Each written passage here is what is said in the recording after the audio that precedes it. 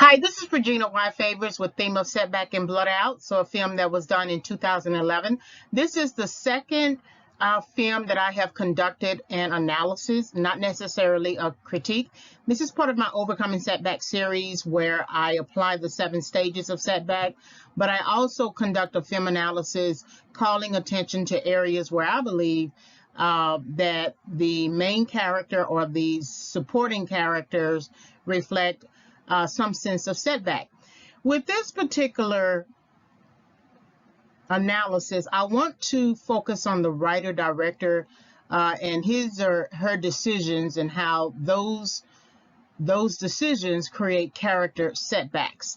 So if you've had some time to review Pressed, the theme of setback and Pressed, you will realize that I focused more on how setback affects character development and just looking at the main character. For this one, however, I want to look at the writer-director. The writer-director is Jason Hewitt. As a writer, he has a co-writer, John A. O'Connell. But I want to look at possibly Jason Hewitt because he is both credited as writer and director, and basically look at examine and analyze how he is using his decisions, making decisions almost on behalf of the character, and how the character has to walk out particular setbacks. In other words, writer-director is throwing a setback in the way of the main character, and thinking about how the writer-director organizes, furthers, times, perpetuates setback through that character. So this is theme of Setback and Blood Out, understanding how writer-director decisions create character setbacks. Just to note, this film analysis does not utilize film clips because of YouTube restrictions. I don't want to run into the issue of copyright trademark infringement. And I particularly use frames. So I will go frame by frame of particular visuals to give you an understanding, explain it, go through it, and hopefully you will gain insight from it. Please like the video, subscribe to the channel. If you are interested in further videos, please hit the notification bell. Theme of Setback and Blood Out, understanding how writer-director decisions create character setbacks. So this film analysis is subject to fair use. All right, so here is your plot summary. Blood Out centers on Michael Savion, and this is played by Luke Goss, who also played in Blade 2, Hellboy 2, Death Race 2, One Night with the King. Michael Savion's semi-vigilante quest to investigate his brother David's murder. After he confronts the city detectives responsible for not investigating David's gang-related murder, Michael, a small-town lawman, is forced to give up his badge to pursue an undercover operation solo. He transforms into a gang member, skilled and knowledgeable about gang life and territorial wars, and maintains his focus despite tests and challenges that arise throughout his journey. The narrative leads to Michael's discovery of David's murderer, culminating in him winning a blood match. At the end of Blood Out, Michael makes a life-changing decision in rescuing David's pregnant girlfriend. Here are your learning objectives. So by the end of this film analysis, you will be able to do the following: summarize the plot, outline Michael's strategy for going undercover, define Michael's setbacks, interpret how the writer-director creates Michael's setbacks, create a film analysis, define how the theme of setback is explored within the analysis. Do keep in mind that I am not conducting a film critique. I am merely conducting a film analysis. And then in the learning objectives, when using the 7 stages of setback, by the end of this discussion, you will be able to apply the 7 stages of setback. And I explored these 7 stages in my book, Overcoming Setback, 5 Keys for Entering and Exiting Correction. which will be available August 2021. So the 7 stages are missed opportunity, punishment, pain, correction, recovery, restoration, and advance. Usually when you miss an opportunity, it is due to the fact that you missed some turn in life, you missed an instruction, you decided to not heed a warning, you decided to disobey an instruction. So then when that happens, punishment comes. It's automatic. And then pain, you have to go through a correction process. The recovery time oftentimes takes a little longer than the correction process, even though many people think that pain takes a longer time than correction. And then you go through a restoration. So recovery is usually recovering from your bad thinking about a particular decision. Restoration would require a mentor. And then advance is that forward and continuous movement once you have overcome your setback and you have gone through the correction process, because overcoming setback requires you to go through a correction process, which is connected to you obeying an instruction. And you cannot advance, you cannot move forward without obeying an instruction. So these are your learning objectives for applying the 7 stages of setback, and that is done at the end of this film analysis. So the narrative structure, the way I perceive it and understand it, is there's one major plot which focuses on Michael's setbacks. And remember, the writer-director is not writing necessarily in mind with the idea of applying setback to a character. Sometimes writers and directors they write and then they direct. And so within the the script, you might perceive something as a setback, and we would call it normally an obstacle. So I'm calling it a setback because I want you to be able to think about it from this standpoint. How will you get out of it? How will you go through it? How will you overcome it to get to the other side? So I feel like there's one major plot, which is Michael's setbacks. And then there are 2 sort of subplots, which is David's setback and then the drug dealer setback. And there's more than one type of drug dealer. That's why you have in parentheses that S.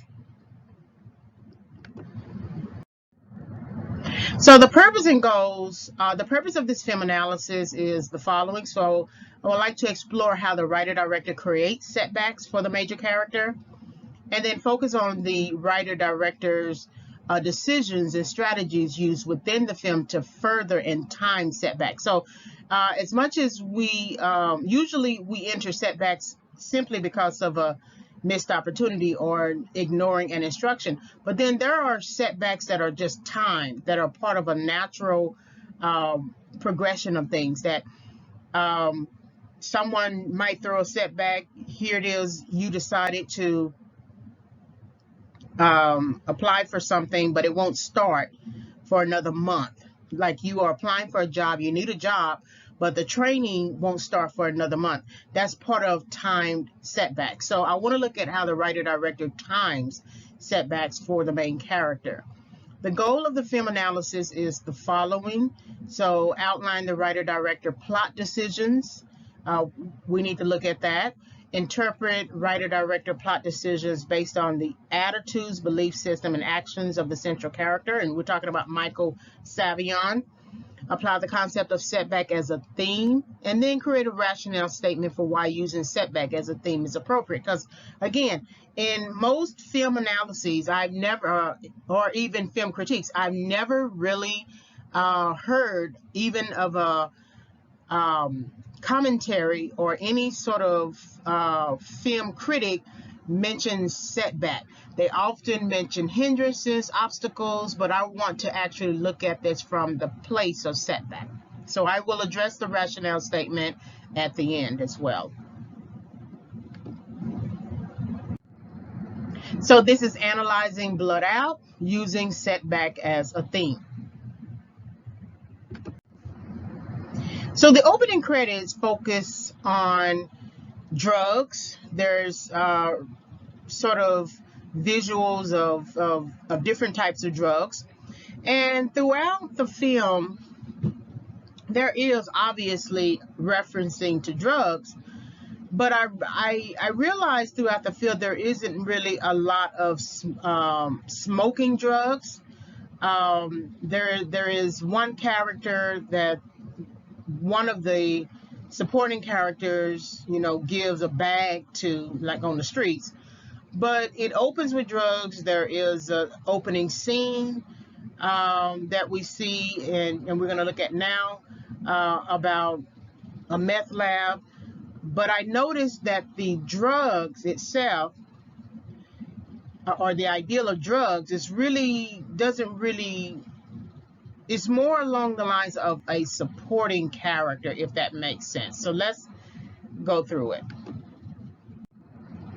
So again, here's the opening. We have money. We have someone counting money. We have also a bag of drugs, and then we have, of course, a naked woman, right? And usually within these contexts, you would have certain rules and regulations for how to count the money. So there's no one trying to steal anything or steal money or steal any drugs. So this is kind of standard. This is still part of the opening credits. And we have some kind of setting. So the film, the writer director gives us different types of settings, but they do tend to be the types of settings that are maybe the area is economically depressed or distressed. And so here's one type of setting here. So now we are looking at Michael Savion. He's the lead on this particular task. These they are still small town lawmen, but they are confronting a meth lab crisis, in a sense. People creating meth labs out of their homes, so they are prepared to go in, storm the place, take everyone into custody, and hopefully it is a clean operation. So this helps to set the tone for the particular movie, and it sets the tone for the person who is the leader, because you will see Michael Savion later conduct the same kind of exercise while he's undercover for the gang. So we have Michael Savion here leading off, telling his crew what they're going to do, how to conduct themselves, and what they should expect. This is juxtaposed against, like, the neighborhood. So no matter what, even if we have criminals creating a meth lab, we are still in a neighborhood. And this truck that is coming by is the truck that is going to be the team of officers who are going to storm. So it's really disguised as a furniture truck, I think a mattress truck. So we have kids playing in the yard, we have a dog, and it is seemingly just a simple neighborhood, right? And we don't seem to think that there's going to be any sort of issues other than kids playing in a yard who should not also be playing in the water or in the mud. So now we have this angle of the officers coming out and getting ready to storm the house. I guess it looks like a trailer. And the young girl here in the stars shirt notices them, and she basically suggests, asks the other kids, do you want to play cops and robbers? Even the dog is sort of oblivious to what's going on. Usually dogs oftentimes will notice things that are sort of out of order and begin to run after it or attack it. This dog here doesn't have any clue, or doesn't even care to have a clue about the two officers or the officers that are jumping out of the truck. Again, we usually see dogs running after cops, running after anything that looks foreign. So you almost have to wonder if the cops coming to this area, if it's truly foreign, or if it's a normal thing, because it seems like this scene here, if you look at the scene here, it seems like it's out of the ordinary in the sense of our common understanding of how kids might react, how the dog might react. Usually if kids see someone coming into the neighborhood who doesn't look like the normal person, they often run up to the person and say hi and befriend. But even the kids are staying in place, and that could of course be the writer director's decision making here, to sort of tell us that this may be just a normal day where we see cops jumping out of a mattress furniture truck and going in and storming a meth lab. But I think it's interesting how that dog is not even running after them. So here's another angle. This is show of 4, so it tells you that this is a very serious thing. It's not like a couple of cops driving up to the house to conduct a warrant. This is something that required some kind of intel, some kind of research. They are definitely prepared. They have the appropriate gear. They have taken all of the appropriate precautions. So we know that this is a focused operation that is going to require concentration and coordination. So this is a typical signal that the leadoff would do, sort of hold his hand on one of the operator's shoulders, and then move it or tell the person when it's time to go in. So this is a way that, in a way that Michael Savion's character is timing his own men, the writer director is also timing them too. So that's something that you want to think about. So we have them rushing in. Of course, there's light coming in through the house from outside, and these are guns drawn, these are rifles drawn, so they are expecting to overtake whoever is in the house. So there's return fire. This is Michael Savion here, and he's returning fire as well. And there's a difference between how the meth lab operator is dressed and conducting himself versus Michael Savion's character with the headgear, with every bit of protective gear to ensure that he can conclude his operation clean. He's going to be hit. So here he's hit. He ends up having to take off the headgear, which makes him vulnerable. That's very important. I guess the person who returned fire, the meth lab operator, he didn't feel vulnerable other than to shoot his gun. But this scene here gives you an idea of how vulnerable Michael Savion's character is here. And it's interesting that he's vulnerable here as a cop leading an operation to close down a meth lab with headgear off. But when he enters and when he transforms himself and becomes a gang member of the assassins and goes in and under his own sort of operation solo, there is no real care and concern for vulnerability. So make sure you note the difference. So the guy runs out, there's a gun, and it's expected that one of the men will begin to take chase. Michael Savion comes in. Again, he doesn't have the gear. He doesn't have the headgear, so he's not concerned about that. I would think, knowing that the perpetrator is going to always return fire, that he would have kept the gear on.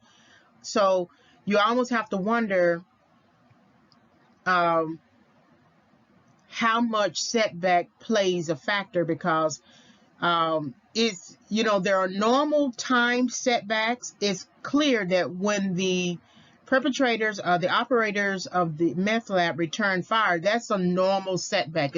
It's them trying to set back the officers from, getting too close. But then you may have a professional setback, an operator setback in terms of not maintaining the standard. If cops are supposed to wear cameras and then they turn them off, they are creating setbacks for themselves in the sense that they're going to be questioned and investigated, especially if an operation turns deadly. So the fact that he is not wearing his headgear is an indication that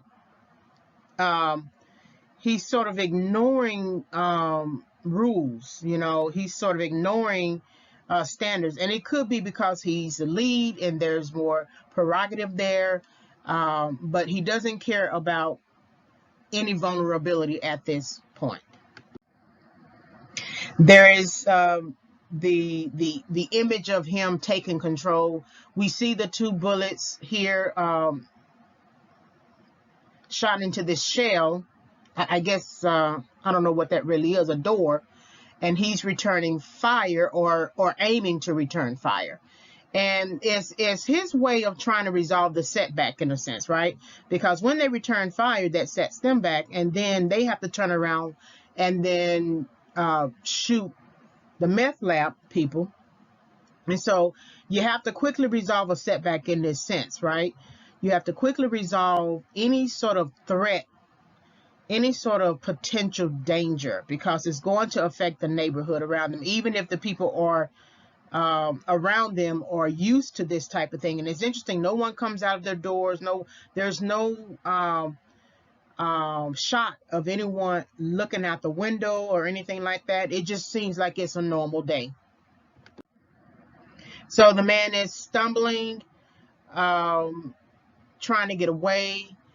So it's interesting that he had the comfort of being in a meth lab, and that was freedom for him. But when he has to leave and be chased, he's trying to seek freedom in a certain kind of way. So that's just obvious. So this same man here is now confronted with that one girl who said, "Do you want to play cops and robbers?" Now the 2 kids have enough sense to go on ahead and run away. But the one girl here is very interesting because she's about to enter a setback. In other words, she's about to die. And usually at that level, you can't overcome your setback. Death is very final for you. But he is standing before a girl. Now, he doesn't call out her name, so we don't know for certain if he knows her. But maybe she's a tool for him. Maybe she's going to become a tool for him. But he stops right in front of her. He doesn't run past her. He doesn't run around her. He doesn't think to himself, maybe I should not get near her because I don't want anyone to shoot her. And the fact that she's just standing there, she's not doing anything other than looking at him. And we don't know if it's shock or if she recognizes him. Regardless, the other 2 kids, they decided that they were not going to engage him and they were going to run. So this is Billy, Michael Savion's partner. And so he's telling the guy to basically halt, stop, right? But in some ways, the perpetrator is really not interested in adhering to that command. And that's one of those warnings, that we often times struggle with. That it's a clear warning. How many times have we had someone tell us, don't do this, stop this, or whatever, right? And if you picture it really like an officer holding a gun telling you to stop, you may be willing to stop. But a lot of times we look over that person and we say, well, they're holding a gun. They got the tactical gear on. They got a hat and everything. But, that really doesn't apply to me. So whatever is going on with him, he's just going to have to shoot at somebody else because it really doesn't apply to me. I'm going to keep walking. So the perpetrator is holding a gun to the girl. and that is clearly by reflex. But it's sort of like a life setback too when you think about it, because how do you get to a point in your life when you are holding a gun in front of a girl, in front of a child? Okay, say for instance, we understand that you decided to conduct a meth lab, right? Create meth in your house. But how do you get to a point? What are the steps that lead up to you eventually holding a gun, holding a girl hostage with a gun, and then having your hand out as if you are asking for mercy? But the interesting thing is that you're not really showing mercy to this young girl who is the target of your gun. So that's kind of like irony. So we have this image. The guy is still in front of the girl.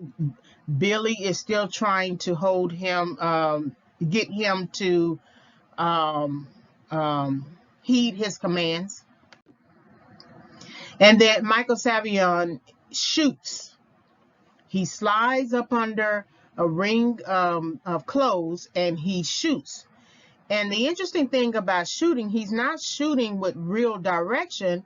He's shooting because he sees the back of the man, and he's shooting both guns. And, you would think to yourself, why would you need both guns? And this is going to create a setback for him because he's shooting without true aim. He's not aiming to take down the perp. To me, he's aiming to sort of get the situation under control. And so the perp just so happened to be there because he didn't necessarily have to aim the guns in the back. I mean, he could have shot him in the leg, but he slides in under those clothes that are hanging and just shoots. And this is him right here, surprised, of course, but you look at his face and you wonder why he didn't put his aggression in check. Because remember, he is aware of the kids in the yard. So that means if he is aware of the kids in the yard, he would need to be careful not to endanger them. So to shoot aimlessly without real focus is counter to what you see when he is conducting the team in the truck, and then when he gets to the door and he's conducting, and then how he manages himself throughout the whole operation. So he's here reckless, and he's creating a setback for himself simply because of his decision to shoot before he saw. So after he shoots the gun, the guy is hit and the girl is going to be hit too. I couldn't tell in the movie if it was like a ricochet, but it was clear enough that those two guns, those two shots basically affected those two people. And here we see Michael Savion holding the young girl. The other men are coming to solve this particular setback by providing emergency services. So, whenever we have setbacks, there are services that will kind of help us, that will come along and help us, get over it or whatever. But sometimes some setbacks you may never overcome those setbacks. This young girl dying on the ground is not something that you can overcome. And Michael Savion having to hold her in his arms is an image that is going to stay with him, and that's going to be part of his own setback. He doesn't necessarily talk about the girl throughout the film, which is very interesting, that there's no real emotion concerning it. There's no reflecting on it or thinking about it or saying anything about it. He just jumps into the next decisions he makes. So the emergency services are being rendered here. and he's holding her arm. There is at least one kind of flashback of him holding her arm, and we'll see why that's important. But I thought this image here was interesting, how this sort of white arm is against this black background, right, with his suit. And for all intents and purposes, his gear and all the protection that he has couldn't protect his decision making.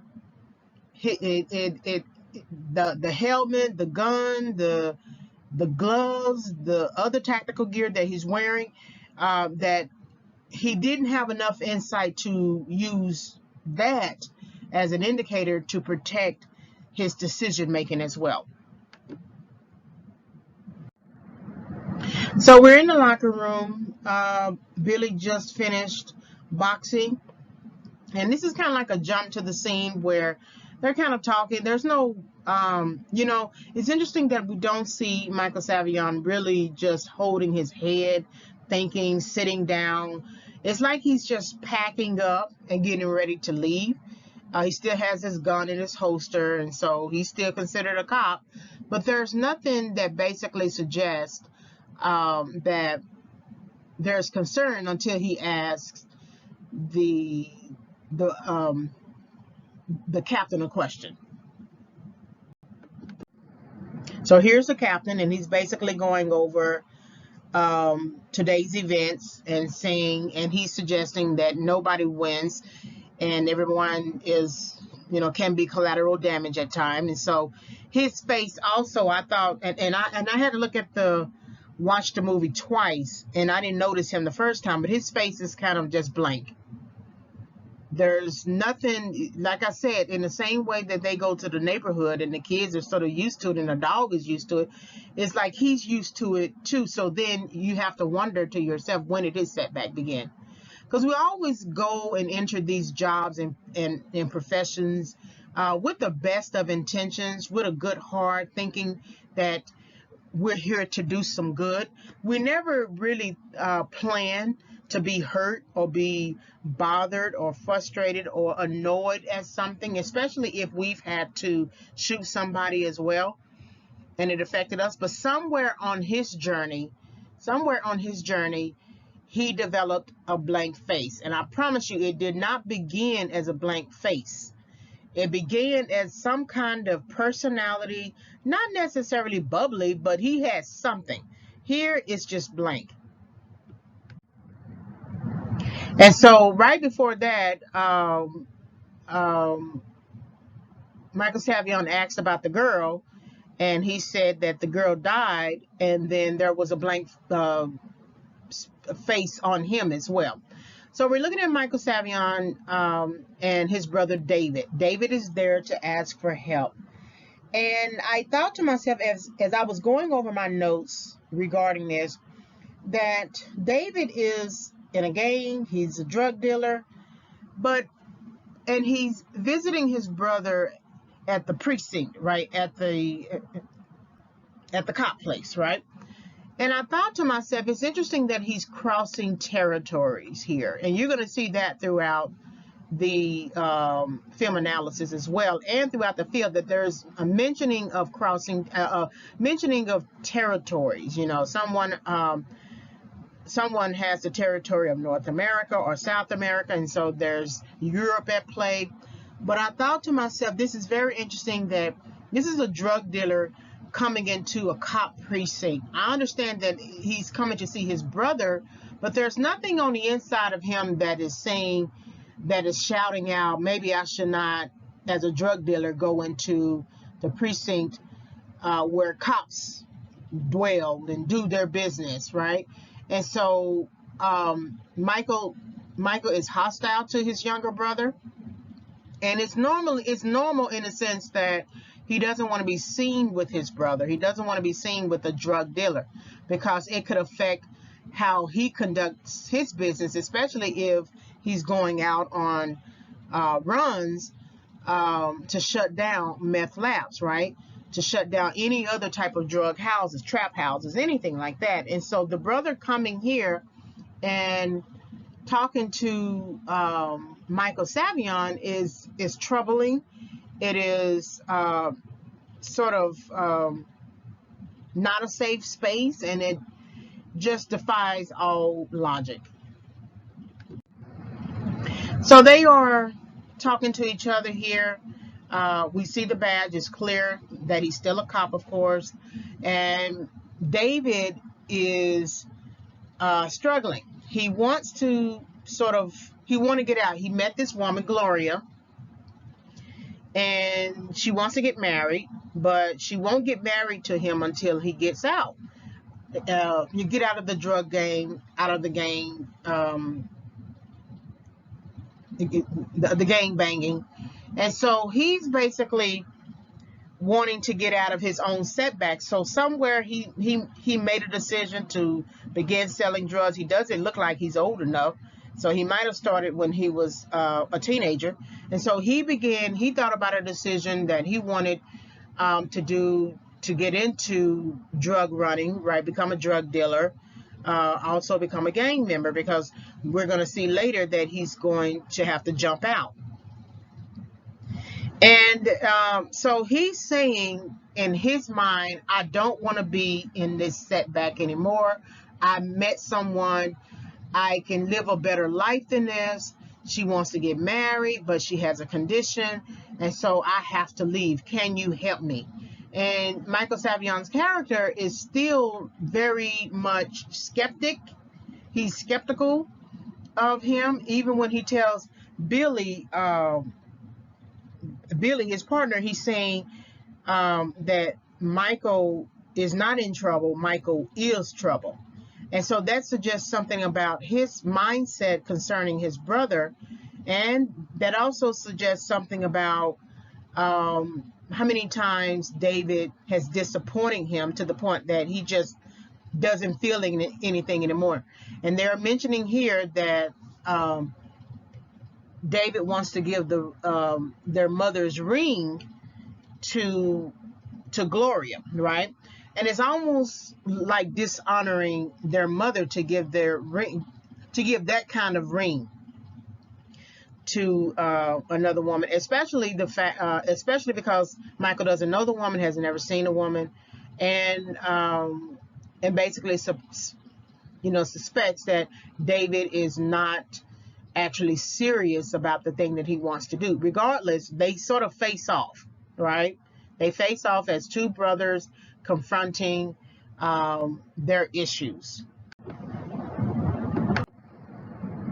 So this is where David is showing the ring. So he's sort of proving to his brother that he wants out. He wants out of the setback. Now, when we say he wants out of the setback, we're basically meaning that he wants out of the gang culture, out of that hustling life.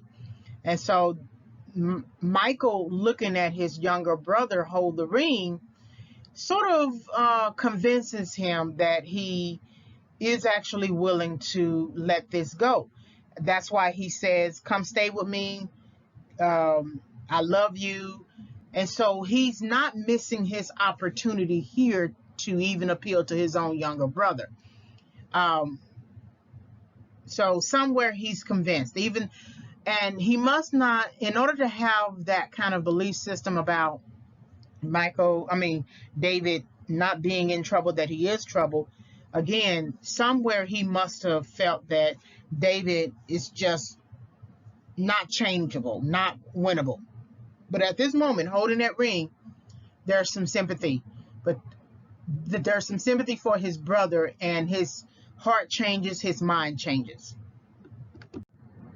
So they are being watched. This is a person, his name is Sticks, and he's the one who's actually going to tell the higher ups, or the gang bosses, that David is meeting with a cop.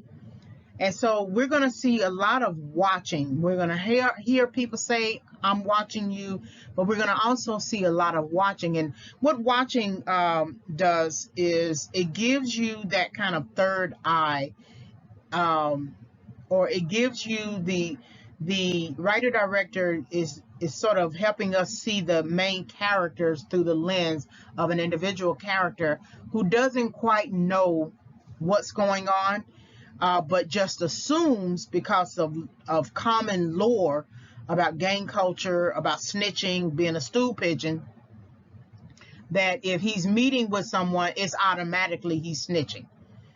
He hasn't asked him a question. He doesn't talk to him personally. He doesn't try to get something out of him. The fact that the brother, Michael, has on a badge and a gun, and David is talking to his brother is enough for sticks. And again, this is the wider view of watching these two interact with each other. There's a lot that could be said here in terms of what each other is, what's suggested. Remember, with the previous frame, they are facing off. But with this frame here, we see Michael's head lowered. And we haven't seen his head lowered since he took off his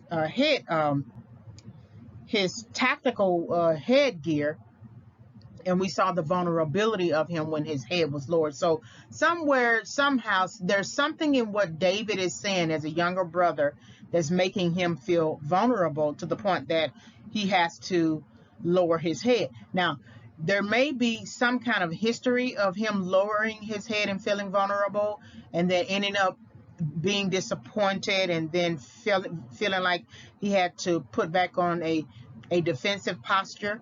One lady that he's going to run into is Anya towards the middle, and she's going to be a Fed, undercover as well, not connected to Michael. And she's basically, talking about her own vulnerability and not being let down. So you often see this kind of head lowering with Michael Savion, in contrast to when he raises his head and is kind of like in a defiant mode. So here's the phone that David is going to answer, and this is the phone call that's going to actually lead to his death. The interesting thing about this phone call is it is again preceded by sticks on the phone, and he's watching David and his brother Michael, and he's saying to whomever on the phone, "We got a problem." So as soon as you say that without getting enough understanding of what the problem is, you immediately create a setback that's going to influence and have an effect on everyone else. This phone is going to ring, and David is going to answer it, and it's going to be a trap for him, and he's not going to know that it is going to be his death, meaning that he is killed early in the movie. So that tells you that that's a writer-director prerogative, and it is a way to use maybe a technique, a plot technique, to motivate Michael, to surprise him, to motivate him to find out what happened. But regardless, this is the phone call that's going to lead to his death. So he's on the phone with his partner, Anthony, and Anthony is basically saying something about meeting somewhere at a spot, quick pickup. It's going to be $5 and he's using money to bait to get him out of the house. Now, this is contrary to what David was saying to his brother, the cop brother, Michael, that he wants to get out. And, when you are in setback, you often are not really aware of the fact that you're in setback. You're just feeling inconvenienced, right?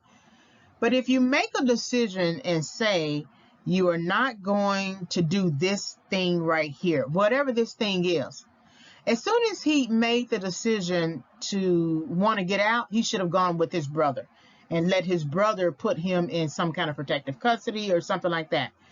And that's his missed opportunity, which is going to result in a punishment of being sort of branded as a snitch. And then he's going to feel the pain of his decision when they are jumping him out.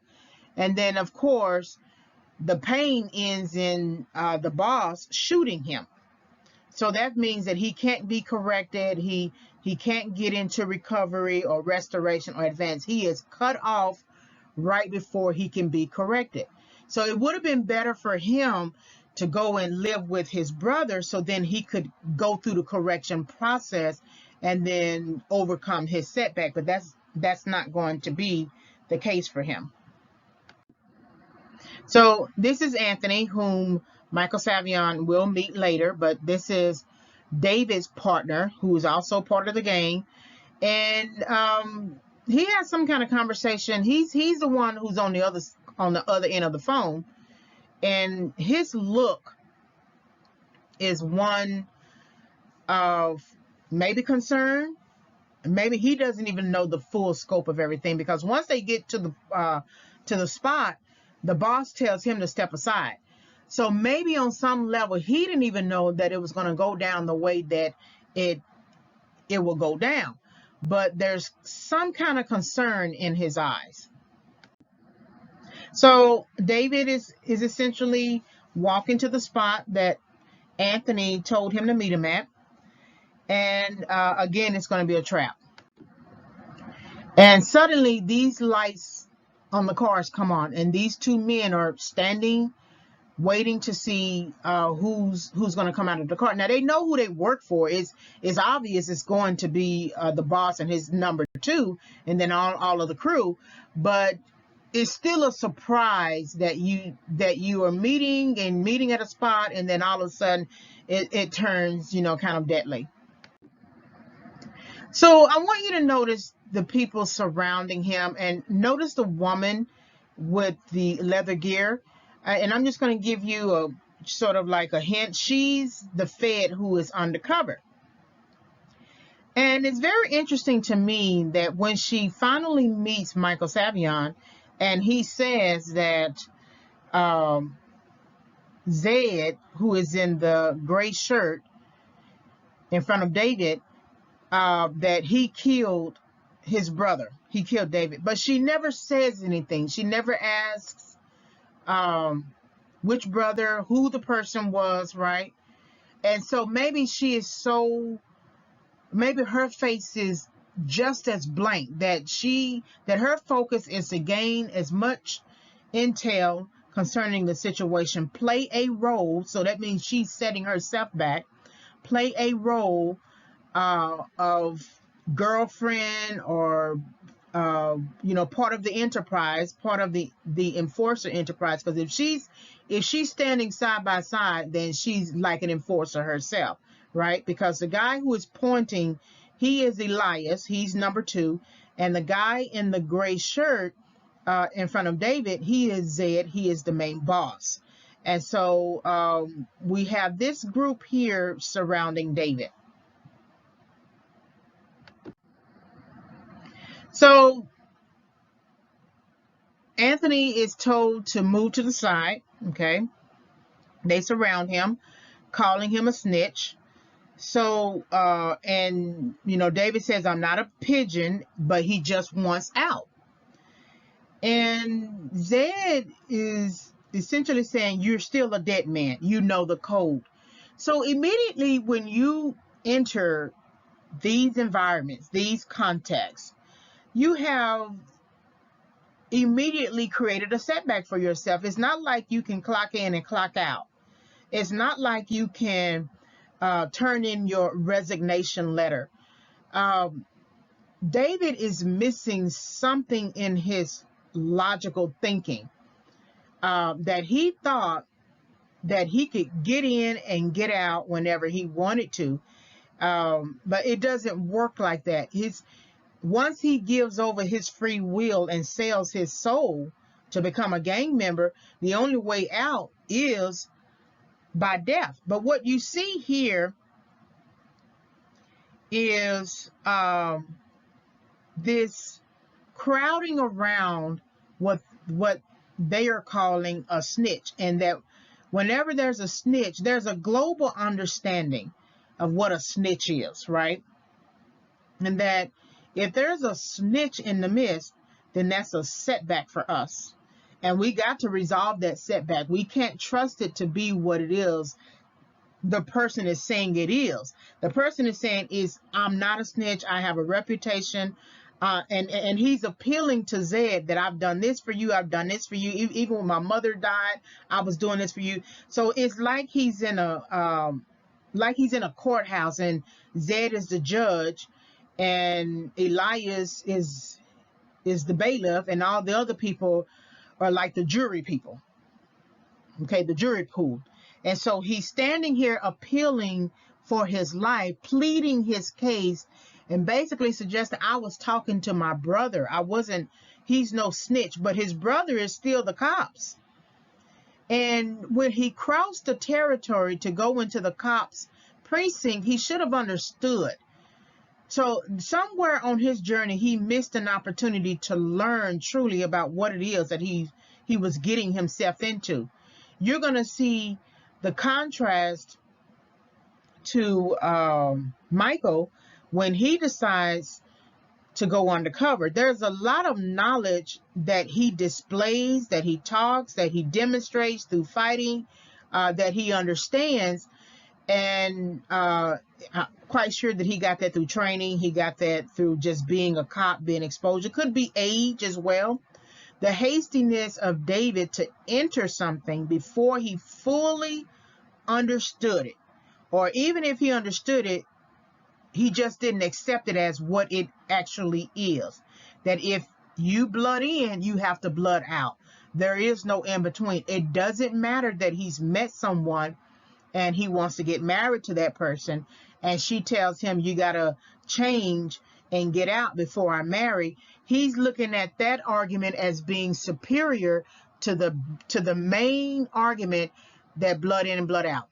And that when they shoot him, they have served on him the ultimate rebuttal. I teach college English, and I always teach argument at the second level.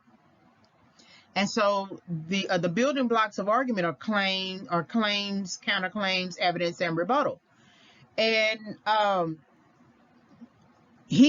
there's already an existing argument when you are part of these crews, that you jump in, we beat you up, you jump in, and then you remain, and then you is blood in, and then if you want to get out, it's blood out. And so again, there's some kind of missed opportunity with him, that he just did not get a good understanding about what he got himself into. And that's many people who get into games, to games. They are motivated by some vulnerability. Maybe they were going home and a couple of gang members jumped them, so they decided to join the opposing gang for some kind of strength, right? Instead of learning how to defend themselves as the obvious thing they should learn how to do, and then fighting those guys on their own. No, what they do is they hook up with other people so that they can feel stronger. And so this is him appealing to Zed as the main boss and the bailiff and the jury for his life. So again, he's outlining his reputation, and he's pleading his case in this sort of faux court. And so Zed basically says, so if you want to jump out, then you get past them, you can be free. But if you don't, you die. And the thing is, they begin jumping him out, and he's doing well, but Zed decides to still kill him anyway. So they're now going to begin the jumping out process, right? And we have the 4 at the top of the screen, and then we have all these other guys who are going to jump him. And he's still seething. David is still seething, and Styx is at the back, the one who told off on him with the headband. And he's, giving his spiel before, the full jump out. Elias here, there's that blank face. There's a blank face on the woman as well. And they don't hear him. It doesn't matter. They have already made up in their minds what they're going to do. So right now it's all entertainment. It's almost like we as the viewing audience is just watching this go on just for fun or just because it's part of the process. But once they came there to that place, they had already made up their minds to kill him. So there's him experiencing the jump out. He's really successful. He does a good job of defending himself. So somewhere he got some skills, but he's not going to be successful in the end. So he's not going to be able to overcome his own setback. And one of the guys tells him, "Run, David, run," right before they kill him. And this is Zed right here, who is pointing a gun. So, Zed is not even a man of his own word, in a sense, right? That he said that if he won, if he did well, that he could leave, he would be free. And David believed him. So, it's interesting how they say there's a code, but they don't really adhere to their own code.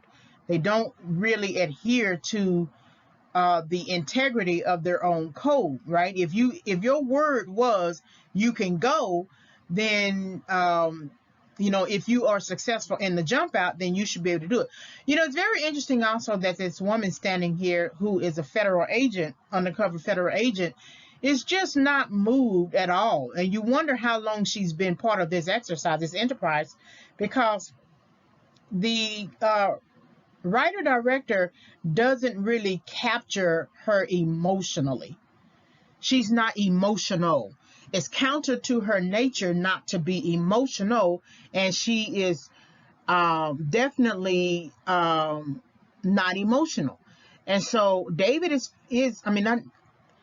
Zed here is very focused in his goal to kill David. I also thought it was interesting that it's Zed who is pulling the trigger, the boss man. And usually the boss man is instructing the number 2 or anyone under him to shoot the gun. Because remember, the boss man ultimately likes to have his hands clean, right? You're going to hear Michael say later, when Billy offers to help him while he's undercover, offers his services, Michael basically says, "No, I got to keep this clean." So he was so preoccupied with trying to save his own partner that he didn't even want him part of it. And so it's interesting that Zed is the one holding a gun and is going to shoot David, and not Elias, or not even an enforcer type of person who holds a gun, meaning that the leader is honestly not leading. That really he's no different than all the people around him. He's no different. He's just an enforcer, just like everybody else. But he's calling himself a boss, and everyone is referring to him as a boss. It's very interesting, though. So here we have David on the ground. He's been shot. And then Zed is going to come over him and say, "Blood in, blood out," and shoot him again. This is him looking down on whom he perceives as an enemy now and resolving it. So again, the setback was referencing to him as a snitch. Someone witnessed him talking to his brother, who is a cop. And so we got to resolve this setback, because we cannot have any future issues, right? So then they would fit, if we were looking at the 7 stages of setback, he would be the correcting agent. He's not going to suffer correction. He's not going to go through correction, but he's going to correct the issue of having a snitch among us, having a mole among us, because he's correcting something before it could become a problem, meaning that if they let him go and stay with his brother Michael, then he could truly become a snitch and become someone that they have to place in protective custody, and then turn evidence against him, plead out, anything like that. So this pleading out would have been, had he lived, this pleading out that he was doing with Zed and Elias would have been the equivalent of a plead out with, say, a district attorney, prosecuting attorney, etc. I think this scene here is the most gives the most impact in terms of affecting our senses, our visual senses, our emotions, our thinking, because Blood Out, like many other films that explore the same subject matter, reflects a cautionary tale. And like I noted, there was something in David's understanding that he skipped. He skipped a lesson about this life, that he did not get the kind of understanding, because even before you go and find the gang, you know about gangs. You hear the common statements about gangs. You hear the violence about gangs. You usually know someone who is a gang member. And so to not ask questions, to not really get a good understanding, what you see here is the result of this, that he missed that opportunity to really think and reflect on the decision. And then the punishment was attaching something to him that did not belong, meaning that they were calling him a snitch. And later you're going to hear the cops call him a stool pigeon. And so then feeling the pain of that in you so much to the point that you have to defend yourself. You have to say, this is not me. You're putting something on me that does not apply to me. I've been here for you the whole time. I've been doing all of this for you the whole time. And you're going to treat me like this when I've treated you with honor? That's the pain of it, right? And so then there's no room. Zed leaves no room for David to prove himself, other than the jumping out, right? He leaves no room for him to prove himself, and leaving room for him to prove himself is the correction phase, the correction stage, right? That if you can prove yourself through correction, through passing other tests, and you're going to see Michael pass the types of tests that Elias is going to give him, not to be corrected, but just to prove his loyalty. If he was able to do that, he might not be dead now. He might have still been jumped in or jumped out to the point that it left him physically, abused, but he might still be alive. And the idea that he's not able to be corrected from a setback initially that he created when he joined the gang, but also a setback that was projected onto him to the point that he could not defend his honor to the point that he could remain alive.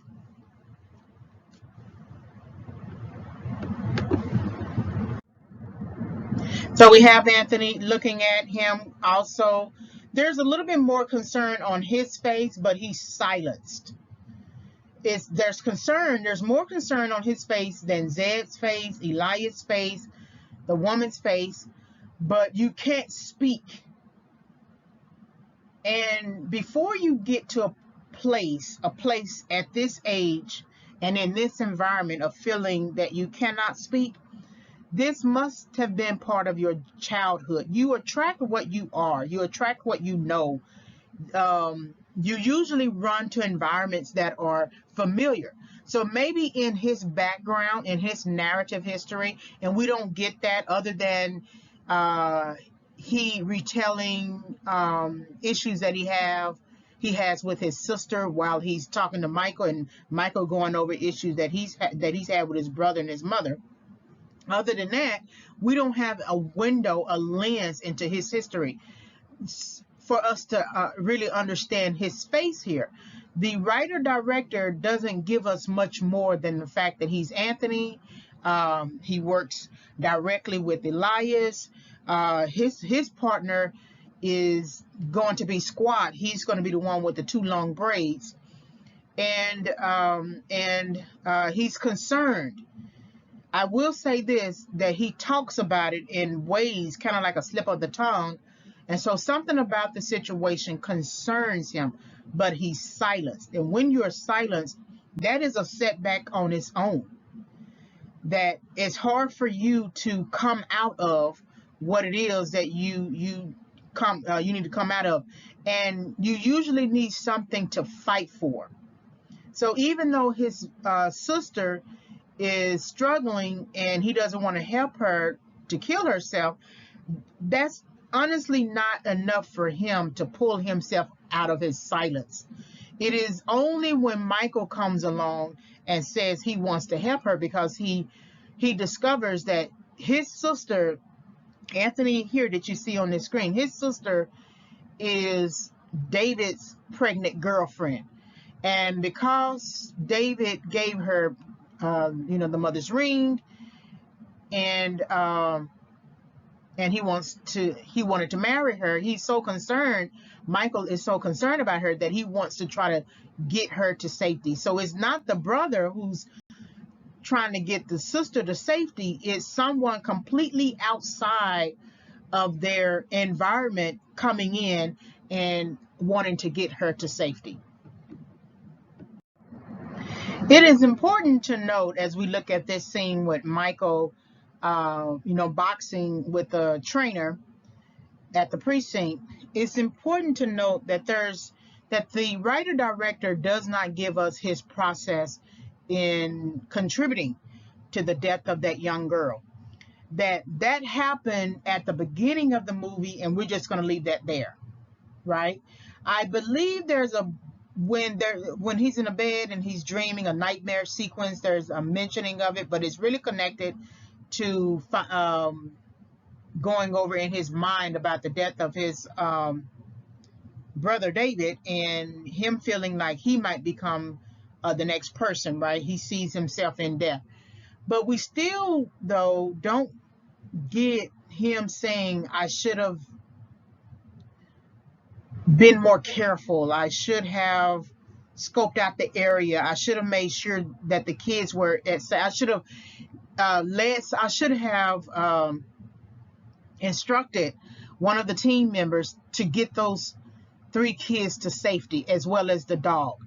That even though he led his team as an operator to that meth house to storm it and overtake it, there wasn't enough leadership in him to have the foresight that we're going to a neighborhood, and in a neighborhood there are kids, and we need to make sure that we have maybe a female officer get the kids to safety before we run out guns and rifles ablazing and shooting up the place, because anything can happen to kids.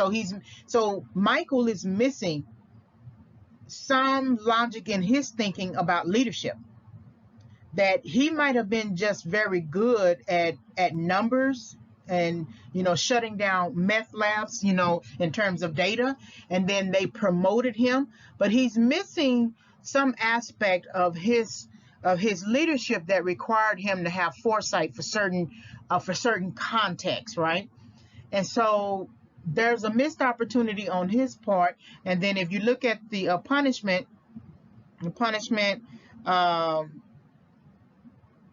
of sort of making a decision, and then the pain of that decision, and then he's not going through a correction here. He's still going on like everyday, business, going to box, training away, but he's not training his mind in terms of leadership. So Billy comes over,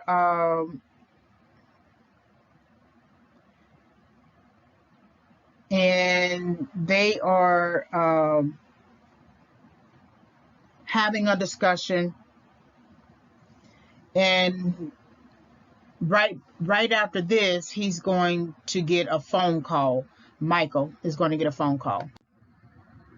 And the phone call is essentially telling him about David, about a person at a crime scene, and it's David. And he's, the way that he comes to this scene, Michael comes to this scene, he comes like he's just a regular investigator. He got a call to come in and go to a crime scene and investigate a crime scene. Notice the difference in the clothing choices. You have these two men in suits, then you have David and his friend in sort of casual wear.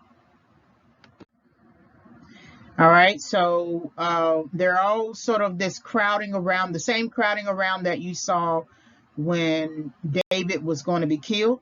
We have it here, right? It's just two different types of groups. They're formal in the way that they are handling it. Michael is asking questions, of course. Billy is just listening, and then the two guys are the other two cops who come from the big city precinct or answering his questions. So there's a little bit of a tension here when they're talking about what went down, and there's going to be an accusation of David being a stool pigeon, and there is a recognition that this is a gang-related situation. The guy with the clipboard, this is just business as usual. So you can essentially say that there's his blank face, nothing more than what we've seen all the time. So there's no real reason to get into any motion. So he's telling Michael that he has to sign in terms of conducting a positive ID that this is his brother on the ground who is dead.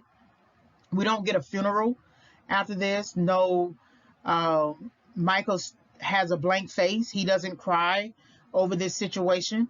And that's kind of disheartening to see that he's not really moved by it. He's here trying to figure out what's going on with the case of his brother's death. So he continues to call. He was told by the two men that Detective Hardwick would contact him in a couple of days, but it's been more than a couple of days and Michael cannot get any answers. So there is some frustration here.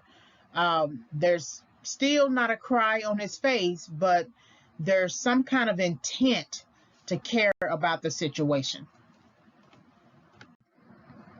So after repeated calls, he couldn't get an answer. He decides to travel to that particular precinct. Now he's coming in with his uniform, as well as this staff person here holding a coffee coming in with a uniform.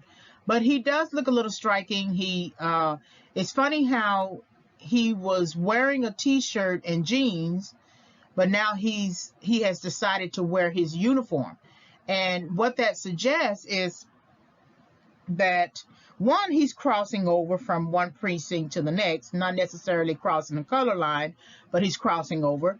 Two, he wants to demonstrate strength. He wants to demonstrate authority. There you go. Authority. Authority is the better word here, because whereas he's been calling authority figures and trying to get them on the phone to figure out what the status of the case, and they won't give it to him, and they won't tell him what's going on, he's going to come in and bring in the law. And he's the one who represents the law. And he's going to wear his uniform, and he's going to come in, and he's basically going to show them what's up. Understanding, though, not understanding that he hasn't conducted research on this particular precinct and how these people think. In the same way that his brother gets into something before he understands it, Michael is going to get into something before he understands it, and it's not going to have the best consequences for him, and it's going to lead him to then make a decision to go undercover, when in reality, had he come in with a prepared understanding in terms of who the cops are on this side of the pond, in a sense, right, and what they represent, meaning, conduct the research, because When he goes undercover, he's going to go undercover with the gang. Okay, the gang, the gang business, the gang hierarchy. But he's not going to go undercover with the cops. Now, does that make sense? Of course, because he's already exposed himself as the brother of David. And the other cops already know him from the crime scene as the brother of David. But it would have been interesting, though, for him to conduct a little bit more research before he came in with his moral attitude. So he's confronting Detective Hardwick, asking him about the status of the case, and that, and remember, he's entering another territory. So in some ways, he hasn't gotten a pass to come over there. He hasn't gotten permission to come over. He hasn't received an invitation. He has no appointment. He's just showing up. So then when you go to another territory without an invitation, the people who are guarding that territory are going to have a problem with your presence. No matter how demanding your presence is, no matter how intimidating your presence is, they're going to defend their own territory. So they have a conversation, and Michael is asking about the status of the case and what's going on, and why they haven't called him back, and what this all means. And the cops, right before Michael comes into the scene, you can tell they're not the best cops in terms of character and integrity. They're using bad language. They're just not acting respectable as cops. So he asks about the case file as being unsolved and is not resolved. And for them, however, David's murder is a problem solved. That's what they basically suggest, that David's murder is a problem solved. So there may be some implication that Detective Hardwick here is connected to the people Zed, or to that larger, set, that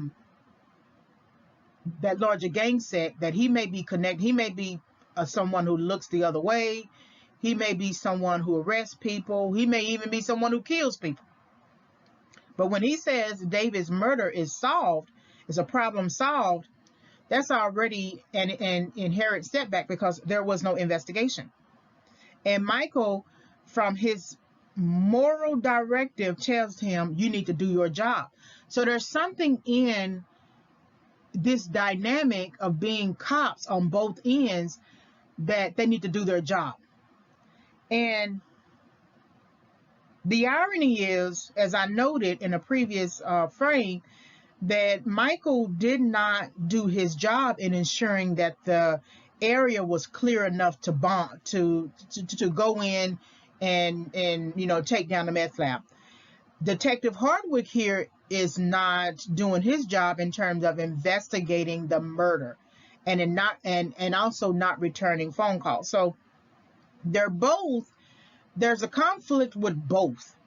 And the film is setting it up almost as, of course, a plot conflict, right? But it's also reflective of a setback, because then how would they both come back from this immediate encounter, right? There's going to be a conflict here that arises where he and the other men attack Michael Savion.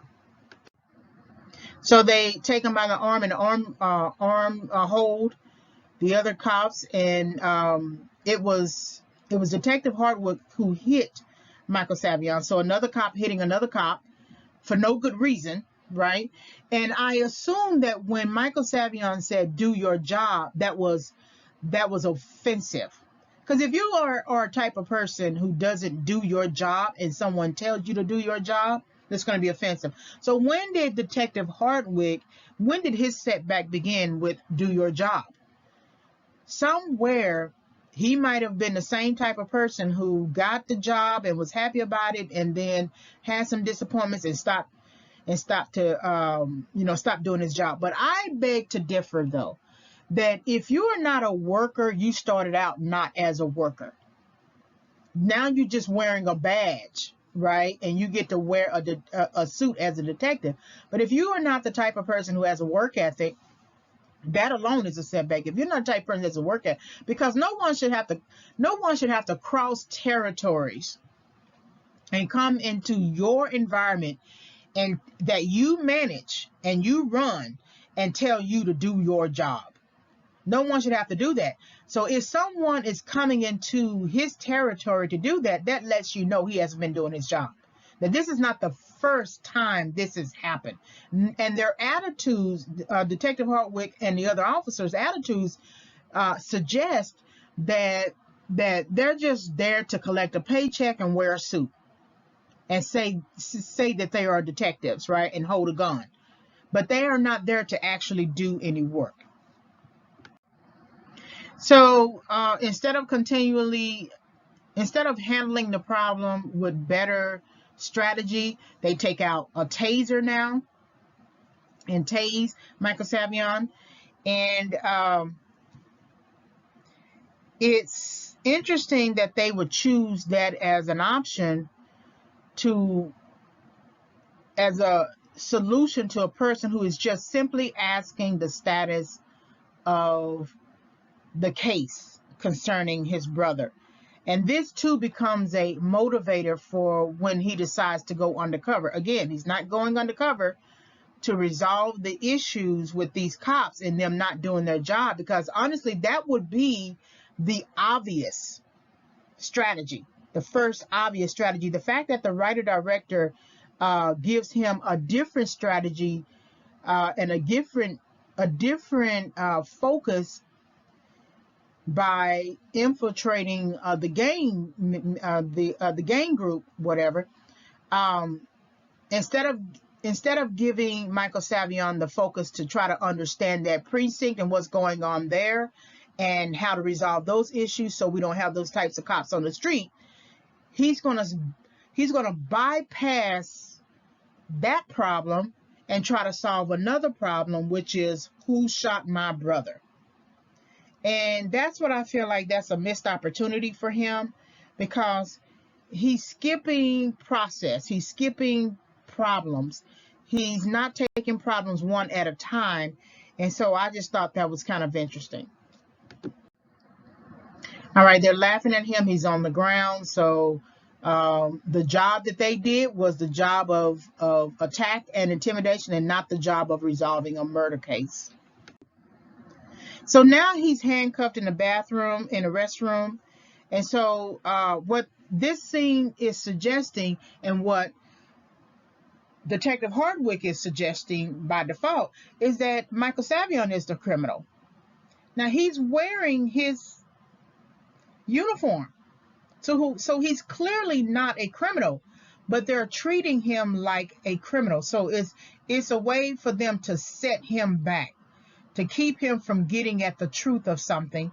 And so now let's mess with his psychology. Let's mess with his emotions.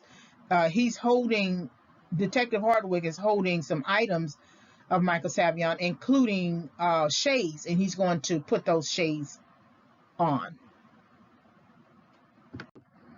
So he puts on his shades.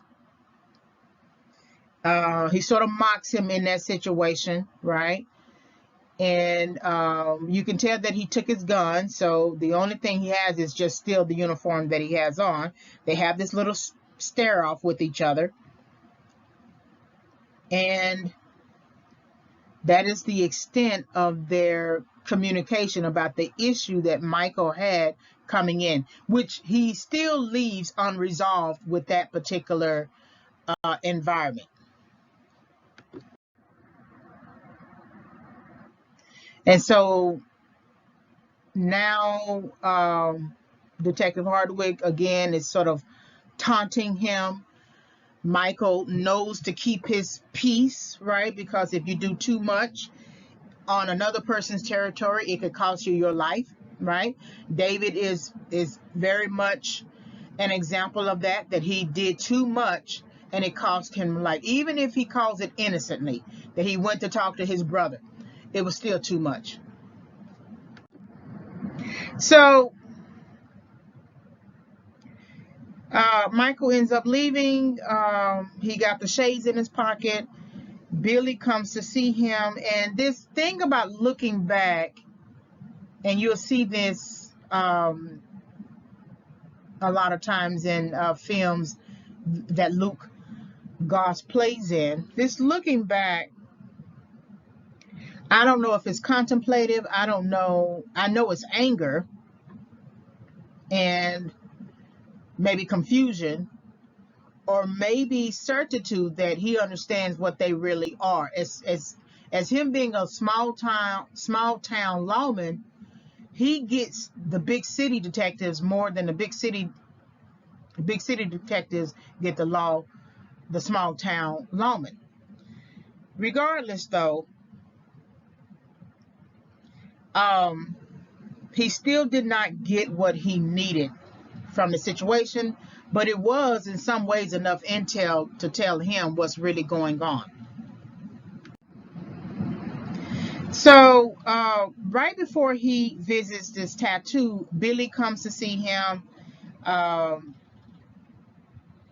and he tells Billy that he's likely not going to return because the only way that he can return is to desk duty, and he doesn't want to do that. What does he look like, going to desk duty? So we see him visiting a tattoo, and I guess that looking back is the motivating the motivator that pushes him down this road. So he was going down one path, trying to do the right thing, trying to find out information about his brother, trying to get the investigators to give him some information to resolve the murder case. And now he feels like he can't achieve anything on that right path, so he's going to go down the wrong path. And this visiting the tattoo parlor is the first step in him becoming a criminal. He was treated like a criminal while he was in the precinct, handcuffed to the sink in a restroom, and he wasn't a criminal. But now he is forcing himself to become a criminal in order for him to find out more information about his brother. Once he opens that door, there's really no turning back. To pursue this particular path that was completely different from his original path is to suggest, as I noted, that he has no other options. He has, as much as he's tried to go and speak with Detective Hardwick and his crew, he can't get anything out of them that is necessary for him to understand. In some ways, he could have low-key conducted an undercover operation without having to go the criminal route. Many people who make decisions in this way feel like that the only way that they can learn about the situation is to put themselves within the context. And in many cases, that is true, or that can have some, some credence, that the more that you surround yourself within the context of that particular thing that you're trying to understand, the more you will find out about it and discover about it and gain some insight from it. But this decision that he's making to stand at this door and become something else, basically to set back any efforts that he was making while he was going down the right path, and to go down a completely different path and push forward in this other agenda, could definitely have deadly consequences. I mean, there is a big contrast between him and his brother. I don't feel like David knew enough of the enterprise before he joined it as a gang member. Michael Savion does know something. He has had training. He was the lead on the meth lab operation. You're going to see throughout the rest of the film that he displays and demonstrates skill and aptitude. But even with that knowledge, and there's a little bit more confidence there, that even with that knowledge, you can't guard against everything. And so this is a decision that he's making to open the door to a completely different world, and becoming what he's about to become. So these are the tattoo artists, the business guys, and so of course it's going to be set up as a tattoo shop, ready and willing to take anybody with resources. And so Michael is contemplating how he's going to play this, right? So he tells the shop owner that he wants work done basically all over his body, sleeves, and I don't know the terminology for tattooing, but he seems to know it. When he comes in, he knows exactly what he wants, so he's very sure of himself. So that means that he knows also the types of tattoos that will go on a particular body of a person who is a gang member, who is part of the criminal element underground. He knows that whatever he wears, it should be recognizable to someone else.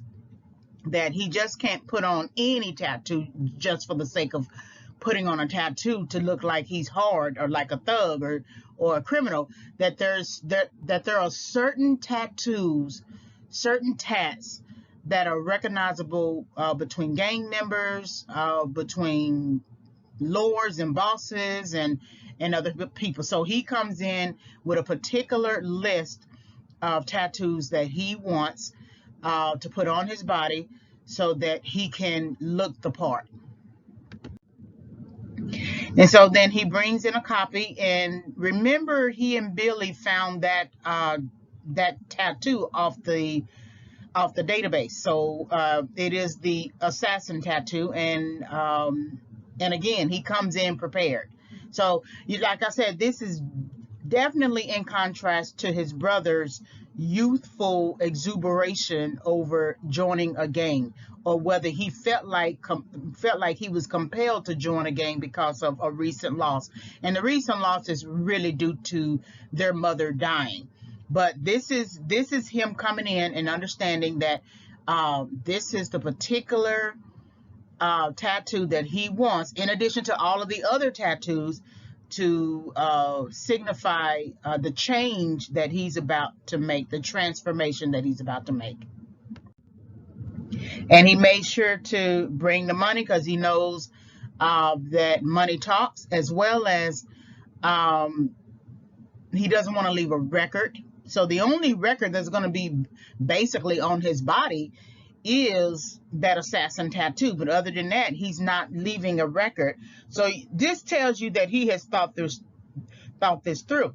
And you wonder how much money, how did he get all of that money? And it's likely, if he's not returning to his job, he might have cashed out something, maybe some retirement pension or something like that, because that's a lot of money to sort of shell out just to go undercover, just to get a bunch of tattoos, that reflect his ability to blend in as well as stand out. So the money is transactional, and his strategy to become a criminal is also transactional. So when he goes among them, eventually, it's a transaction. It's not just obtaining intel, but it is engaging the world, the context, the environment, because he couldn't get what he needed to get from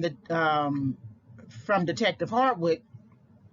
So now he is forced to get what he needs to get from the criminal underworld. So this is transactional. He also tells them that this goes nowhere. And of course, he wants to make sure that it goes nowhere. That's why he brought the money. So they are tattooing his body. This is going to be a long, grueling exercise, of course, because it's going to take time. And when, I've never received a tattoo. I don't think I ever will. I'm too much of a chicken baby. But it is interesting that he puts the name of his brother on his chest. I think this is the word brother as well. Then there's this lion wrapped around it as a snake, and it kind of, the lion kind of looks like him, But this is the goal. This is the whole goal is to become the thing that you've been sort of fighting against, really, because he's been a law and order type of guy, and he is sort of logical in his thinking that if there's a case to be solved, let's solve it. So this defies his logic to become something that he, I don't know, hates or that he has been fighting against, that he has dedicated and allocated all of his effort to resolve drug issues and criminal issues and law enforcement issues, and now to become something that is completely opposite to his thinking, his logical thinking, is very telling. So this is his process of now becoming the thing that he hates. So he's, of course, looking the part is not going to always just require the tattoos, but you have that motorcycle, you have the tank top, you have a number of things, and this is just to suggest that positioning himself around the area in this way is also necessary. So he has to trade his cop car, right? He has to trade even a regular car that he has had, because criminals, they often have a ride, have a certain kind of ride that they go by, in the same way that they have their own sort of creed and code. And this is just one of those aspects of his cover. Again, there's a clear picture of him. He's resolute in his thinking. There's no turning back. There's no way that he's going to now turn this motorcycle around and go back the opposite direction and take off all the tattoos and go back and put on a t-shirt and a uniform and ride the way that he's supposed to ride. No, he's going to ride dirty now. He's going to ride criminal. He's going to ride gang. He's going to ride on a completely different code. So he's abandoning his code. Whatever personal oath he took as a police officer, as a law enforcement officer, he's now abandoning that code to seek out what happened with his brother. So this sets the scene in terms of the area. We don't really get the area that he comes from other than our exposure to the precinct and outside when he's speaking with David. But it's interesting that we don't get access to his house, to Michael's original house. So we don't know really how he lives. We know he's a worker because he's a cop, but we don't know how he really lives. We don't know if it's fancy or not fancy, or middle class or working class, right?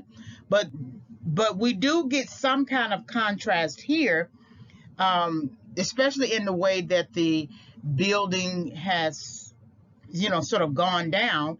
And we know that the area is not the best area based upon the real estate. So this is a hotel. And probably in its prime, it used to be the best hotel, but it's no longer that. And they are likely renting rooms like they would do with an apartment. So this gives us some sort of insight into what type of place and and what type of area in terms of economic depression Michael is now pursuing. So he's now renting a room. Um, as interesting as it is, as a hole in the wall, it's not that bad. It's livable. There's a bed, there's a desk, there's a shelf, and a lamp. The floor is clean. It seems clean. The woman here is kind of, special. She's supposed to be the landlord, and she doesn't look like a landlord. I think when you live in these types of buildings, you give up. But the thing about Michael is that he sets a goal to make it better. Unlike many people who might be challenged in this type of situation and decide not to do anything beyond what the situation gives them, Michael makes a lot of decisions in this one little room. This woman here has given up, and I don't know why she is dressed the way she is dressed if she's supposed to be a responsible individual, but she has found herself on this particular path in life, and there's no need for her to keep herself up. She has a drink in her hand. She has this skimpy little dress with a robe, I guess, and her hair is not as combed as it should be for a woman. And this is not to criticize her. It's just a contrast that you're going to see with Michael. Michael comes there with a purpose. And oftentimes when you are in setback, and you may not always like the surroundings that setback lead you to, but you make the most of what you got until you can get better. And the good thing about how important this room looks is it's made up. It's still made up. It's still clean. It's not the best that you would have in terms of hotel access, but it gives you some kind of purpose that you can achieve whatever it is that you got to achieve. All you need is a desk, and you begin the work. You begin the work of reworking your life, looking at your setback, examining your setback, thinking about it. The purpose of setback is not for you to just moan and cry about your present condition. The purpose of setback is for you to reflect on areas of weakness and fix them before going on to greater battles. And I basically got that quote from Bishop T.D. Jakes' message, Step It Up, years ago, and that was in 2006.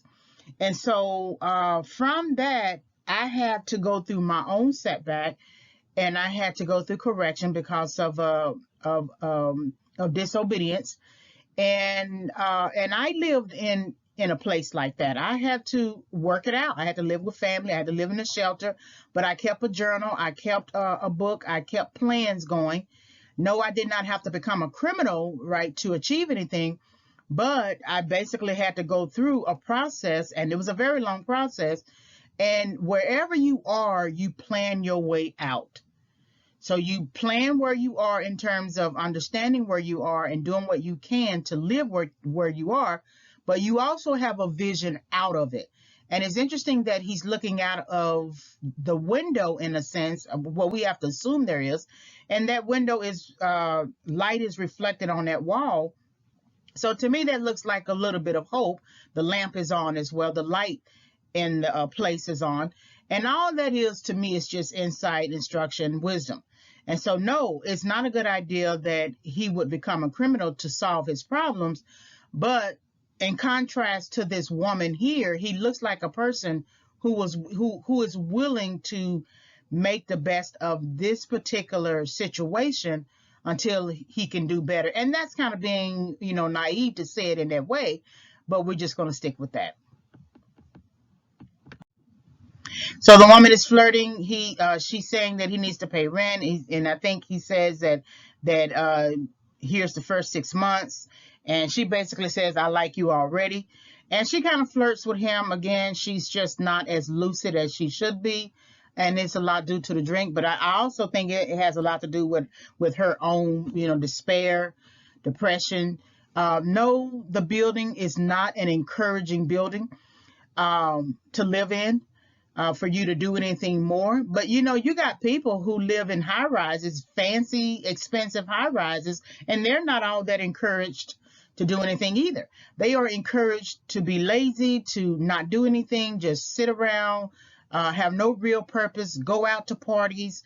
And a lot of those people who are in those high rises are not there based on their own efforts. They are likely there based on their family's efforts, or some family member funding them. Because most people, if they have a mind for work, they're going to work regardless, whether they are in a hole in a wall or right in a penthouse. And so somewhere on this woman's journey, she gave up. Her energy is completely different from the energy that you see in Michael in the film. That his decision to become a criminal in this regard is kind of energizing, because he is motivated by sort of like this well-intentioned, I need to find out what's going on about my brother. So now he needs to truly look the part. He can't look the part sitting in the motel room with tattoos and smoking and drinking or whatever. He's got to get out. There's no way around it. So he's going into a neighborhood that is an opposing neighborhood, enemy territory. So here's this crossing territories again. He is now an assassin, or he has tatted himself as an assassin, and he has branded himself as an assassin. So now he needs to tell the people around him that he is an assassin. This territory that he's crossing into is indigo territory. So these are, I guess, little officers, gang officers, sergeants, lieutenants, or something like that. And there's some guys across the street who are also guarding the area. And so this crossing over into the territory should net him a reputation, because of course he's going to, fight them and take them down. And it's almost like building a record of success, right? So when you first enter your field, your career field, you pay your dues. You begin building a record of successes in terms of the work that you put in, and then you are promoted, etc. And so this begins in some ways paying his dues, in a sense, right?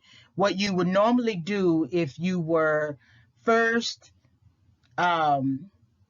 getting into a gang, you have to be jumped in, right?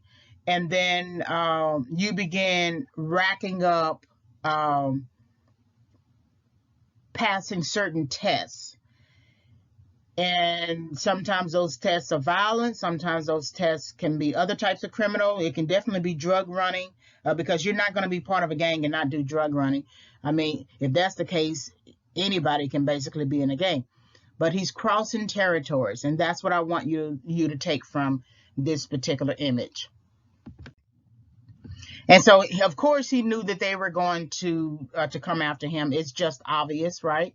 And so they do come after him. There's one with a bat, and he's eventually going to take that very same bat and beat them with it, of course, right? And so the image that is conveyed here is purposeful. It's a purposeful. And then there's that looking back again, right?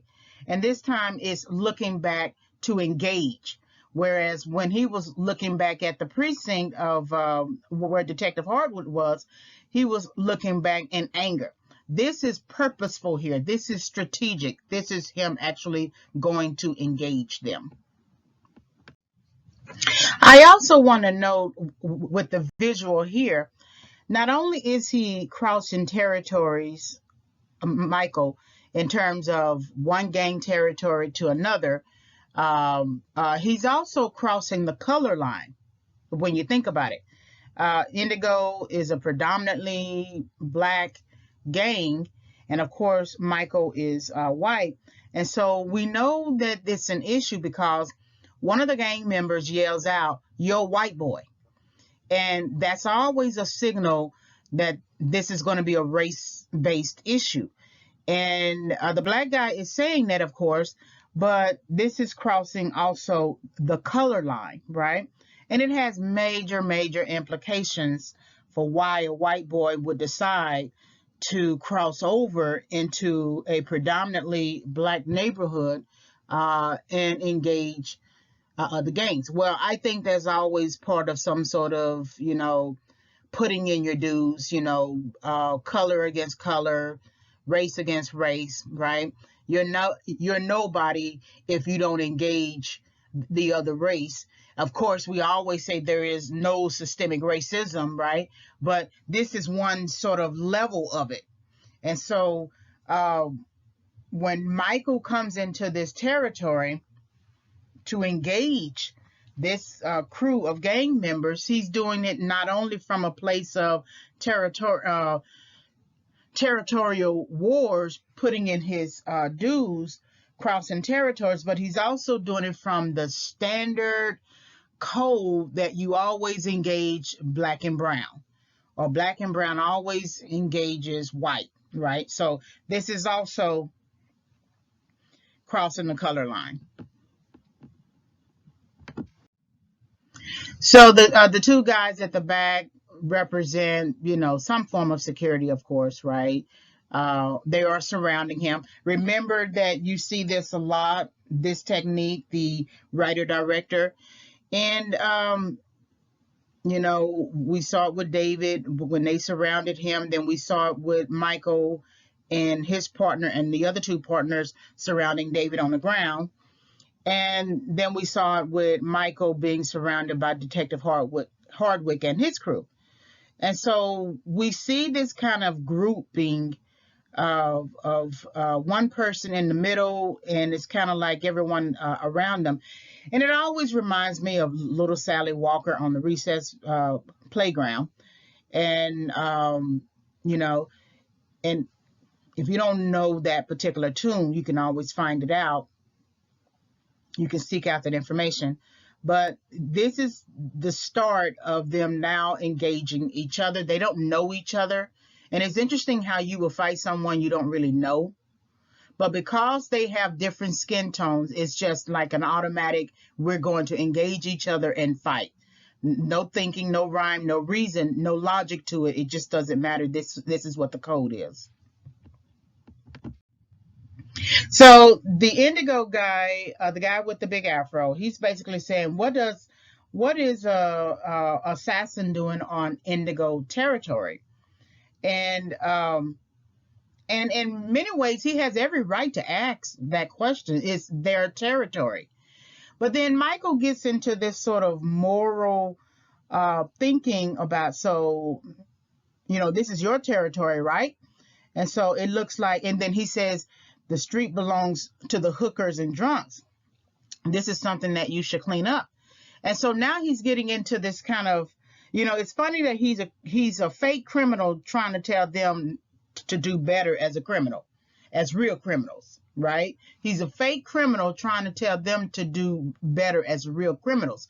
And so there's that sort of interesting how the writer-director is trying to give Michael some credibility, some legitimacy, but it also doesn't ring true for the viewing audience because we know who Michael is.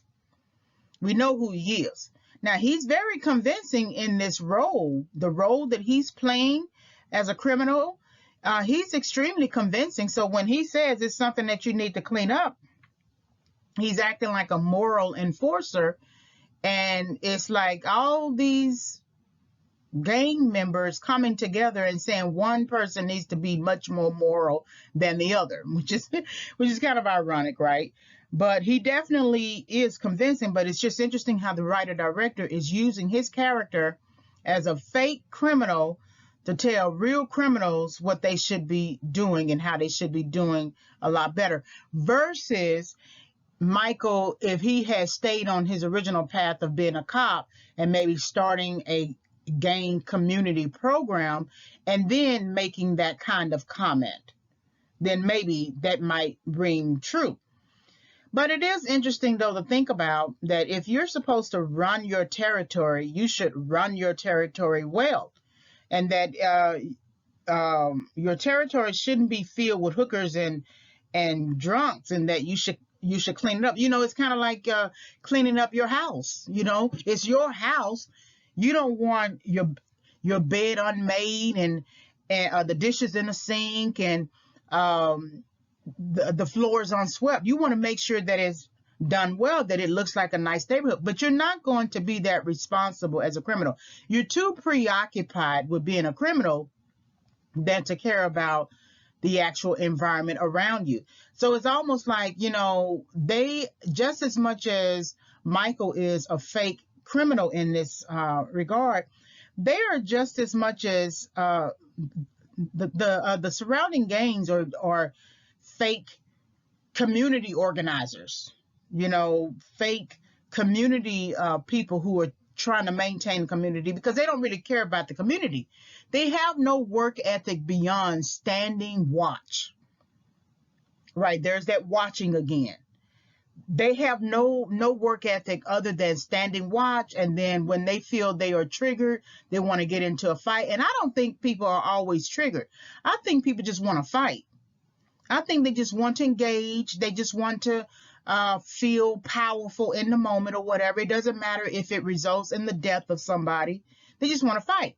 So this kind of engagement here is very interesting. A fake criminal talking to real criminals about doing better, whereas the real criminals are not as concerned about their own community, and they are just as fake in their efforts as well. So there's that continued exchange, right before they're going to fight. And then he's putting on some hand chucks or something like that. I don't know what that is, because I don't fight. And Michael is saying, so is that the best you got? And in his youth, it's interesting, in his youth, that's the best he got. He doesn't have any other skill beyond putting on this little hand thing for defense. He's wearing a chain, so he thinks the chain is good protection. He got something on his wrist. He thinks that is protection. He got a coat on, some kind of jacket or shirt or whatever. But beyond that, he thinks putting on this ring here to fight Michael is enough. He's not relying on any skill because he has no skill. Many of these people who join gangs, they don't have any skill. Some, like I said previously, some of these people were walking home from high school. Somebody jumped them, a crew jumped them, and they decided, I'm going to join a gang so no one can jump me ever again. They join the gang for protection, but they don't learn any real skill.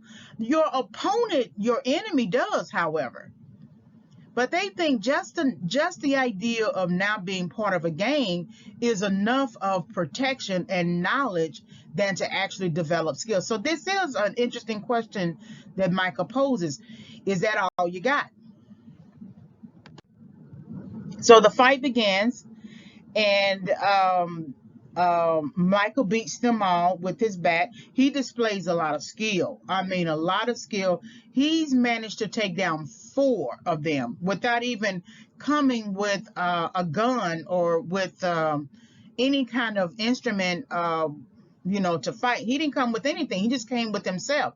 So he displays a lot of skill. He's fast, he's aware, and very aggressive.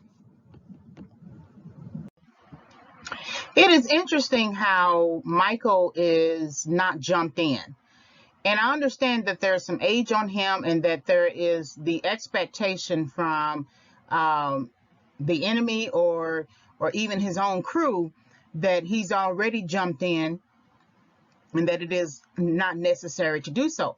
Of course, I think this is the prerogative of the writer-director. But I also think on some level, on some very strange level, that this scene where he's taking down the 4 guys is almost like a jumping in process, because there's no official jump in. He comes on the scene as somebody who is part of the assassins, but he's not with the assassin crew. He has nobody behind him. And we're going to later see that he's being watched by Anthony and Styx, who got David killed. And it's interesting that he could just easily walk on. It's kind of like a actor in his or her profession.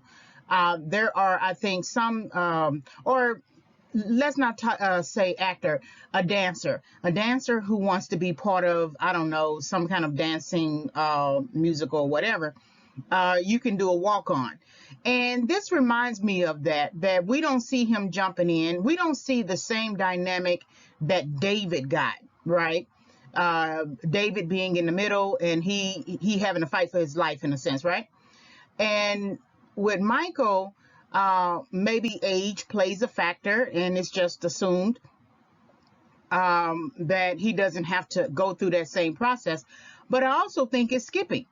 And that's at the behest and prerogative of the writer-director, mainly because of film timing or something. But I also think that there's hierarchy, levels, authorities, and that assassins might have it like that, where they can just kind of skip.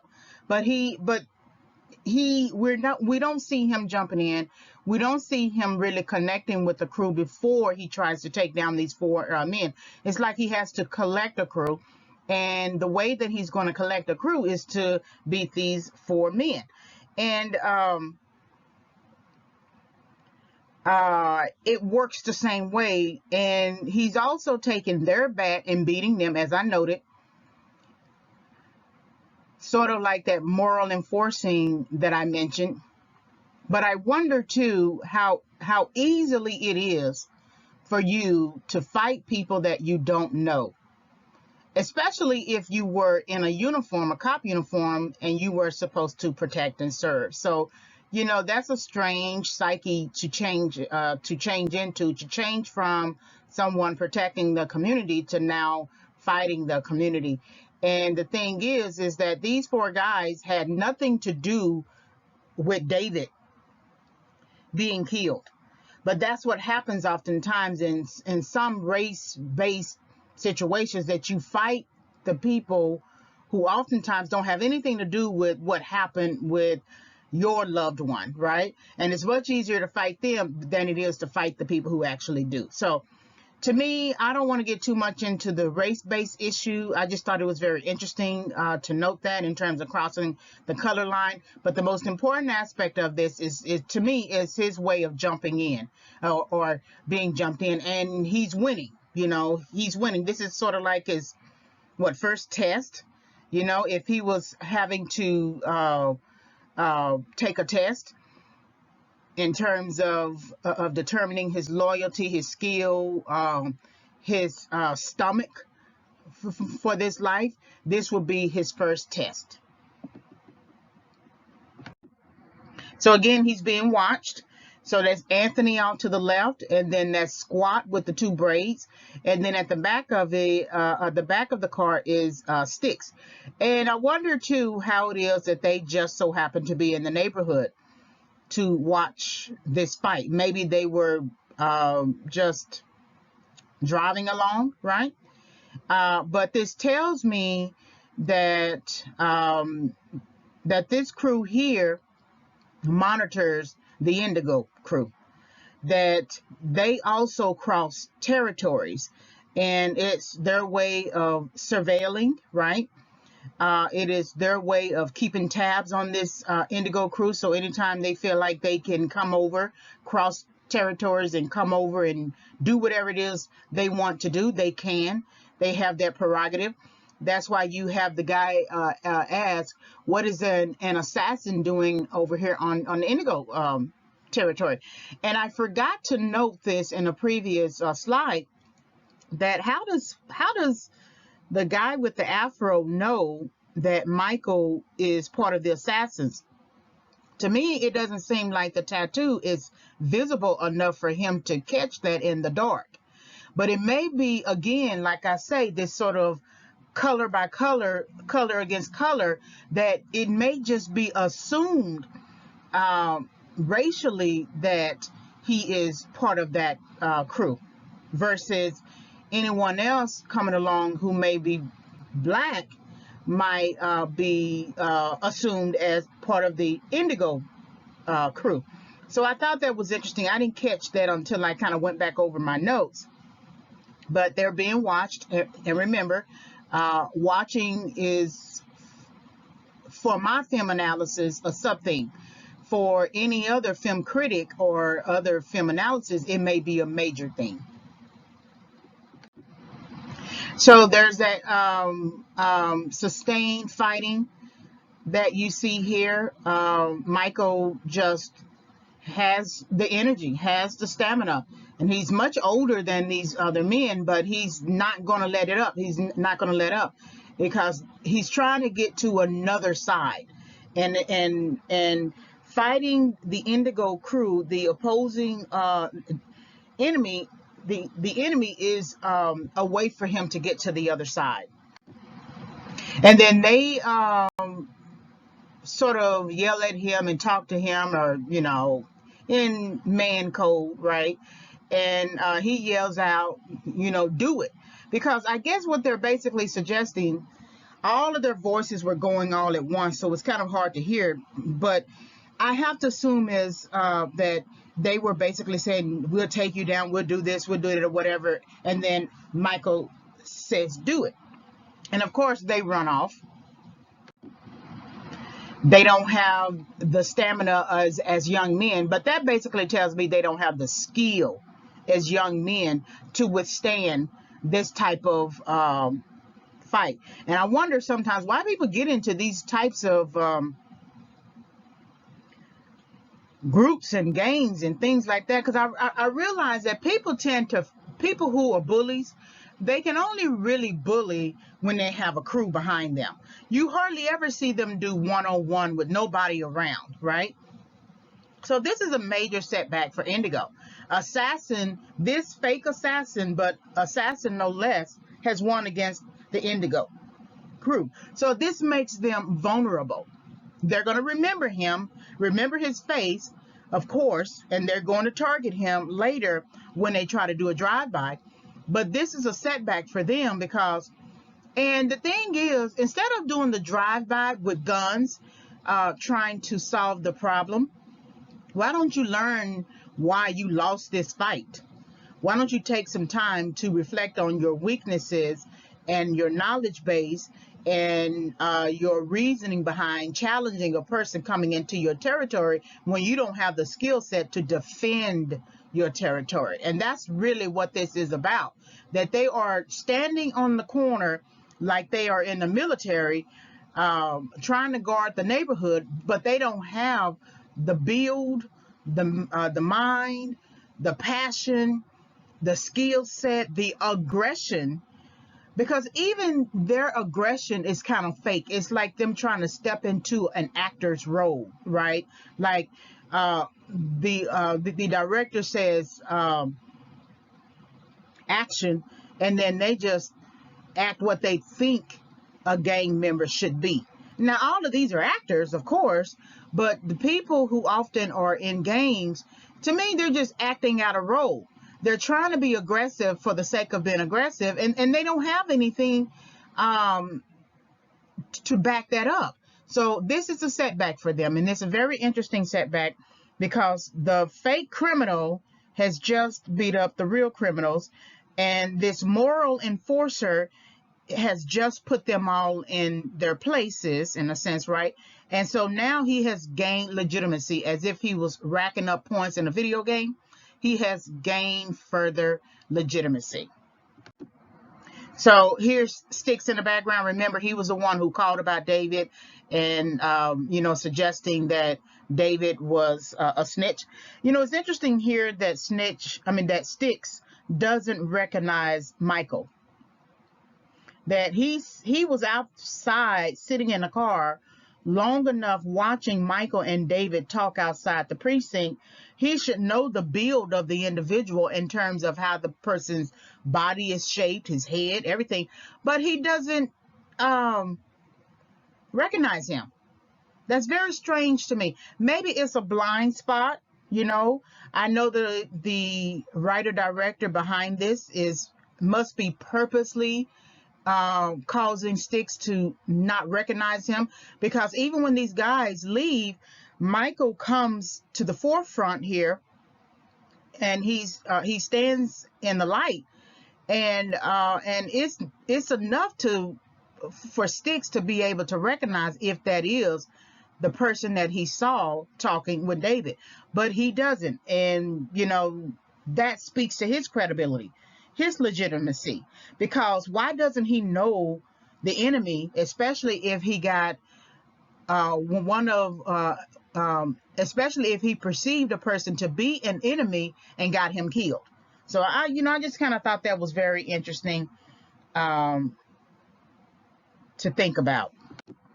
So then he comes to the forefront, he's in the light, and we see them in a car.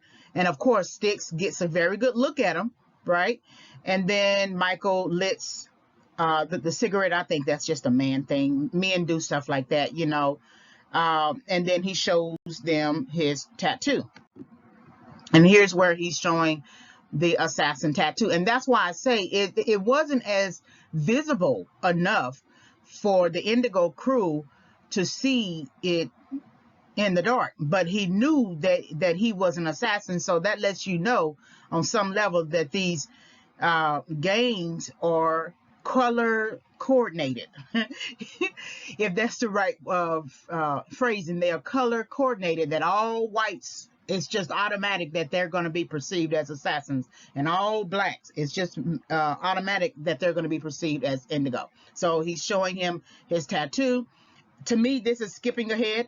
I understand that he needs to show him who he is, right? But it's also, skipping ahead. Why didn't he hook up with the assassin crew and reveal who he is before all of this? So again, I thought that was interesting as well. Of course, this is just a repeat of this. And it's interesting how he's blowing smoke from that cigarette. That can be perceived in many ways. It can be ego driven. It could be just a man thing, a man code or whatever. I got this, that type of thing. But it is also him blowing smoke in a sense that he is not who he say he is. He's not the person that he is trying to perceive himself or present himself as. That he's really not truly a criminal, that in many ways he's blowing smoke, and he's going to blow smoke up in everybody's backside. But I just kind of thought that was interesting that he was blowing smoke.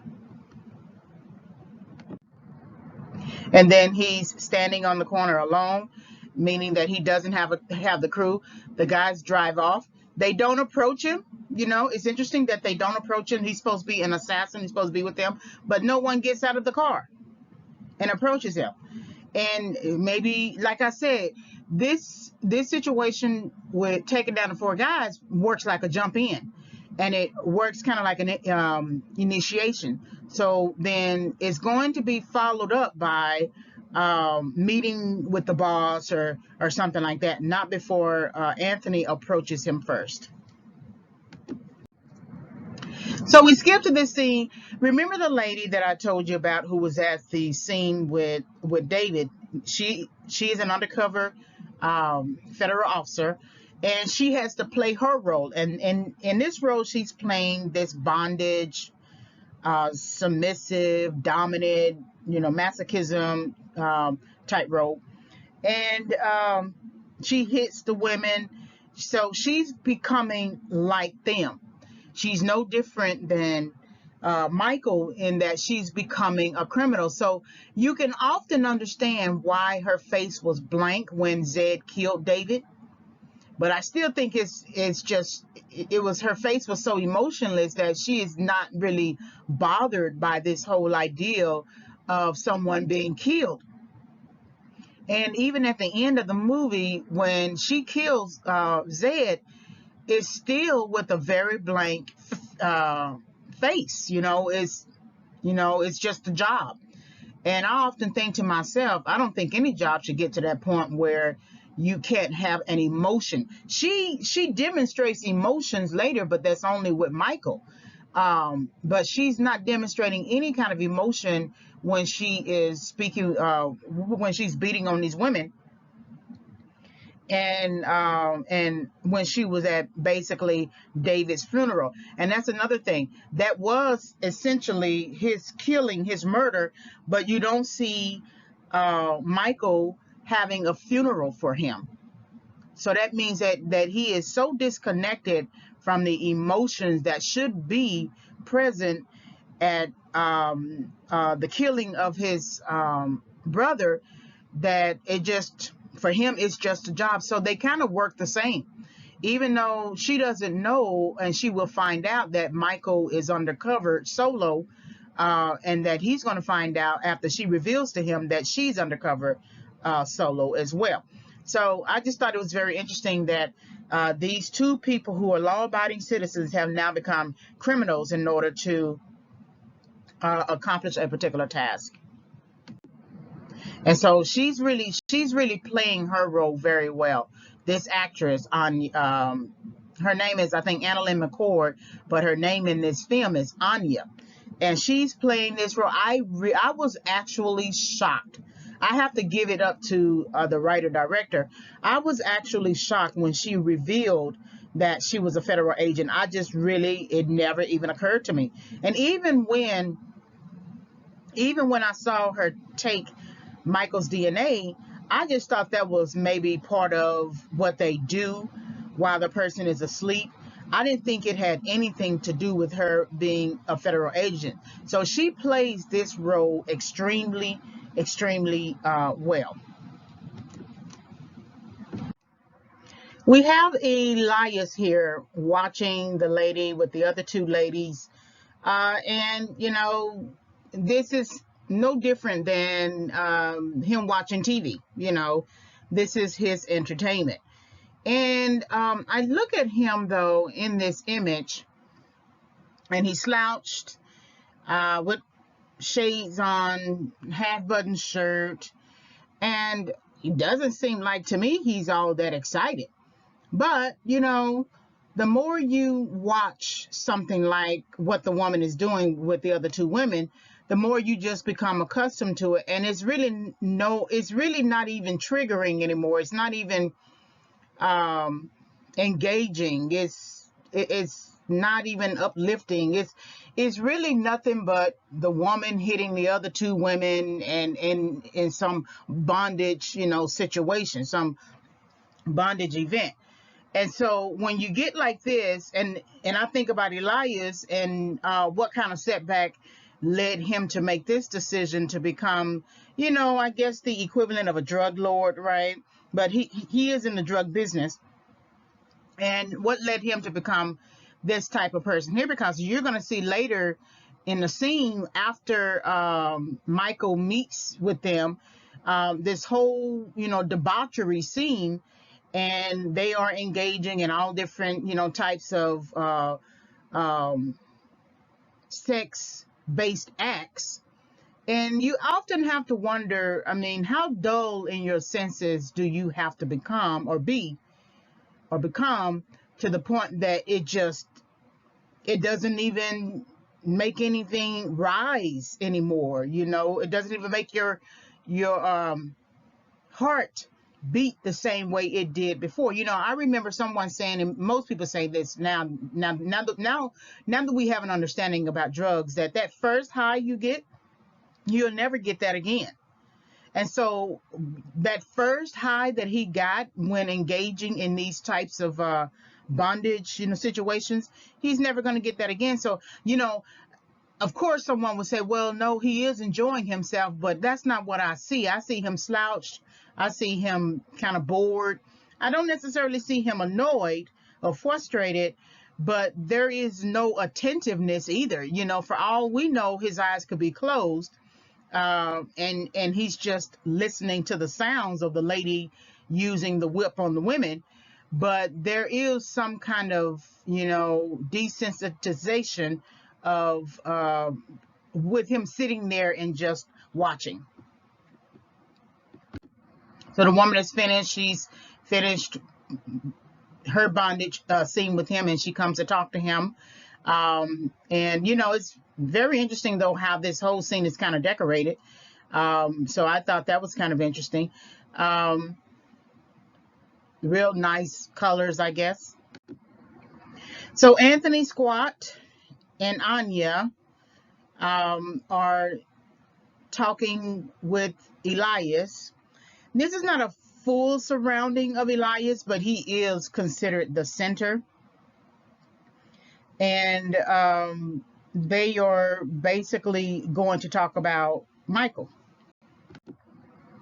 And so he empties his cigarette in the he's using the women as a trash can, and he's emptying his cigarette. And you know, if you're looking at Setback as a theme, why would these women ever subject themselves to this type of thing?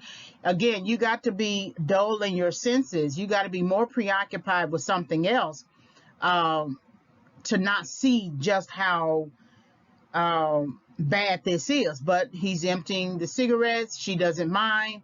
And that is, the basis of the scene. So Anthony is basically telling Elias about Michael and how he took down 4 men, and how significant it was, and how he's considered an assassin, and he's telling them to go find him. He says to Anthony, and he also says to Anthony, "We cut off the heads of those who don't bow." And later, Anthony is actually going to have a problem with that, because he's going to say in a scene later that no one is bigger than the set. And you're going to hear Billy say the same thing to Michael concerning his solo undercover operation, that no one is bigger than the law, or something like that. And then you're going to see Anya say the same thing to Michael when she uncovers herself and reveals herself, and he reveals himself, that no one is bigger than a set. So that's one of the things. It seems like 3 people already have a problem with that one statement. We cut off the heads of those who don't bow. And it's reflected in their statement.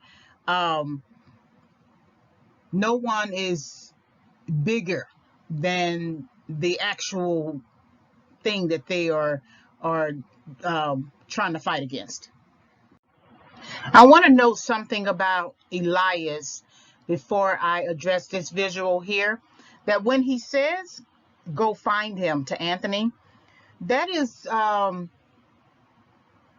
invitation, right? That is an authority figure telling a subordinate to go find Michael. And remember when I said that it's interesting how Michael did not approach the assassins to tell them who he is and come in and become one of them. Well, I see now in Elias's statement, "Go find him," that Michael needed permission. He needed to be invited. So this also tells me that Michael knows protocol. As much as the viewing audience would say, "Why didn't he do this? Why didn't he go on and just basically ego driven and say, 'Here I am, take me in'?" He understood that he had to be invited in. He had to be called in. So all that time that he went out there to fight the Indigo crew and then reveal his tag, that was all part of the lead up to him being invited. So I wanted to make sure I noted that. So, and he doesn't know that a decision has been made on his behalf. So when he's calling and talking to Billy, and Billy is asking, "Where have you been?" He doesn't reveal to Billy what's going on, but he does use his own authority with Billy to say, "Can you research something for me? Can you investigate something for me? Can you do a cross check on some information that he gives them?" Now he doesn't bring Billy in on his solo undercover operation, but asking him to do some work on his behalf works like an invitation, because Michael represents some kind of authority if he can get Billy to do something, right? I don't know what the ranking is, but he represents some kind of authority in the same way that Elias represents an authority in order to tell Anthony to go and get Michael. So we have here authorities at play. One authority in one way and one authority in another. Michael is standing, so because remember, he wants to be invited. He wants to work. This reminds me a lot of when I used to live in San Diego, and Hispanic men would stand out on a corner waiting for someone to come along and give them work. And so Michael wants to work. He wants to work because otherwise he could stay in his room and be a fake wannabe drug gang person or whatever. But he needs to make the case that he is important and that he needs to be part of that crew. And the only way that's going to happen is if he's coming out. So he's doing now what he saw the Indigo people do, stand guard, right? It's not necessarily his community per se, but it is something, he has taken claim to this particular territory. And I'm assuming that it's either near the hotel or in front of the hotel that he's living in. But this is now his territory, or this little part of his territory. And so Anthony is driving up with Squat. So he says to Michael, you want to go take care of some business. And it has a lot to do with Detective Hardwick. And again, this is this proving ground, this proving your loyalty, proving your skill, proving the fact that you are an assassin. It's funny, though, that they don't assassinate anybody throughout the whole film. And I didn't think about that until now, that they don't really assassinate anybody. It's not the assassins, the gang members who assassinate. Well, I will say the assassin, Zed, the head boss, does assassinate or kill David. But all of these little group members, these little gang members or whatever, I don't remember them assassinating anybody. But they are called the assassins. So the irony. So he's being tested here, right? Of course. And it's interesting that Anthony would know to take Michael to the cop place for him to go against, Detective Hardwick and handle himself. And, I don't know, it's not revealed that Anthony knows who Michael is. In fact, no one perceives Michael as a cop. And maybe that is the prerogative of the writer director to not make that known, right? Other than from his own mouth when he talks to Anya. But that is very convincing, though. Now, we know who he is. We're not convinced, but it's interesting how the dialogue and the actions and the scene development and the plot development work so much in Michael's favor that he has so much prerogative to be a fully fledged, developed criminal, to the point that we have to remember it ourselves as the viewing audience. Oh yeah, that's right, he's a cop, because he is so convincing as a criminal that it never dawns on us that he is anything other than what he is presenting to us. So then he sneaks up on Detective Hardwick. He gives him a few punches, and then he throws pushes his head into the car window, and then he walks off saying, "Fuck you very much, Detective Hardwick, you fucking asshole."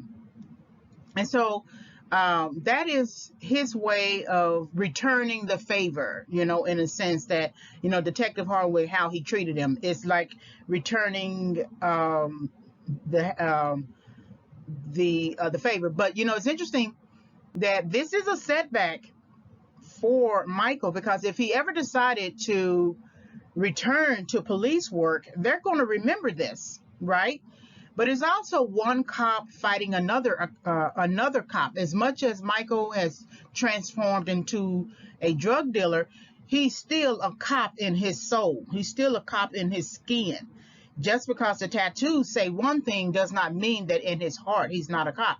But increasingly, however, he's changing his viewpoints, because there is no resistance. Even while he's in a car and Anthony is spurring him on, there's no resistance on his part.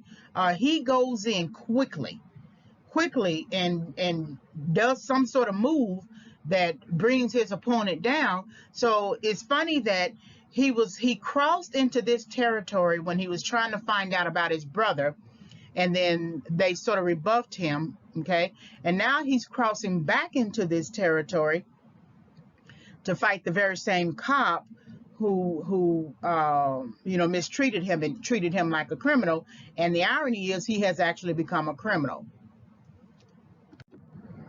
And so here's where he's basically cursing Detective Hardwick. Now remember, Detective Hardwick took his badge and his gun when he visited him. So I forgot to make note that where he get this gun is from when he was fighting those 4 guys, the Indigo guys, and he takes the gun off one of the men. And again, it's interesting that he's beating them with their own tools, right? He's resolving a problem with their very own tools. So this is the gun that he's pointing at Detective Hardwick. And again, there's no resistance for him to say, I shouldn't point this at a cop, even if it's a dirty cop. Cops tend to stick together, especially if they feel pressured by community leaders. And even if the person is really truly a bad cop, they make a lot of allowances for the person. They tend to be more sympathetic, because they are trying to protect the blue. There's nothing in this encounter that tells us that Michael is willing to protect this blue. For him, Detective Hardwick is not a true blue. Okay, so we get this scene now where we are in a neighborhood. Drugs are being sold, so we have drug activity. And Michael is really walking out his role. It's interesting now he's put on the very same sunglasses that Detective Hardwick took from him and put on and taunted him with, and he ended up, taking back.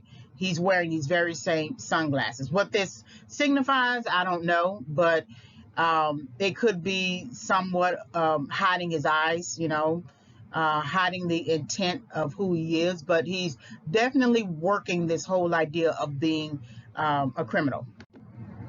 And so we have drugs being sold. Anthony is the one who is holding the bag, and the guy in the car is an older looking guy. And this is basically the activity of selling drugs. And of course, they are together. It's interesting. Even though they are criminals and drug dealers, they can pass for cops.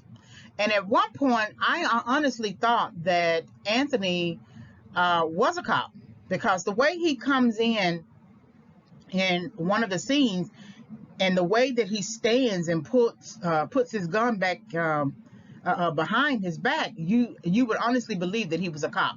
And so they can pass for cops. Only one is a true cop. Of course, they have this friendship developing. And now we have here Anthony pouring one for the homies. And so he's going to reveal why. It is Michael who asks why, and then Anthony is the one who says it was for DJ. And Squat makes a big deal of saying, why are we pouring the drink for a snitch? And Anthony says that DJ was no snitch. right? And Squad says, well, why did Zed make us do what we did? And Zed is again Elias's boss because you have to do it. You have to stand by. You can't reveal to anyone your real true feelings about the situation. And as much as you want to now pour for the homie who died, who was killed, it's really doesn't make any sense anymore because you didn't stand up for him. You didn't fight for him. You didn't try to plead his case. It was almost like he was in on it, but it still seemed like Anthony was really surprised when they surrounded him and Zed killed him. But pouring for the homies now when you were part of it, if you hadn't been part of it and you found out about the killing, it might have been different. But pouring now when you didn't make a move to say anything or defend his case or do anything to try to stop it or even put yourself in the path of him being killed. And of course, no one is going to do that, but something. Um, Anthony did nothing other than when Elias told him to step aside. So then you wonder when was Anthony's setback to the point that he didn't necessarily have a blank face like the other people on that scene, but he did have some kind of emotion. But when did he get to a blank understanding to the point that he's not going to even try to respond or say anything, not let anything come out? So Anthony is silenced. He's silent. Someone silenced him a long time ago. We don't know who that person is because the only backstory that we have is the fact that he has a sister. She's pregnant, and we will discover that she is David's pregnant girlfriend. But other than that, we don't really have much anything else. So we don't understand why he responds the way that he responds. This is some effort to remember and care about the situation. On some level, it bothers him. He lowers his head, but it's beside the point now because the guy's dead. And so, in some ways, Anthony looks defeated. As much as entering this life maybe energized him before, it doesn't have the same effect on him now. That throughout the rest of the scenes, he's going to have this kind of lowered shoulder, lowered head, eyes tired, mouth not quite as eager, sort of, I don't know, penitent heart or something like that, repentant. I'm not quite sure. But he changes. He's the one that says that no one is bigger than the set. And so here it is. This is where Michael finds out that it was Zed who had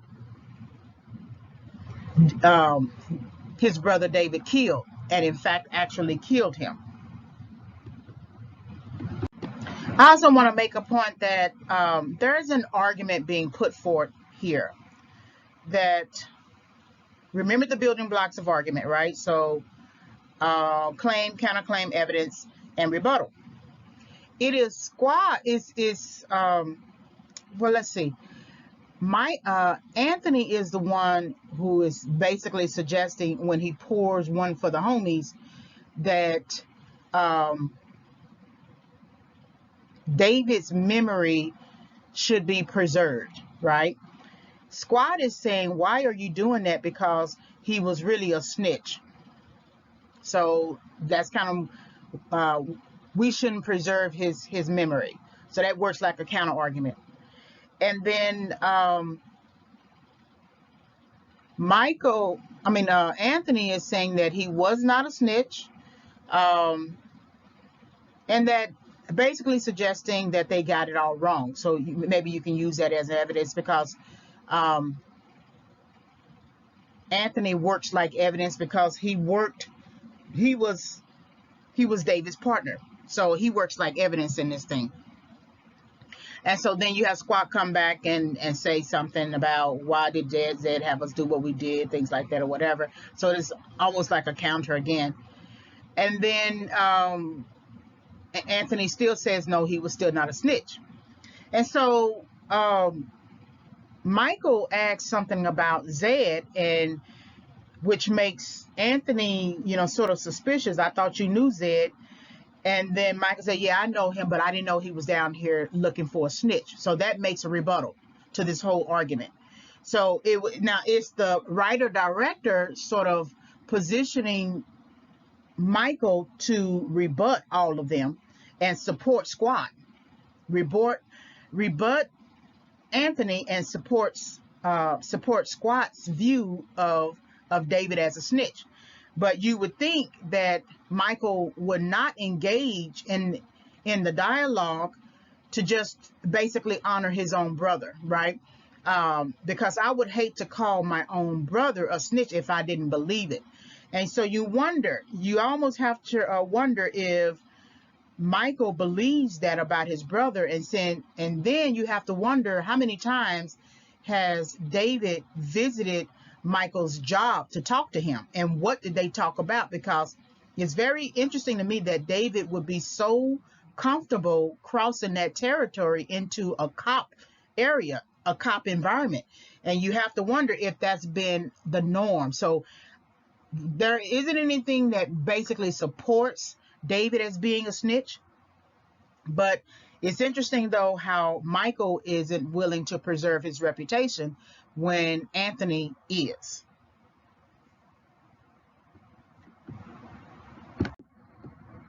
So the men are going to visit Elias. Remember, Elias is the one who tells Anthony to go get him and basically to bring him here. And they visit, and then the guys who are holding the fence and other guys come out. They load up, and it's usually drugs, right? It's to do a drug run, and they load up. And so we see them loading the car. We see them coming in. It's almost like they're coming in for a fight, right? All three men. Which is kind of going to be a little interesting because when they do the blood match at the end, it's going to look the same way almost. And so Michael is now being introduced to this world. He's coming in.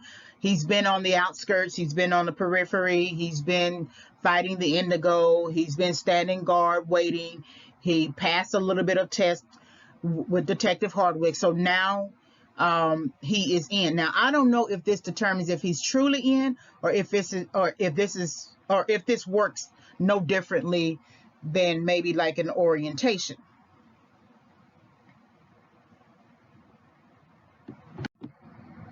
So we get Anya here, dressed in her garb, in her actress's garb, right? She is acting a role, and the role is not only that woman who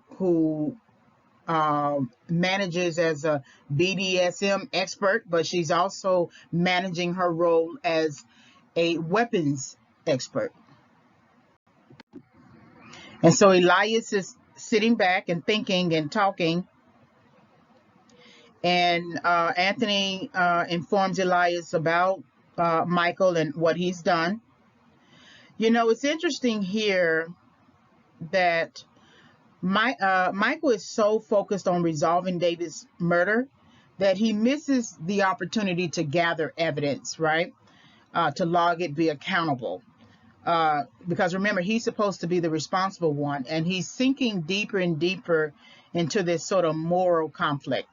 But Elias goes through this sort of listing about him being having some serious banging skills, right? And Michael wants back in, and they go through the language of gangship. I don't know what that language is because I've never been in a gang, but Michael talks about the people that he knows and how one or two have died and another has been in prison and one has been released. And so it's Elias's way of testing him. Now, to me, this is not enough of a test. There's no real suspicion displayed on him. Like I said, he's sitting back in this chair like he did when he was watching the woman with the BDSM, and he just seems too much more relaxed than he should be. When we get to the debauchery scene, he's more active. He's more engaged. He's throwing up money. He's doing stuff with the women. You know, he's drinking and everything, but he's sitting back now. So which part of the job does he love? Because he doesn't seem to like the business aspect of it, to really check and see if Michael is who he say he is. He only likes the sex and debauchery scenes. So he's talking about his serious, you know, banging skills, and just interesting who he is as a character. I have to wonder if the writer director wrote him as this kind of just nonchalant, really don't care type character. I wonder what the difference would have been if Zed was sitting in that chair, and how more talkative he would have been and more suspicious. And with Elias being Zed's number two, I'm not sure that Elias is strong enough as a criminal to be effective, because he's basically the one who lets Michael in, and to Zed in a sense. So I wonder what the real relationship is between Zed and Elias, and we really don't get that. We see Zed shooting David and Elias standing on the side, no different than Anthony. And then Zed really does run the show. So just, I don't know, just kind of interesting to think about. So Michael is talking about his past, just briefly. Again, they don't detect that he is a cop. He calls himself a snake. And Elias accepts him and blesses him in. Now there's going to be a test, right? And he offers Michael some kind of smoke or something like that, and Michael basically says, "I'm good." And they kind of laugh at that. You know, Elias chuckles at that, because it's always the assumption that you're going to participate. And in very well developed other types of films that are sort of like this, they always make the character smoke something, you know, to prove, like smoke a line of coke or something like that. But they, you know, Elias offers a smoke. Michael says, "No, I'm good," and that's enough. You know, that's enough. I don't know. This is just kind of interesting to me. Maybe they didn't want to show the drugs being smoked or something like that, but that's just interesting that he wouldn't push further for Michael to take a line or smoke something or something like that. And that maybe has a lot to do with the writer director sort of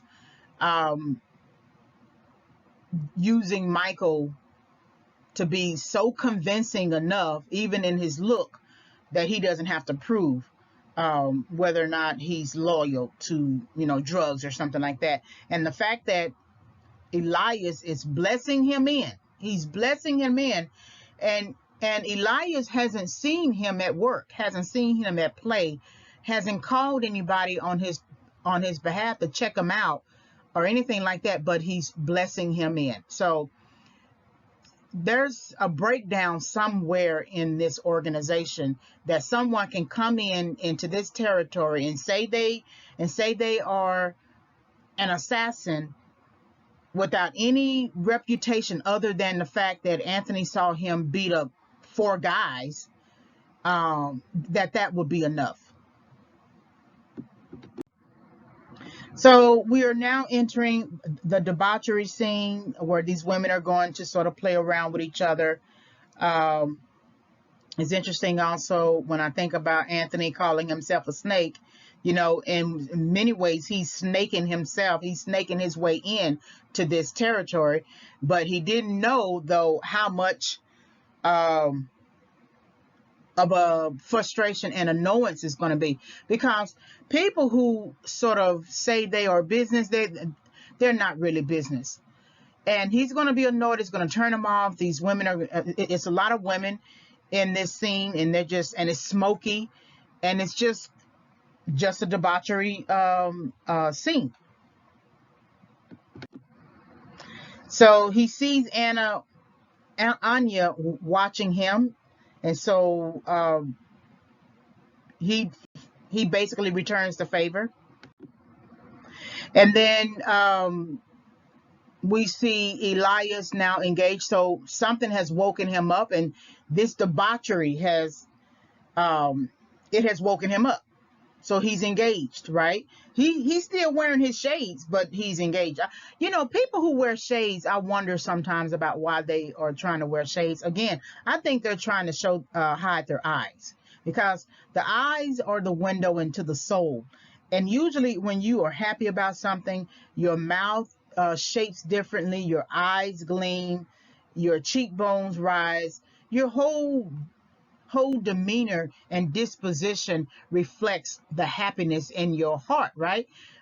Here, they're not happy, but they're going to act like they're happy. So they're no different than Michael transforming himself into basically an actor as a fake criminal, and they are almost acting out their roles as drug dealers who are really not happy with what they're doing. I have to basically assume that. So this is actually where Anya is watching him, and so he returns the favor. And I wonder why she feels the need to watch him. But we see in a later scene that she is the one who has a little bit of suspicion. Because remember, she snaked her way in. She doesn't call herself a snake, but she snaked her way into becoming sort of like a criminal here. And she's acting out a role. So we have to assume that she can recognize the person in herself in someone else. It's like watching a mirror, and she's going to find out that it's actually true. So he's watching her, and their eyes met much earlier in the scenes, but it was much better to bring attention to it now. So he comes out from whatever he was doing. He got a cigarette in his mouth. He feels alive, a little bit emboldened, and he is who he is. So here's the flipping of money, no real caring concern. It's interesting that we don't see Elias, conducting business. As I noted, I don't think he's a real businessman. I think Zed is the one who is the level head. We also see Anya in the background with folded arms. So it's interesting that she's not participating when we saw her at the beginning of the scene development with the whip and hitting the women. So it's interesting that she's not part of this group of women surrounding Elias and sort of participating. So then when she is being watched, so that's interesting. I didn't think about it like that. When she's being watched, she performs. He was sitting in that chair watching Anya take over the women who were tied up, and she was beating on them. So she performed when she was being watched. Now she's not being watched, and she may just be as annoyed as Michael, because her arms are folded, and it's almost like she has to put up with this whole encounter until Elias maybe gets tired or gets spent, or he gets his sex out of it, and then he goes to sleep somewhere or whatever. He smokes a bud, and then that's enough for him. But it's interesting, though, that when she's being watched is when she actually performs. So this is Michael annoyed, wanting to get on out of there. This is a scene. This whole scene does not do it for him. He's not turned around. He's not interested in participating. But I also I can't remember if I saw Anthony participating or Squat. I think Squat might have been interested and probably participated, but I don't remember Anthony participating. But he's ready to get out of here because to me, he thinks this is really not part of the deal. But once you enter this environment, it becomes part of the deal. So you then have to wonder that Michael knows the gang language, he knows protocol, but he doesn't know this level of debauchery. And so maybe that could be a gap in his research efforts. So Elias pulls at Michael, who was really leaving and on his way out when Elias pulls him by the arm and then pulls him up close. Now it's almost working like a father-son, dynamic. I don't know what's in Elias to the point that he feels like he can pull him close. Later, he's going to make him a general. And again, without any real proof that he really is who he say he is. So they're riding in a car. This is what folks do when they are in gangs. They don't, it's almost like they have to surveil the area. They don't have anything else to do until they are triggered and they have to pull out a gun and they have to fight or something like that. It's all about driving. So they roll up on a crew. We don't know who the crew is, but this is typical that I don't know if these people owe Anthony and his crew any money, but it seems like they find a crew to beat up, right? And I don't know if it's training ground or if it's just, I think, part of the code. Anthony is going to calls himself the Reaper, and he says, "Death is with me."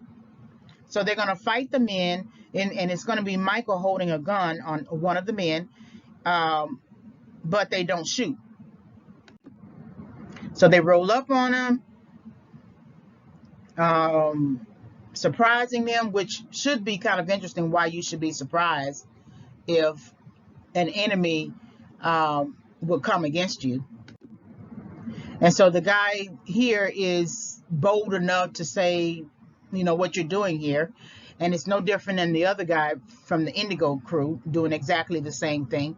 And this speaks to what Michael was talking about with the Indigo crew. The prostitute, the hookers and the drunks are flooding the street is something that you should want to clean up. But they're not interested in cleaning up anything. The woman is not interested in cleaning up herself. Neither the drug dealers are interested in cleaning up themselves. And as a community, they're not interested in cleaning up what they're doing. They come out at night. They probably sleep all day. They come out at night and they guard what little territory they have. So now we have Anthony and Michael coming into this territory to disturb it. So Michael comes out of the car, very smooth, very intent on his purpose.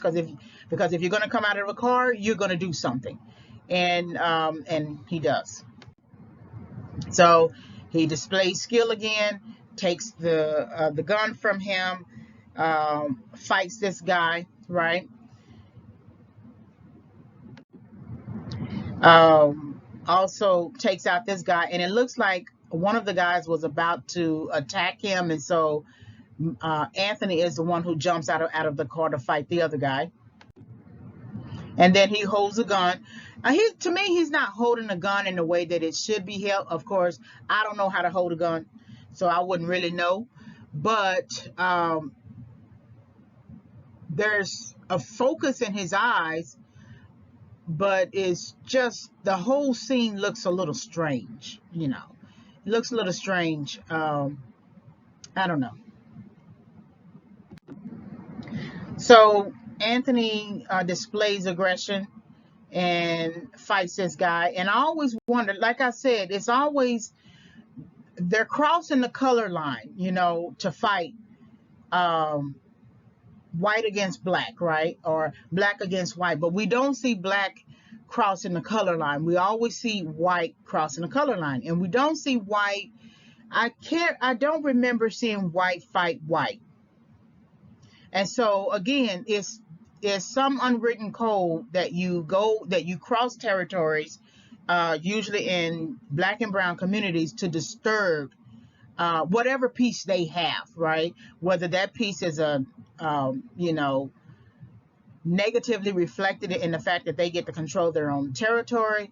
Regardless, this is Michael and Anthony crossing the color line again. And so Michael is holding him off. And again, they're supposed to be assassins. Why haven't they killed anybody? This person on the ground was just hit, but he's not dead. And then you have this guy with the gun held on him, and there isn't anything in him that has skill enough to try to take the gun out of Michael's hands. That's why I tell you, these guys who join these gangs, again, they have no real skill. All they have is some fake bravado, some fake ego. They have a little bit of muscles. They try to dress and look the part, but they're not a true criminal. Why didn't the guy, right when Anthony pulled up on him, why didn't he pull out a gun? Why didn't any of them pull out a gun to hold them back, to hold Michael and Anthony back? So again, these gang members who are being taken down by the assassins, these are setbacks for them, because someone is on your turf. It doesn't matter if they look like you or not, they're on your turf. Where is your immediate reflex to pull out your gun and hold them back? Why isn't it a setback for Michael and Anthony? Because they know their enemy.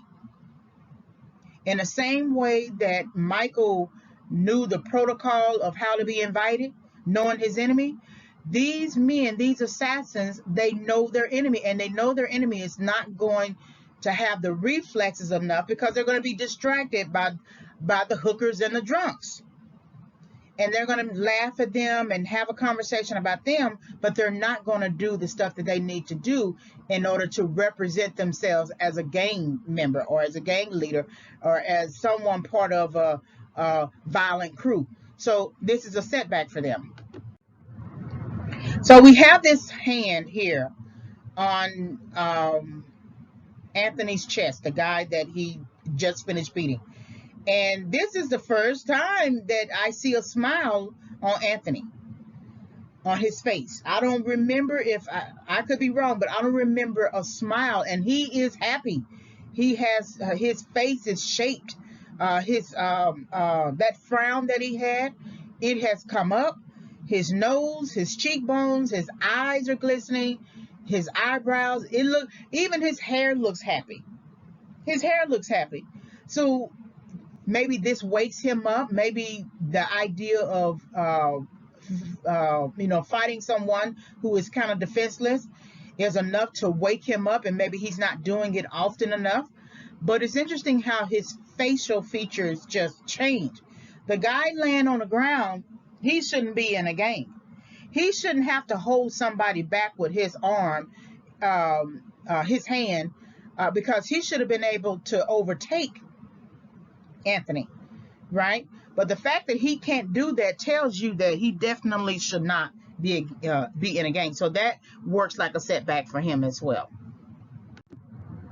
So they're talking, kind of celebrating their recent activity, sitting on a car, drinking, smoking, and smiling. And here it is. He's smiling again. Anthony is smiling again. Michael is smoking a cigarette. And they feel good about what they've just done. Then a homeless woman comes along and she asks for some money. And Anthony basically tells her to move it along. He doesn't have anything for her. But in the next frame, you're going to see Michael give her some money. So we always understand that this is an obvious setback whenever we see a homeless person. And homelessness is not something that um, begins with just sort of one incident of homelessness. You may be houseless or roofless one night, but homeless and homelessness and chronic homelessness is something that processes, that is, developed over time. And so when you look at this individual here, this woman who is struggling with homelessness, and you know this to be a struggle, not just by the clothes she's wearing and how she looks in her face, but you can see the sort of the trajectory of her homelessness, that it likely started out with a dress, right, and a bag, and one day being put out somewhere, and then it has now turned into her creating a semi-home with all of her belongings. And these are, I don't believe these originated with her. I think she picked these up along the way. And so um, when she asks for money, Anthony is again basically saying, keep it moving. But it is Michael who walks up to her and gives her money. So the tender side of Michael comes out when he sees someone. And maybe the woman is reminiscent of his mother, because they go through this sort of thing about, talking about their families. Um, but it's interesting how Anthony says, we have nothing, keep moving, when he's part of the drug culture and he has everything in a sense, even though he's probably lost privacy, lost all different other types of just the happiness that comes with living right. But he definitely has money in his pocket. But he says, we have nothing, keep moving. So you don't have any word of wisdom. You don't have any kindness. You don't have any insight. You don't have any knowledge. You don't have anything that tells you, okay, there's a shelter down the street. Have you tried that?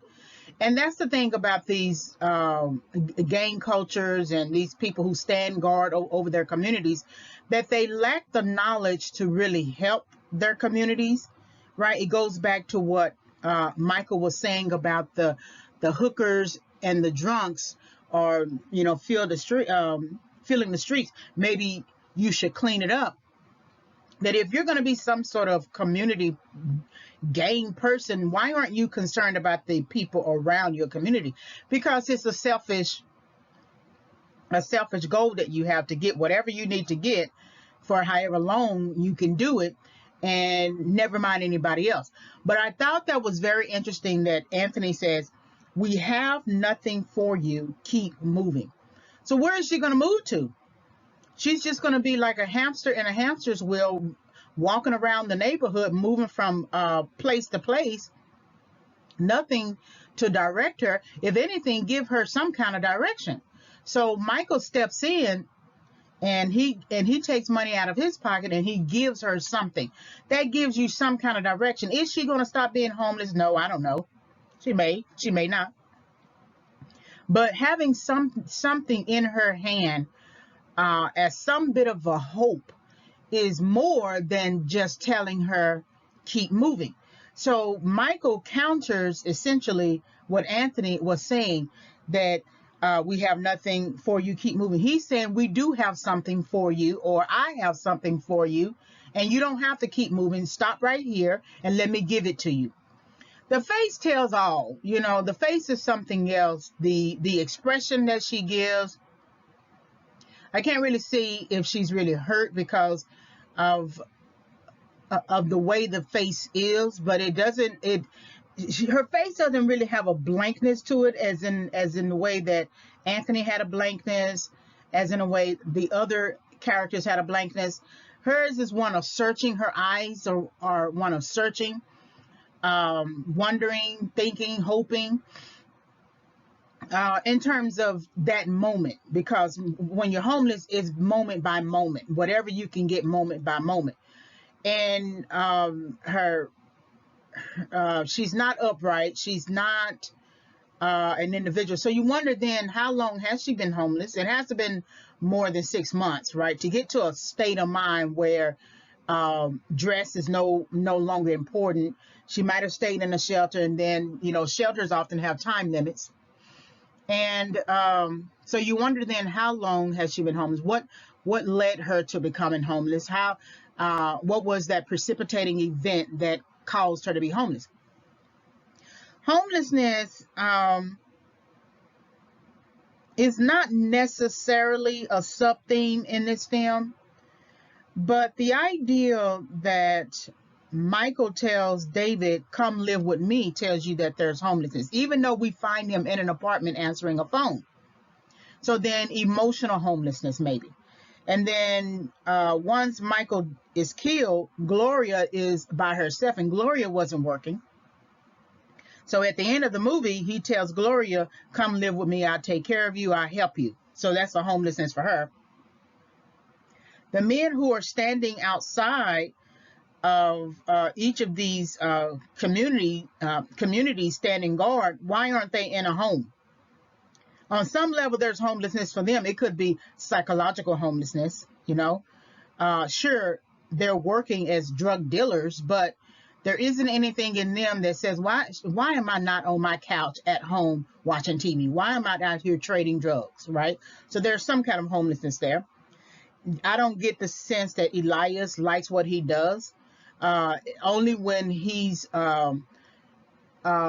you know, in a debauchery scene does he kind of wake up a little bit, but he's still wearing those shades, so he's hiding his eyes. But when he was out there with David and Zed shooting David, you saw a little bit of distress in Elias. He didn't have his shades on, which is very interesting.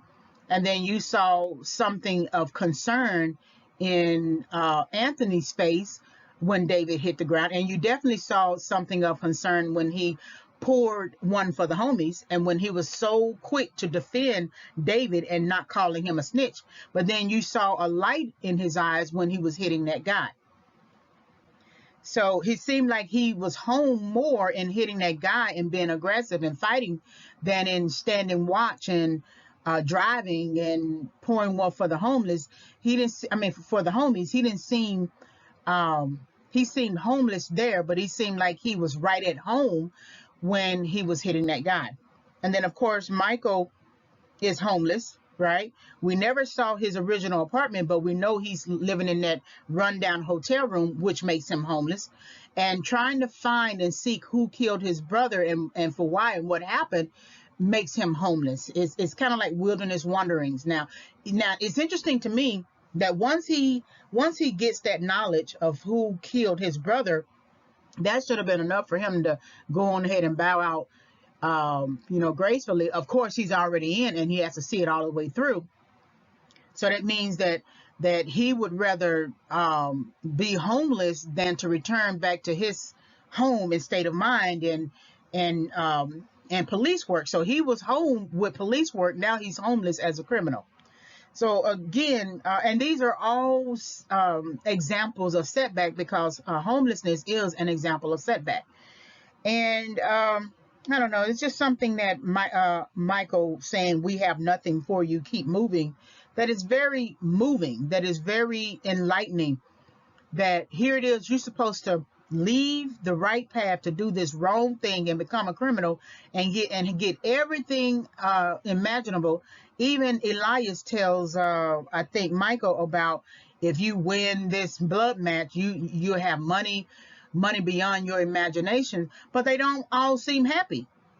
They got access to money, access to drugs, access to resources, but they have nothing to give. We have nothing for you, keep moving. So this is homelessness, but I look at homelessness as a form of setback. I think this is the image that the writer director wants to truly convey of Michael, that Michael is really a person who cares and is concerned. And as much as Michael feels compelled to become a criminal in order to find out about his brother and who murdered him. And as much as he engages in criminal activity, crossing the territorial line, crossing the color line, etc., I think this right here gives us some hope that Michael will find his way through this journey that he has created for himself, because essentially he has created a setback. I also think this gives us a little bit of oxygen, a little bit of reprieve, because up until this, we've been inundated with different images, violence, territorial wars and fights, some debauchery, some fighting in other areas. And for him to sort of slow down, or the writer director slowing down the narrative just so he can give this woman some money, is something that I believe we need. Now it's going to speed up again. We're going to see in a minute a drive-by, but it's something here that really is counter to what Anthony was basically suggesting, that we don't have anything to give, versus Michael is saying we do have something to give. There's more to us than just the violence, than just the language, than just the gang banging, than just the drug dealing. That this woman here is in need. She asked for help. It's not like she passed you by and didn't ask for help, and then you could say, see, that's why people never get back together. That's why they never get their lives together, because they never ask for help. She asked for help, and so he's giving her help. And I thought this was a very interesting image of Michael, because this is the true Michael. I think when he was engaged with his brother David at the precinct and was kind of reluctant to help him, I don't think that he was reluctant to help him for the first time. I think that David might have disappointed him multiple times, and every time Michael tried to help him, he wouldn't receive the help. So it took David maybe getting a girl pregnant for him to be serious, and then considering marriage for him to say, I got to get out. And then that's when Michael said, okay, come on, I'll help you. So I wonder then if the other guys who are standing guard, in their respective areas, if they do the same, right? And I'm quite sure someone touches your heart. Your heart is not always made of stone. Even the worst criminal can, in some ways, be sympathetic to somebody. Of course, they might kill them right afterwards, but that's beside the point. But I just thought that this image here was it just gives us some oxygen. It allows Michael to breathe a little bit, breathe in some air, exhale, and then this lady is allowed or permitted to breathe in some air and exhale, because this is transactional, right? Remember that Michael is transactional. He really doesn't believe the things that he believes. He has to act out what a criminal would do in each instance. He can't say in the car, I don't think we need to ride up on these guys and hit them and do this or whatever and hold them at gunpoint. That's not allowed. You are a criminal. You become a criminal. You need to start walking in criminal understanding and really flesh out the criminal aspect of your new identity. So this gives a little bit of oxygen. This also slows down the narrative for a minute, because then they're going to talk about their respective families. So they're sitting here contemplative, talking. Each person is discussing their family. So Anthony is discussing his pregnant girlfriend, Gloria, and it's not clear if Michael knows David's ex-girlfriend's name, but he will realize who she is when Anthony is speaking to his sister and she leaves and walks off pouting or whatever. So then Michael is discussing the death of his brother, and then the death of his mother as well. And so they are bonding in a funny way over just having a fight with an opposing with an enemy, and now they have a drink, and you just wonder to yourself, how did both people end up on this road here? What were some of the decisions? We have exposure. We know Michael. We know how he ended up here, but we don't know really how Anthony ended up here, at what age, and they have age on them. So they've been doing this for a long time. It's not like they woke up one day at 40 years old, I'm going to join a gang. No, you join gangs much early in life. And so they think about, I'm quite sure, as men, usually around the same age, they're thinking about the same things. And at a certain age, you feel your mortality.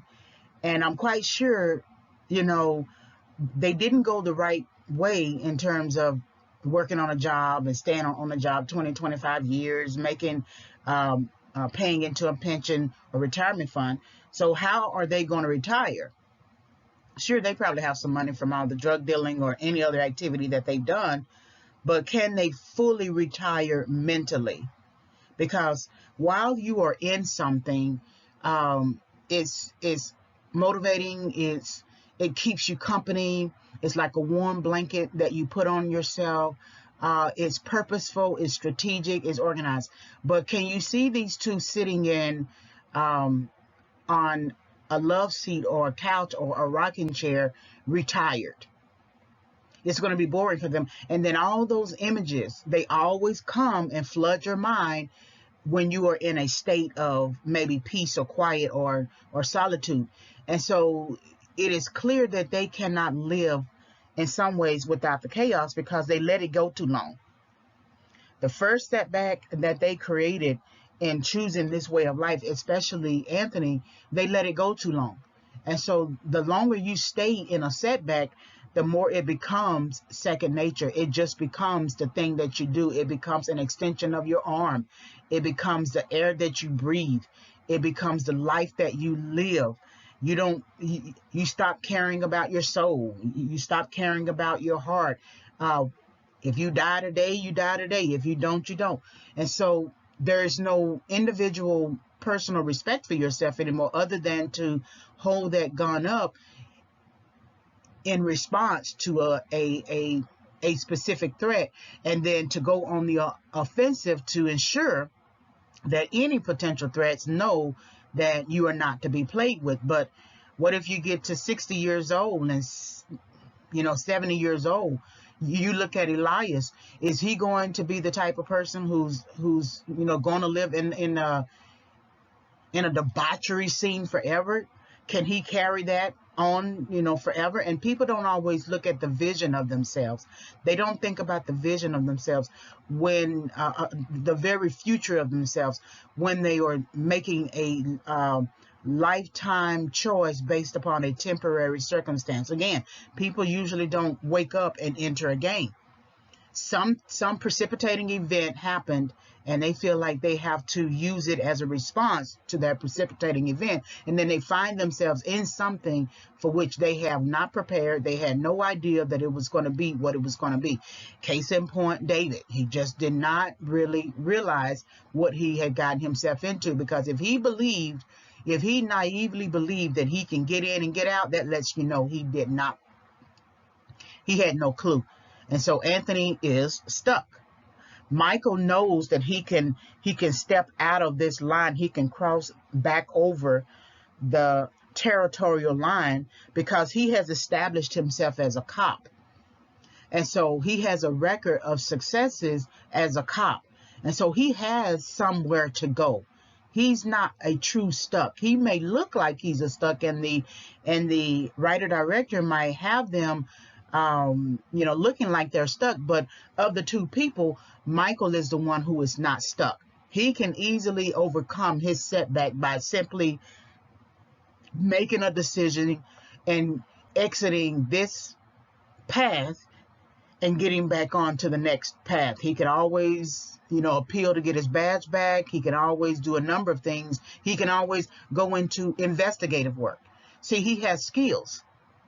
He has true skills. He had a career, right? And so with Anthony here, all he knows is gangbanging. That is the extent of his knowledge base. So then he would have to start all over again. And who wants to start all over again, especially at that age?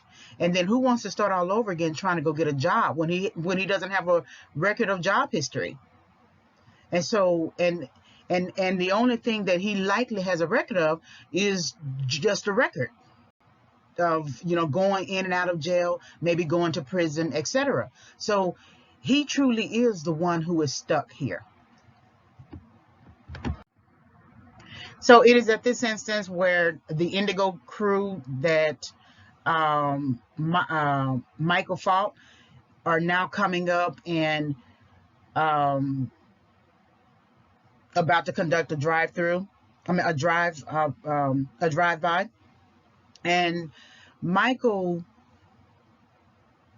reflex to sort of protect Anthony is almost, brotherly.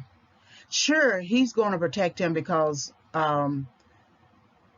he's not going to run off on his own because, I wonder if he really cares about him, because I want to say that he's doing it to continue to fulfill this role of acting, right? But in some ways, maybe he cares for him.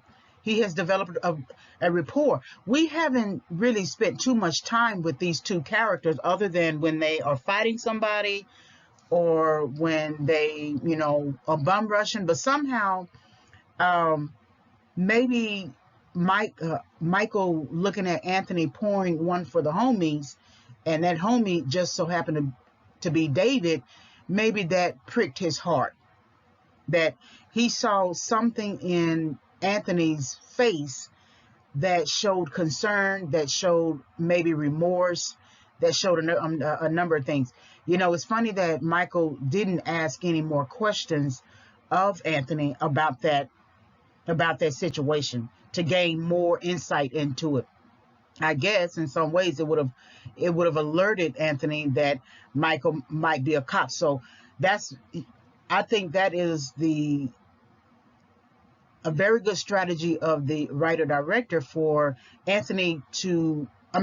Michael to not be so pushy. That he asks a question and then he backs off, right? Or he lets the two men like Anthony and Squat talk about what David was perceived as, right? But he doesn't push too much. He's very reserved, Michael, and that's telling and not telling at the same time, because then if in most cases in most movies when there's an undercover cop, they always try to get as much information as possible. They try to gather and by asking questions, and then you always have this person who perceives the undercover cop who is masquerading as a criminal. They perceive the person as kind of suspiciously. So who is this person asking all these questions and things like that? But the writer-director does a very good job of basically Michael maybe saying one or two things and pulling back and not saying too much more, just being reserved, just listening. So this shows a little bit of brotherly love here in a sense, right? Kind of like an adopted brother, because Michael is always tempted and preoccupied with saving his brother, even though his brother didn't want to be saved. And this sort of reminds you of what he might have done with David, and what he was probably doing all the way up into the time David was killed. This idea of trying to save him, trying to shield him, trying to help him. That's why you will see in the end when he rescues David's pregnant girlfriend, Gloria, it's all about trying to save her and give her a better life. So we cut to this nice island-like area. And I thought this was a very good contrast between one economically depressed area and one economically well-off area. And so now we're going to meet Arturo, and Arturo is a rich character played by Val Kilmer, and he's in his leisure. So it's funny. There's a difference between Zed and Elias and where they reside versus Arturo and where he resides. So in his leisure, in a way, in his retirement age, he's still running things, but he is doing so from a safe space, a safe place. You're not going to catch him out there on the streets. Maybe he hustled years ago and then he got to a certain age and he wants to live a better life, but you're not going to catch him on the streets. You're not going to. He is truly a boss.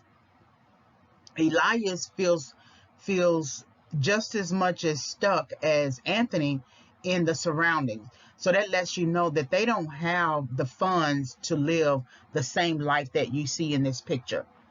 They don't have, if Elias is telling Michael that if he wins the blood match or whatever, that you will have more money than your wildest dreams, that lets you know that they don't have money. They have something, and they have drug activity, and they have networks, and they have strategy and organization, but they don't have what this person has. And there's always a top of the heap. There's always some wealthy person at the top of the heap, and that person may never have ever done street drug dealing. They may have been the person who sponsored someone else and employed other people and had them to do all of it, and sat back in their mansion with relative ease, with security guards and good smelling air, right? Whereas the oxygen is very low when you think about where Michael and Anthony are standing, and that and giving the woman some kind of money, it brings some oxygen to her. The oxygen is very high here. He has access to, not only does he have access to resources and financial resources and money and land and property and territory, right? Territorial wars. You're not going to see this character Arturo invite any of his street thugs or anybody who works for him, right? But he has access to oxygen. He has access to water. He has access to clean smelling air. He has access to birds, He has access to a number of things, and he can leave quicker than what you see Arturo and Squad and Michael where they are. If cops pulled up on them, they have no other recourse but to be arrested, right? This guy here could likely land a helicopter, and he can be out of the country, land a helicopter, take it to his airplane hangar, and then leave the country. And he can take a boat as well and run or do whatever. But he has much more access than the men that you just saw sitting on a car feeling stuck. And they don't have the same kind of economic advantages that this particular Arturo does. So let's look at Arturo. So this is an image of Arturo that I thought was very interesting. He's much older, of course, so then he would definitely be much older than Michael or Anthony. And in some ways, the drug dealer aspires to become Arturo, at least if he has that kind of vision. Arturo probably started out with this vision. Arturo likely already had money or came from money or had access to resources in order to pay for somebody. Arturo doesn't strike me as the type of person who's going to put in a work ethic for drug dealing. That's just not him. He's going to hire somebody. He's going to contract that work out, and so he can continue to sit near the pool. He doesn't have that work ethic. And I think massive enterprises, drug dealing enterprises, cartels, they bet on they gamble on that very ideal that the lower masses of people need work, and that they would do anything to get money, and that they also want to feel like they are special. You know, they already know that they are socially rejected, but they don't want to feel like they are socially rejected. So Arturo is rich. He is sitting at a pool at his leisure. And he uses a terminology that Malcolm X uses concerning a drug deal that he's conducting over the phone. He uses by any means necessary. Now, you know that is crossing the color line. He's also talking about tell me about the American, and then investigate. So you know that the writer-director is crossing the color line here. That is definitely an instance of something that we have been conditioned to hear through Malcolm X. Now, I've been researching some aspects of race issues and by any means necessary, and it did not originate with Malcolm X. I can't remember who the person was, and I would have to think about that later, but it did not originate. And most sayings, most statements, most movements, most strategies do not always originate with that person. That history merely repeats itself. But it is interesting how Arturo is crossing over into another territory and using phrasing that is specific to, say, the black community, right? In the way that Malcolm X promoted it, marketed it, branded it, right? And he's again crossing territory. So it's like taking land, you know, taking, and we would say intellectual property here, right? But taking land, taking something and making it his own and claiming it as his own. And this is all throughout the movie. This is all throughout, you know, just life. That's why we had colonization, right? Going into another land, another territory, dominating the people and stripping them of their land and moving them across the seas, right? Overseas, and making them work and till the land and building a whole new country, right? And so this is what drug dealing really is no different than colonization.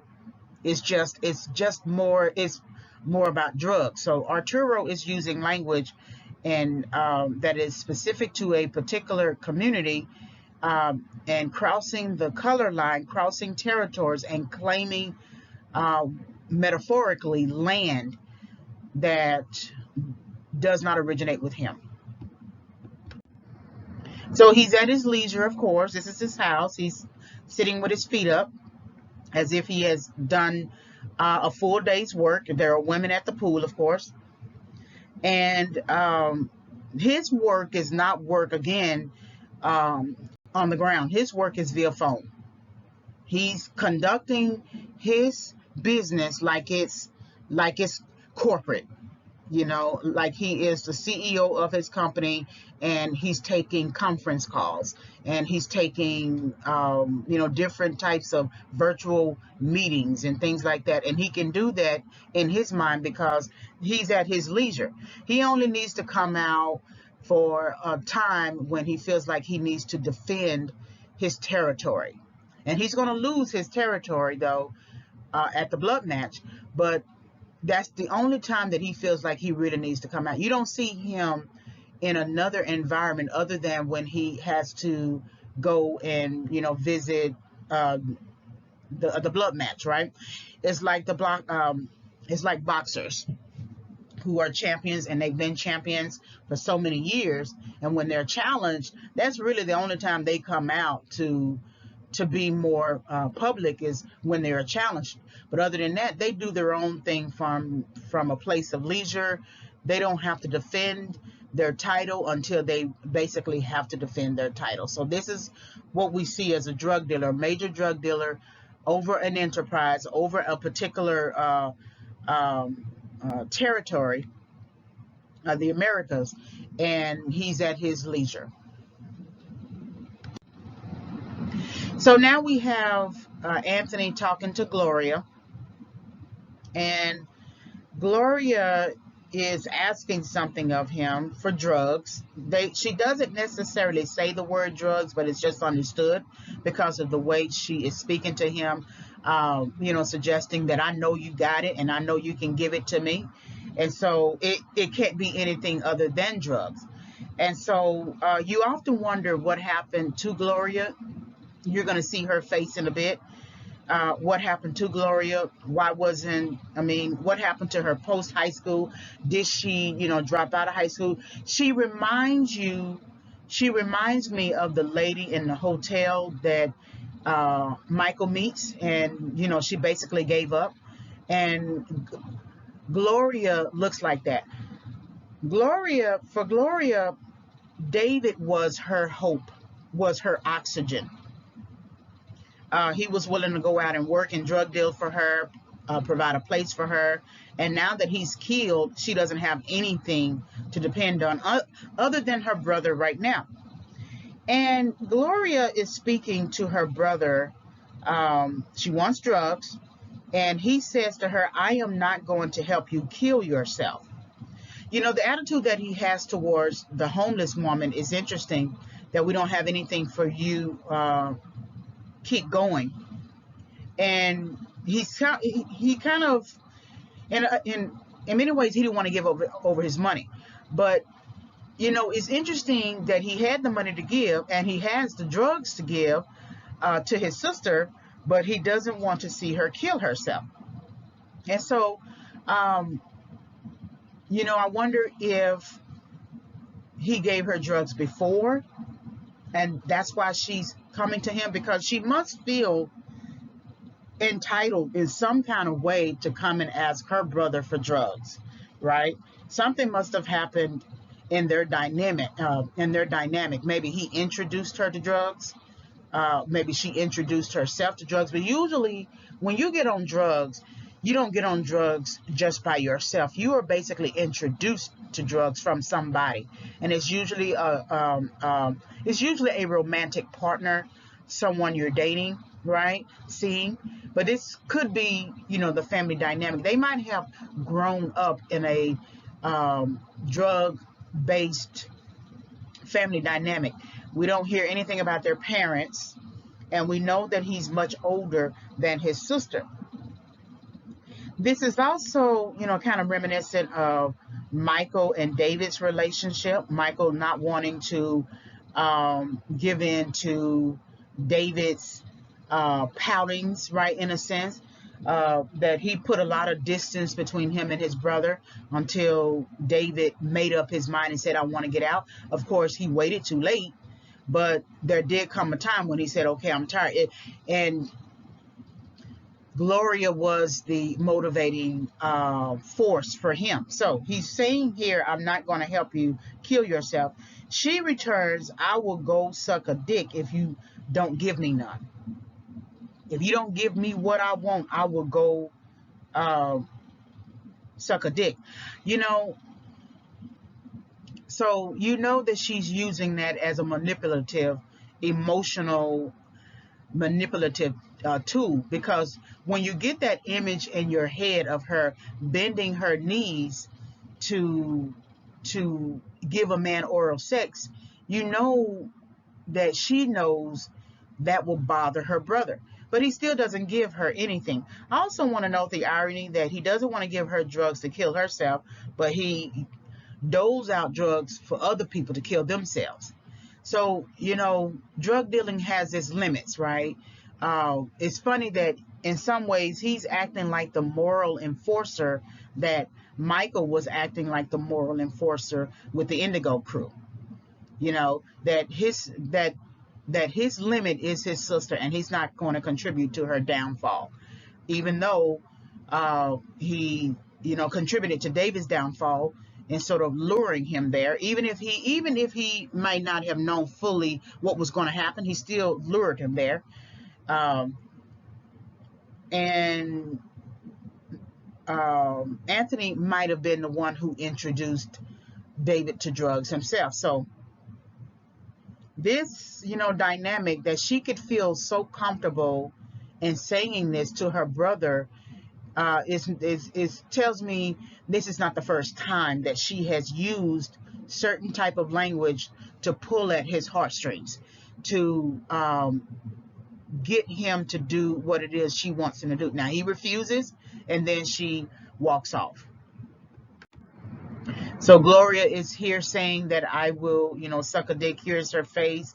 Again, she looks like the younger version of that woman at the hotel. And that if Gloria doesn't make decisions for her life to do better, in some ways it shouldn't always take someone to come along and say, let me help you.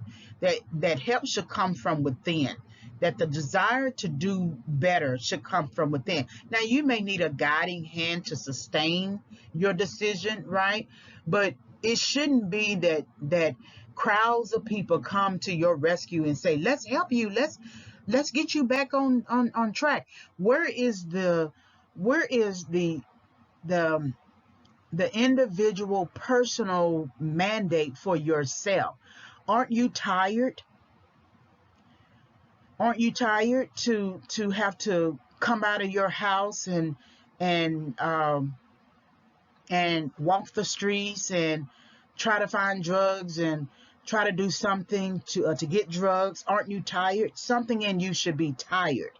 And so she's not tired enough, because she's resorting to these little statements that she knows will pull at him and mess with his head, and he's going to visualize her doing the things that she says she wants to do.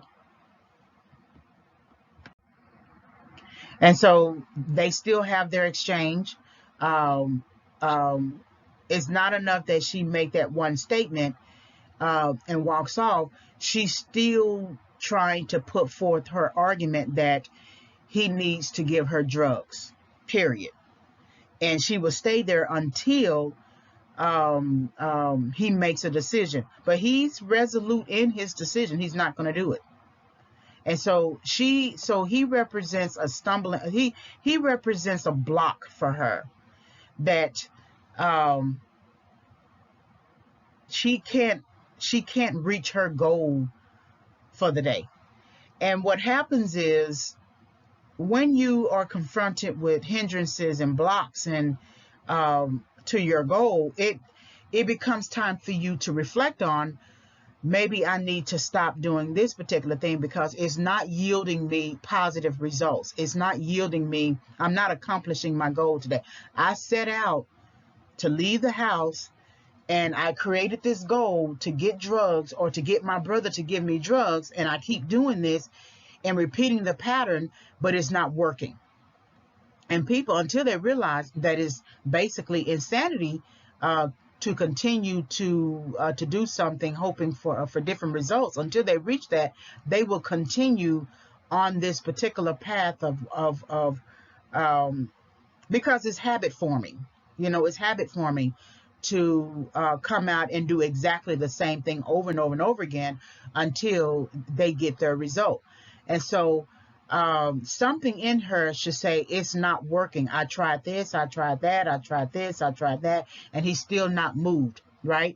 And I often wonder if she has gone behind his back and talked to, some of his crew members, because when she's kidnapped at the end, it's interesting. How is it that she's kidnapped, of all people? How is it that she's kidnapped? How is it that Zed and Elias really know about her?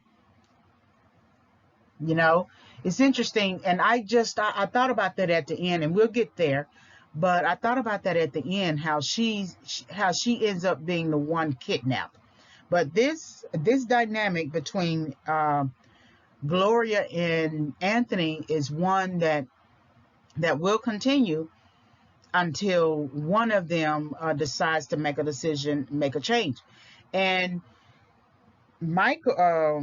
Anthony might have to put some distance between him and his sister, in the same way that Michael had to put some distance between him and David, until David decided that he wanted to change, and until Gloria decides she wants to change.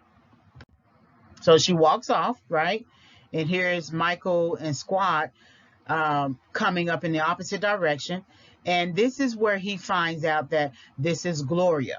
So because she turns around and gives her brother the finger, and it reveals the ring that she's wearing, that it's Michael's mother's ring. So we're going to see that now.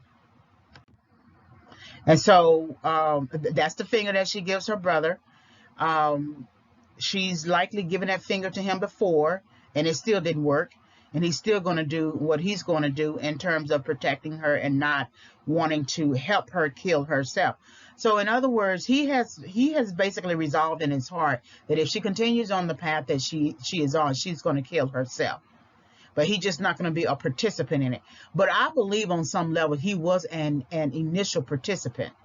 You usually, when you come come into something, you usually want to share it with somebody, especially when you feel kind of fearful of the thing that you have just taken on. You sort of want to spread the risk, right? And so, well, if I give her a little bit, I won't feel as bad about the decision that I'm making to become a drug dealer. So this finger that she puts up is a finger that you can't really trust, because she is reckless. How are you going to put up a finger to somebody who is the only one left to help you? David is dead. And it's interesting that the writer director doesn't have her go to a funeral for David or cry for David, other than when she is meeting with her brother. You know, that is missed as well. Again, that's always the prerogative of the writer director, but it's just interesting that she only cries when Michael confronts her later about wanting to help her and telling her about the ring that she's wearing on her finger. But that finger up it says a lot without even saying a lot. And that's a person that you can't trust, because no matter what you do for that person is going to put that finger up. No matter if you give that person all the drugs in the world, or you give that person all the money in the world, or you give that person all the resources in the world, right, to do better in life, that person is always going to put that finger up. She is not sorry for her decision. It takes a long time to visualize a decision that you're going to make. And before she put this finger up, she had already, visualized this. It's habit forming for her. In the same way that she leaves out to try to find drugs or try to, get drugs by any other means, this raising the finger and, cussing somebody out or something like that, she's been doing this for a long time. So then when did this finger begin? When did her setback begin? When did she start using it as a child while she was on the playground? Did she start using it as a teenager? Most likely. She seems like she's probably 18, 19, 20 years old, maybe 21. But when did this finger begin? When did she feel comfortable enough to throw up a finger in somebody's face or from a distance? And really from a distance, it's funny that she didn't do it in front of his face. So on some level, she's not crazy. She knows that there are some things that she can say to her brother, and then there are some things she can't do to her brother because he might get violent with her or something like that. She does what she does from a distance. And so that finger represents some kind of setback for her, because you can't give the finger to everything. You can't give the finger to everybody. You can't give the finger to the only person who is able to help you. She's given the finger to the only person left who is able to help her. So that finger has history. That finger has a dialogue. It has a narrative. It has a habit. It has um, um, a fake wisdom about it, right? Ego, pride. There's a lot going on with that one finger. So they are discussing how they're going to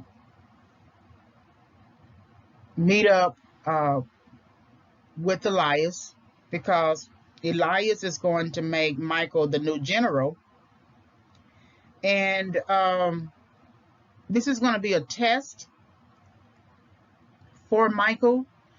And Squad here with the two braids is just has a lot of energy beyond what he needs to have for the situation, right?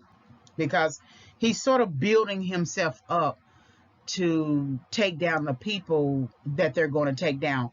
And I think it's still going into the Indigo crew area, right? And Anthony is going to outline to Elias Michael's, quote unquote good deeds, right? What he has been doing up until this point, proving himself.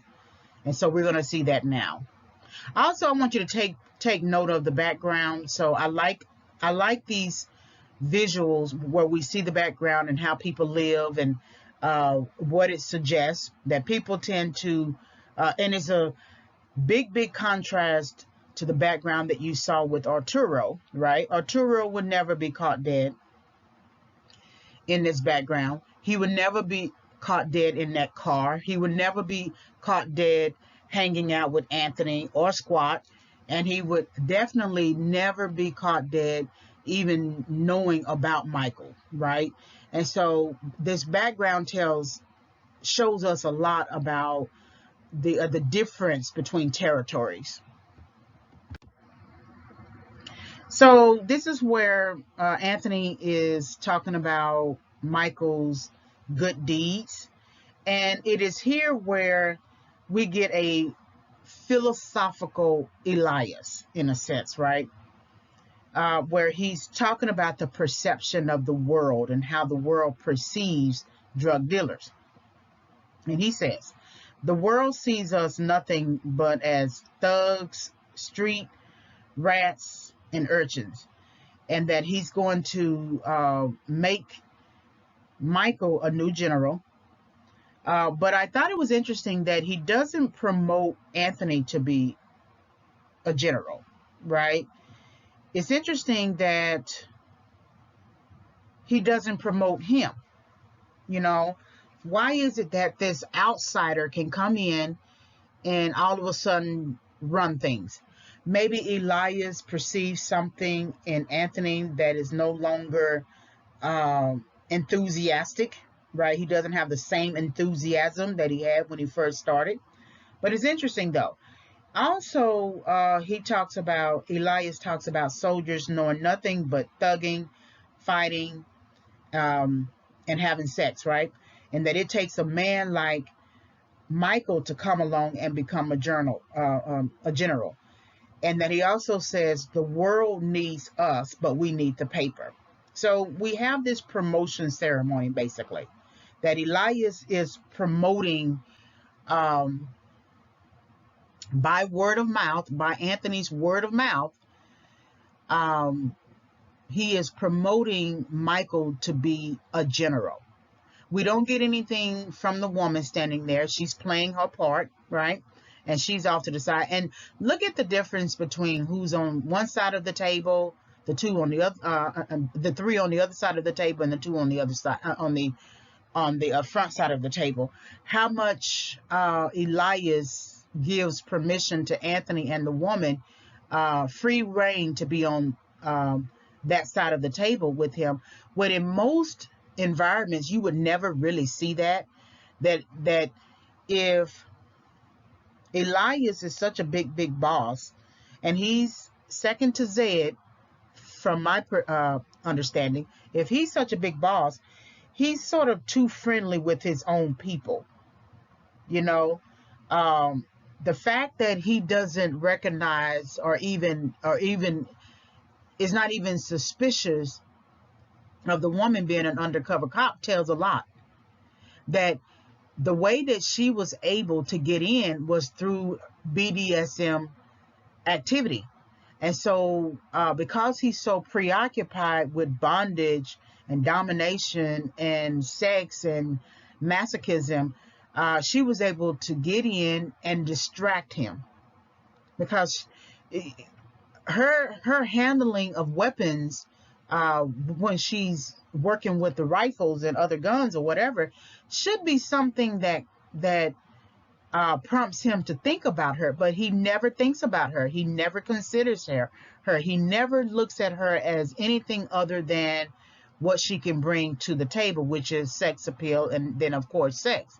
And then Anthony standing off to his right suggests that there is some sort of trust between Elias and Anthony, but again, they being behind the table as if they are co-partners is something to think about. So that lets you know Elias is really not business minded. He's not a leader in terms of being a head drug dealer. I don't think you would ever see Zed standing there and Anthony and the woman standing beside him. I just don't think so. That there's only room for one person at the table in terms of leadership, and that should be either Zed or Elias within that room. So I just thought that was kind of interesting. This is basically a promotion ceremony. So we're now at the spot where they're going to bomb rush the Indigo crew. Notice Anya's face. And remember, Anya is an undercover cop. So the way that Michael is conducting this operation reminds her of something. And remember, Anya is the one who has history with this assassin group. She knows how they operate. And she makes a point later when she reveals herself as an undercover cop and reveals that she knows who he is, that if you hadn't have been there, if Michael hadn't have been there, they would have gone in, guns a-blazing, no organization, no strategy. But the fact that he's having kind of like a briefing meeting, right, in a sense, Michael is tapping into the skills learned as a cop. And so he is having essentially a briefing meeting so that everyone is organized and everyone is on the same page. And none of these people still suspects him. Nobody, other than Anya, because she knows the lingo. She knows the strategy. She knows how this works. Well, for Anya, this is kind of like a setback for her because she thought she was the only one undercover. And the possibility that there may be somebody else who is also undercover that she never had the opportunity to coordinate with creates a setback for her, because then she has to figure out what he knows. And then when he realizes, when she reveals herself, he got to figure out what she knows. So this is sort of like a setback for her because she thought she had this all under her control, and that she thought she knew all of the people who were part of this crew. And this person coming in is a setback for her. Another thing to note is that Anya is also the one who says to Michael at his promotion ceremony, "I'll be watching you tonight to see how good you really are." So there's that sort of watching again. Well, this shifts her strategy because she's been watching all the people around her in terms of trying to figure out who they are and, gaining intelligence about the situation. Now she is forced to change her strategy to begin thinking about Michael and watching him. And her watching is going to lead to her having sex with him as a way to get his DNA later. But so again, like I said, this is a setback for her because she honestly thought that she knew all the people in this in this group, in this drug dealing enterprise, and to now have to regroup and think about who this person is, who Michael is, and why he's here, is something that is going to shift her view in terms of watching him and trying to figure out who he is. The last thing I want to say about Anya, which is interesting, as much as Anya is trying to look like them in terms of being a part of a drug criminal enterprise, she still holds her gun like a cop. And it's interesting that Michael doesn't detect her as a cop. Now that is, my goodness. Oh my goodness. I did not think about that. That Michael doesn't detect her as a cop. Look at how she's holding a gun. Most gangbangers don't hold a gun like that. They hold it out to the side. It's usually in their pocket, really. And so she's holding a gun like she is about to, go into a meth lab and take it down. But Michael is so preoccupied with strategizing through his briefing exercises that he doesn't see her. He doesn't suspect her. When he looks over at her during that debauchery scene, there's nothing on the inside of him. Even when he comes in with the other two other guys, Anthony and Squad, that 3-shot of them coming into the warehouse, and she's handling the guns and rifles and everything. Nothing in him sparks an interest in who is she? What kind of person is she? She doesn't look like the same type of woman that these other women are, tied up, as part of Elias's entertainment. So who is she? And the way she's holding his gun, the way she's standing, the way her hair is pulled back in every instance, it reeks of cop. Even I thought that before the writer-director reveals who she is, I thought she looked strange. I wondered about her. So the writer-director positioning her in this way and giving us a view of her and how she stands is very much strategic, maybe in pulling at our senses, in the same way that Gloria says something to pull at her brother's senses. Her stance here is pulling at our senses, and her lowered head and her face as being kind of confused about the situation is also pulling at our senses. Now we are wondering about her. We didn't really wonder about her before, but the way that she's holding his gun and listening to how Michael is conducting this exercise is something that is really giving us pause.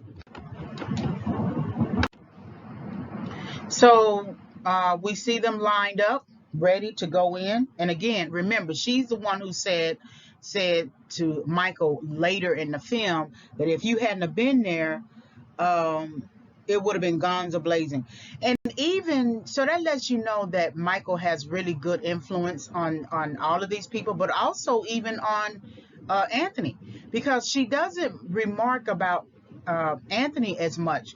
If Anthony was a true leader, why would she need to make a point about Michael being a cop, and that had he not been there, it would have been guns a-blazing? So she's suggesting that there's a big contrast between how Michael handled this situation and how even Anthony handled this situation. Even though Anthony is leading off after Michael's, briefing, it's funny that she doesn't have a good word to say about him or any kind of word about his leadership, right?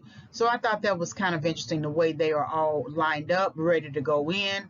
Michael is the one who briefed, but Anthony is standing up here at the front, and Anya didn't say anything about him, and she doesn't have anything to say about him later on. So we have this scene. It's a good setup. Basically, everyone is just sitting around, smoking, drinking, talking, in the back room, they are preparing drugs.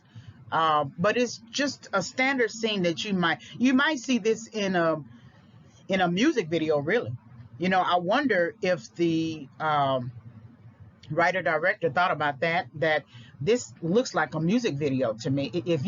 If I would have given you the full view of it, you could see that it's a music video. But there's a difference between this environment and the environment with Elias. We don't see dancing women, we don't see bondage, we don't see anything of what we saw in the environment with Elias. It's kind of interesting to me that there were no guards outside the building where Michael, Anthony, and Anya and the other crew were lining up to go in to come into this environment. So that suggests on some level that they feel like this is a safe space for them, that there's no sense of urgency. I mean, I don't remember even in the full visual of anyone standing guard. I don't remember seeing a gun, a person, usually, in certain drug-based environments, you see somebody holding a gun or something like that. And you don't even see them, a gun off to the side or anything. So they feel comfortable. Now, of course, this is the epitome of setback as well, that they feel comfortable in their setback. That there's no sense of urgency that, okay, what I'm doing here, sitting around drugs, preparing drugs to sell and things like that this is wrong for me to do. They don't have any sense of that. They don't care about that. Whatever they felt about it initially when they first started, that has gone out the window, right? So you have to wonder what was their initial decision that pushed them into this kind of setback, so that they are basically, desensitized. This guy with the glasses, the shades, is no different than Elias. He's not a boss. It's clear that he's not a boss in this particular visual, in this frame, but he's really no different in a sense than Elias, that they are essentially, desensitized.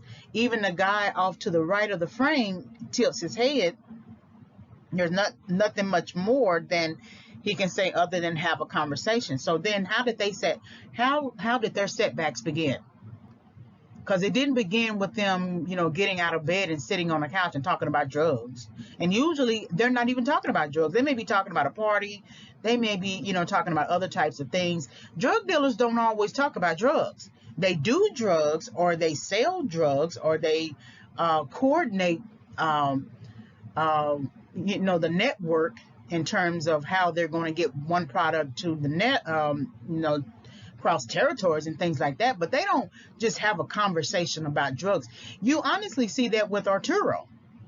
The strangest thing, that he's the CEO, basically, of his own sort of drug dealing enterprise. So he's coordinating meetings and ways to get the product across the border and things. He's talking about drugs. But these are little foot soldiers. They're not talking about drugs. Only when they're triggered and it's time to perform, what a drug dealer looks like and what a drug dealer does, only then are they talking about drugs. But right here, they're just probably having a conversation, a regular type of conversation. So they come in blazing, right? Anya is pointing, and you're still going to see Anya also pointing. This is the scene where I thought to myself that Anthony was undercover, because the way he moves about, he doesn't really move about as a drug dealer. Squat definitely moves about as a drug dealer. He acts like he has ants in his pants. I don't understand what the anxiety is. He's already made the decision to be a drug dealer, so what's the big deal? But the way that Anthony moves about, and it's clear that Anya is a cop, I just wondered to myself if he was a cop himself.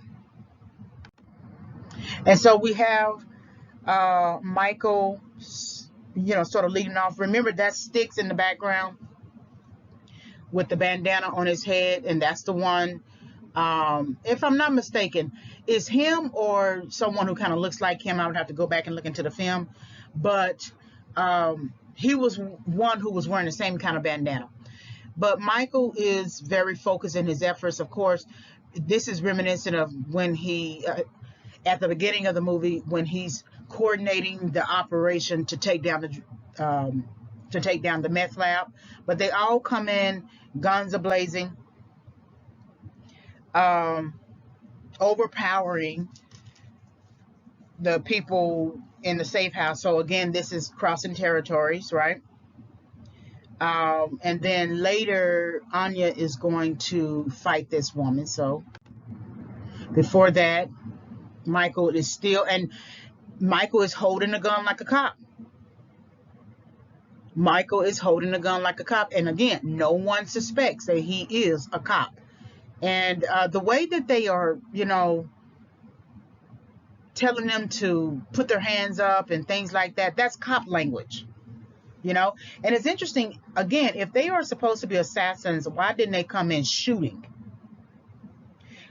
I don't know why the writer-director doesn't have them shoot, maybe because of budget.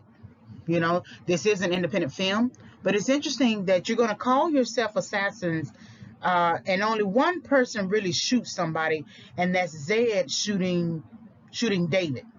But all these people who are supposed to be trained assassins, right, according to, the lingo, and skilled and aggressive, why aren't they shooting people? Why aren't they killing people? So that's a interesting conflict with the narrative in terms of development.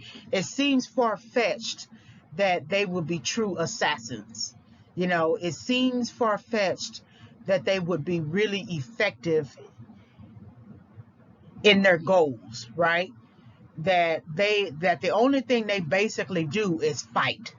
Well, isn't assassins supposed to be a higher, more elite force of drug dealers and fighters and things like that? And the Indigo crew is a crew that you got to always take down because they are mediocre or something like that. Okay, because I'm quite sure the Indigo crew was willing to come at the assassins, meaning that it was the Indigo crew who did the drive-by, right? So they were willing to shoot.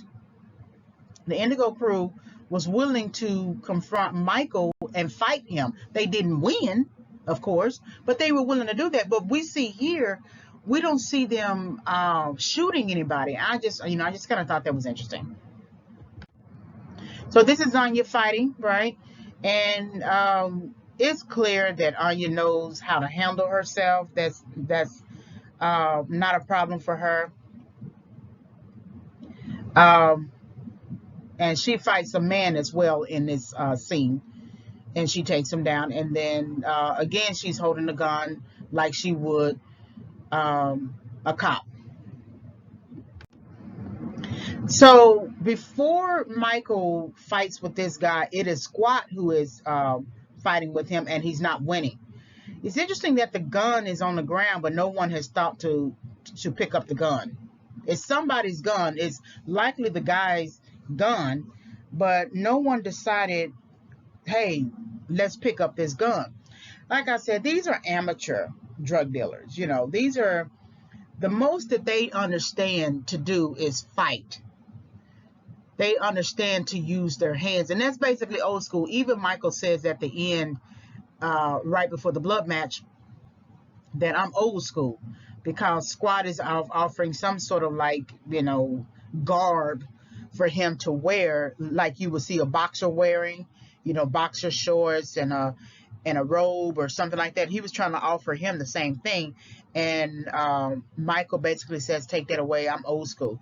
And so this represents old school, that you don't need a gun, right, to take down somebody. You just fight them. And so we see Michael performing, right, because remember, I think he's still in test mode. Even though he's been promoted to general, he's still having to prove his loyalty. And when Squad is when a guy is beating up Squat, Michael comes in and says, I got it, right? Meaning that I got this, I understand this, I understand the skill level needed. So then when you look at Squat, why couldn't Squat, with all that energy that he demonstrates within the movie, why couldn't he take this guy down? The guy doesn't look like he's big enough that Squat couldn't take him down. So what's missing in Squat's fighting skill repertoire, right? What is missing there? Because that's a setback for him. He should have been able to take this guy down. It shouldn't have taken really the main person to come along, Michael as a general, to come along and take this guy down. In the same way that it shouldn't have taken Zed to come along and shoot David. Why wasn't Elias much more keen? Where was his vision? Why couldn't he take him down much earlier so that Zed didn't have to come in and do the grunt work? So this is what you see, Michael having to do the grunt work for a person who is really not as skilled as he presents himself to be. So then what is Squat missing? What kind of skill level is he missing? Does he lean too heavily on other people to fight his battles for him? Because he's a man and he can't fight his own battles, and he takes another man to come in and fight his own battles. But he has all this strength. He got these two braids. He got these built physique. He got all this energy. He's always acting like it's time to go. Let's do this. But when given the challenge to fight this guy here, who doesn't seem like he's all that taller than Squat, right? To fight this guy here, he couldn't do it. So this is a setback for him, for which he's not going to reflect on, because as long as Michael comes in and saves the day like Superman, he's going to always rely on Michael. Michael now is the new general, and of course maybe he needs to prove himself. But it's interesting that he couldn't sort of lead Squat into finishing the task that Squat started, that Squat didn't finish. That's important to note. Squat didn't finish. And so, and it took someone else coming in to finish his work. This sort of scene also reminds me of watching TV. You know, Anthony and Squat are merely watching Michael fight this guy, right? There isn't anything in them other than to watch. And, in these environments, you're triggered in many ways, right? But it's important to note that this is sort of like that watching aspect of it. I'm beginning to think watching is sort of like a sub thing. It's a sub thing to the theme that I'm proposing, but it could be definitely a main theme to the film itself, right? For another film analysis. And if they're watching like they're watching TV, all they basically need is remote. And so now Michael is, displaying skills, right? Where he got these skills, we don't know. That he's able to defend himself very well. They go rounds, he fights him and takes him down. We don't see this skill displayed, however, at the beginning of the film. We see him boxing, but we don't see anything that tells us that he has these types of defensive skills. Now, again, this could be the prerogative of the writer-director, but I would have thought on some level that he would have exposed us to Michael and his fighting arsenal, his repertoire of skill set, right? His knowledge base. But he definitely knew what skills to come in with, knowing the environment and knowing there's at least one or two people who have certain types of skill sets that require a certain type of defense. So I don't know, it's kind of interesting that we don't get this much earlier. And then Michael is if you look at this scene in the film, it works again like an argument. There's claim, counterclaim, evidence, and rebuttal, and they go back and forth with each other, and Michael is winning. But it is this hit right here with his fist that takes down this guy, that finally takes down this big guy who has height on him, who has um, some fighting skill. But it's interesting that he can't take down Michael, that he has much more height on him and um, fight in him to the point that he should have been able to, body slam Michael or something like that. But he's not. He's not able to do that. He was able to take down or fight Squad, but he can't fight Michael. And so this hit right here is the rebuttal hit, or is the counterclaim hit or something like that. This hit here takes him down. And it looks like he's wearing dog tags, so he might have had some previous military experience. We don't know if Michael has had previous military experience, but the way he handles himself maybe suggests that he has had some kind of experience like that. And so now the guy's down. And this is reminiscent of all the different fights that Michael and Anthony have had, where the guy is now taken down. And then Michael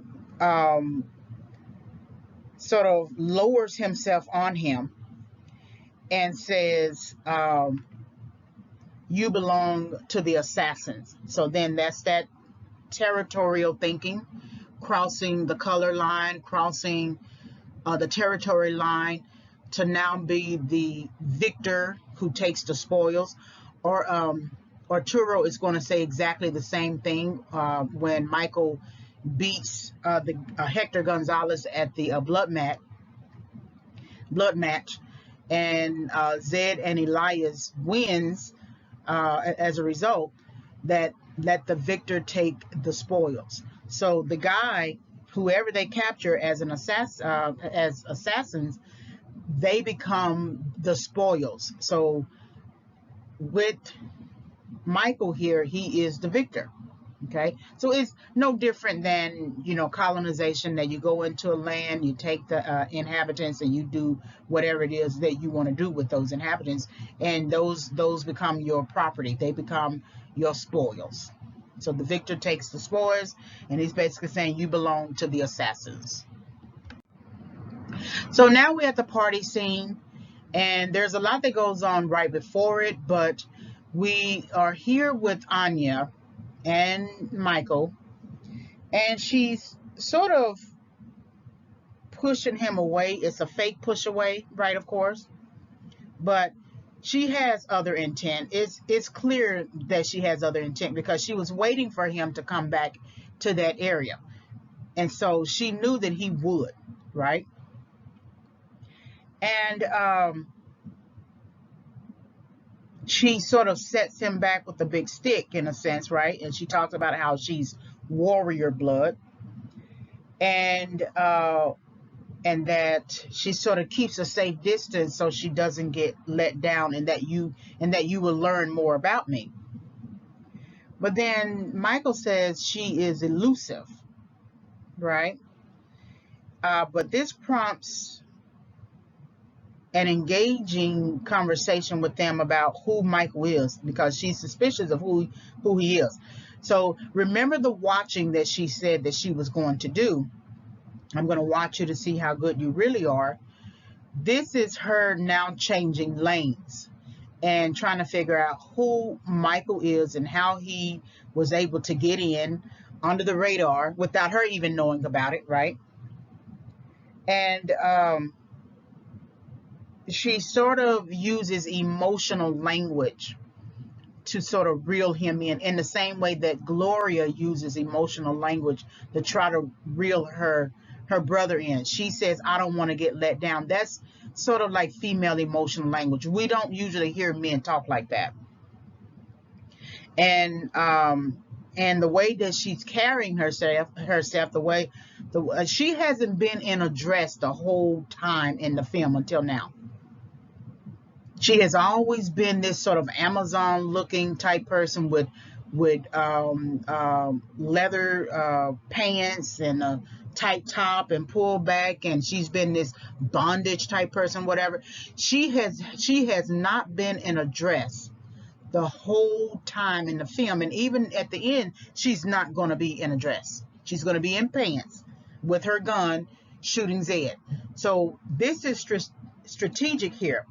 We know that it's easier to, raise a dress, right, for a sex scene, or we know that there's this feminine aspect that she wants to put forth, and the writer director definitely has this in mind, that there's a feminine aspect that she wants to put forth, that she's not as hard as she's been presenting herself, that she's a girl, that she's a woman, and that she wants to be loved, and that she wants to be held, right, without necessarily saying those words, right?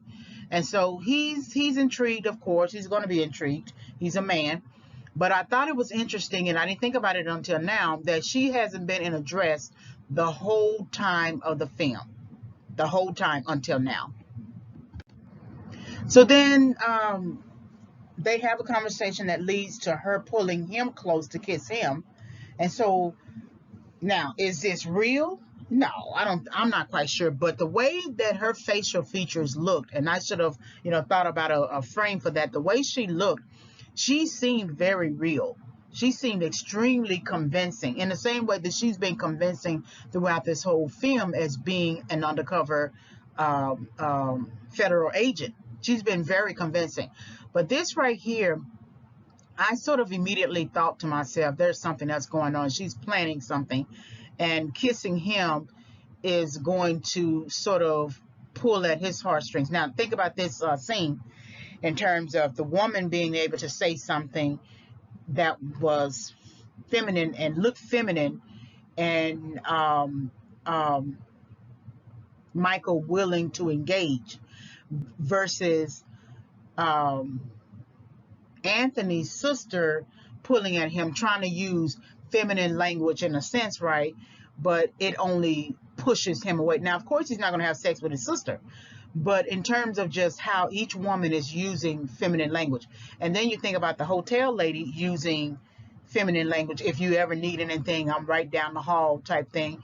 And he wasn't willing to engage, even though there was opportunity right in front of him to do something with the woman. He wasn't willing to do it. So this woman here is kind of like sort of like the woman of the film who could get Michael to move, to change, to do something different, right? And we see this now because she has managed to get him to do something different. So now he's sort of engaging her in a sexual act, right? And I wonder how tired he is of sort of having to play this role, that he can just relax. He doesn't know that this woman is an undercover federal agent, but there's some willingness on the inside of him to engage her in this way. But then this is not a proving loyalty task here. Elias is not using Anya to persuade or move Michael. Anya is using herself. And so that means Elias is somewhere in his debauchery, and the party is going on, and they are engaging themselves while a party is going on. There's no door. There's just some kind of divider, right? But there's no door to hide them. So it's interesting. It's kind of interesting. So then Michael has let down his guard.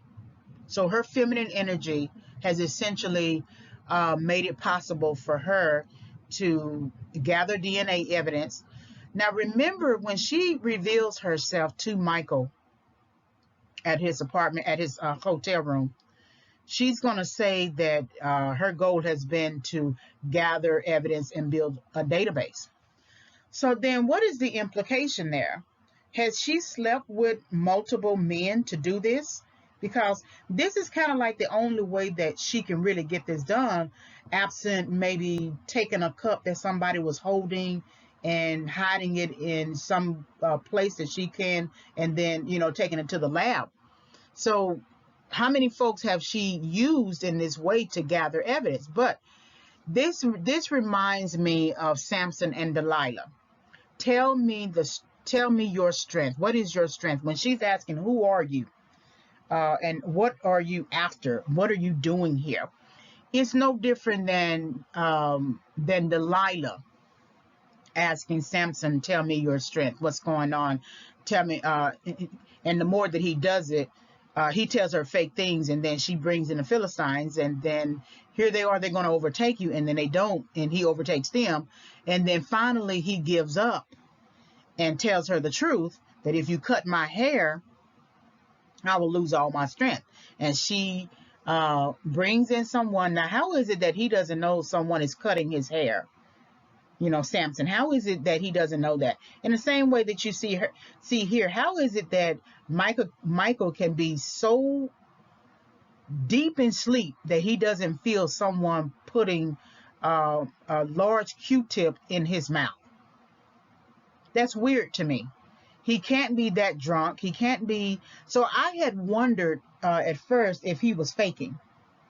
I wondered if he was on to her or something, or he was just faking and just playing out the role, but he wasn't. He was really asleep. So somewhere he let his guard down with this woman, and it was likely much earlier when he saw her for the first time. So she pricked his heart much earlier. But to lay in this bed and not detect anything, not even detect her movement, her smells, her putting this thing in his mouth, or not even that, lets you know he's tired and that he has loosened his guard. So then we can conclude that this is a major setback for him, because if he's going to be revealed, that's going to set back his agenda. Now, she's not going to tell off on him. She's going to reveal that she knows who he is, and she's not going to tell off on him. But this is a setback for him, because in all this time throughout the film, he's been in control, in the same way that she's been in control. He's managed everything. He's managed the fights. He's managed his language, his tongue. He's very careful about his tongue. He doesn't speak his mind so freely. He's not hasty in how he interacts with everyone. And he's managed to fool everyone into believing that he's one of them. And so to now be revealed by a woman, taken down by a woman, no less, is going to be a setback for him that he's going to have to overcome. And the only way that he's going to have to overcome is sort of to push this idea of trying to get to Zed much quicker. That's why he doesn't have a problem fighting in the blood match. Well, it's expected of him anyway. So Billy is talking to him because, remember, he had asked Billy to conduct an investigation, and Billy basically reveals, before Anya can reveal, that the feds are all over this particular issue with Zed and Elias. So it works kind of like a warning for Michael, right? And Billy basically says, I know what you're trying to do. And he's the one who calls it vigilante. He's the one who uses the word vigilante in this particular instance. But he makes a very interesting statement to Michael over the phone. And it works like a warning and a moral imperative at the same time, in that this is really Michael's crossroad moment between life and death. This is truly his crossroad moment. So he says, Billy says, with the badge, if you do anything with the badge, it's justice served. But if you do anything without a badge, it's murder. And Billy offers his services. I will, just let me know, and I'll be Johnny on the spot. He offers help. But it is Michael who says, no, I got to keep this clean. But this is really his true crossroad moment, because he's getting a moral imperative. For some parts of the film, he's been like a moral enforcer, especially with Indigo, right? And he takes over, certain battles and things like that. But this is the crossroad moment. This is because if he slips too far into trying to find Zed to kill him, there's no true turning back. He could always make the case, even if he didn't receive the authority to go undercover, he could always make the case that I was trying to gain as much intel and then come back and give you a report for when we actually do go undercover, right? But he couldn't do that if he shoots and kills somebody. So now we kind of understand why the writer-director is choosing for Michael not to shoot somebody. We still don't understand why the writer-director doesn't allow for, say, Anthony to shoot somebody, or even Squat. Squat is so hyper. He's so hyper. He's so anxious. Why isn't he shooting somebody? Why isn't he really demonstrated as reckless? Because of the way he acts, the way he thinks, his dialogue is reckless. Why isn't it? He should probably be the biggest stumbling block in the movie, but he's not somehow. But Billy is the one that the writer-director uses to issue a moral imperative that Michael needs to make a decision.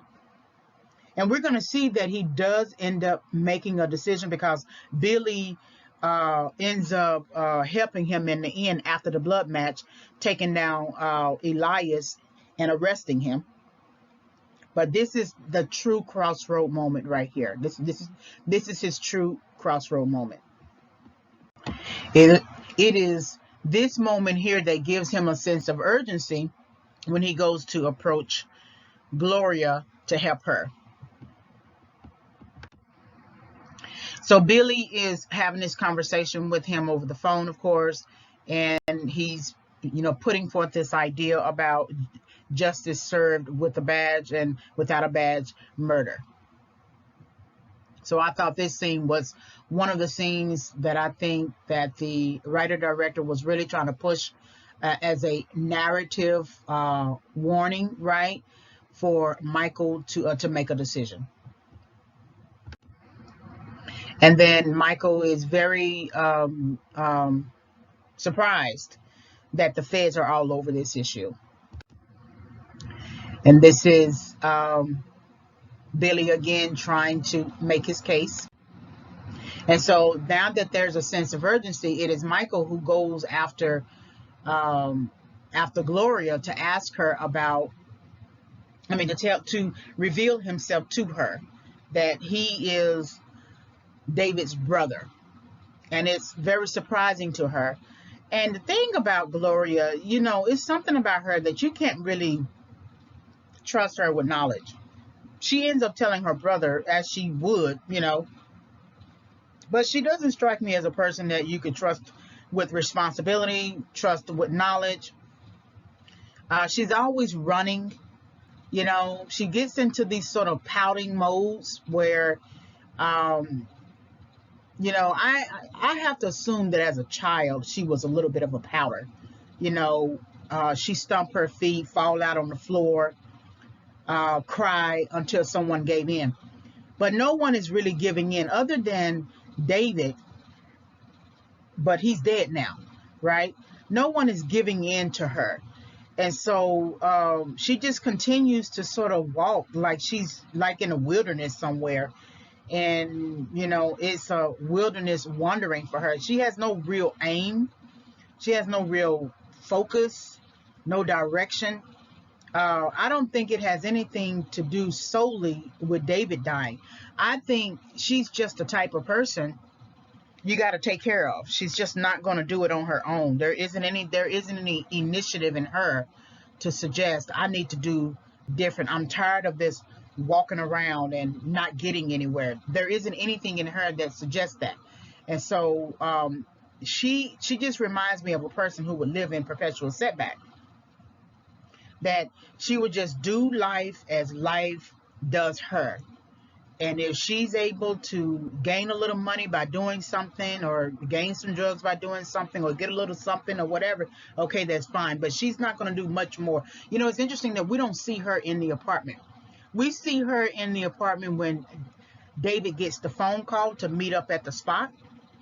But we don't see her cleaning up. We don't see her cooking David any food. We don't see David really engaging her. She's just asleep in the bed. So Gloria is the type of person, there's something going on with Gloria that is sort of insecure with her. She reflects an insecure attachment. No, she doesn't really trust anything. She doesn't stick with anything too long, and she'll leave at the drop of a hat, and she'll try to emotionally manipulate you to get what she wants. And this is Michael trying to appeal to her. So first she flirts with Michael, you know, saying, aren't you one of Anthony's boys, right? And so, but Michael shuts that down and reveals who he is. And she basically, and he basically says, I'm trying to get you out of here. You're having David's baby. That's why I'm here. Let me help you. You have my mother's ring, right? Meaning that there's something special about you, so much to the point that I need to help you. And my brother David is gone, so the only thing that's left over in terms of his legacy is the child that you're carrying. And I don't want you out here by yourself, unable to care for yourself, scared, you know, to raise this baby alone. You know, it's interesting that Anthony does not sort of address the fact that she has a baby. He says to her, I'm not going to help you kill yourself. But he doesn't really address the presence of her belly. Not really. You know, it's interesting that he was there at David's killing, but he doesn't say anything about it. Now, of course, he's not going to say anything about it, right? But it's interesting that he put so much emotional distance between him and his sister about that one knowledge. And that it takes Gloria talking to Michael about how you people killed the only person I ever loved. And she's talking about David, for her to show any real emotion, to reveal her truth. When she's talking to her brother, she's only trying to get something out of him. So she understands that's the only kind of relationship she can ever have with him. She can't speak her mind. She can't reveal her emotions. She can't reveal how hurt she is and how much pain she is over David's death. It takes Michael coming along, his presence, coming along and saying that he wants to help her. Because remember, Anthony is not saying that he wants to help her. He's saying, I'm not going to help you kill yourself. That's a big, big difference. Michael is coming along and saying, I want to help you. So something in what he's saying has pricked her heart to now, for her to now just not explode, but just spill her guts, so to speak, right? That y'all killed the only person I ever loved. And so he continues to appeal to her in the same way that she likes to appeal to her brother.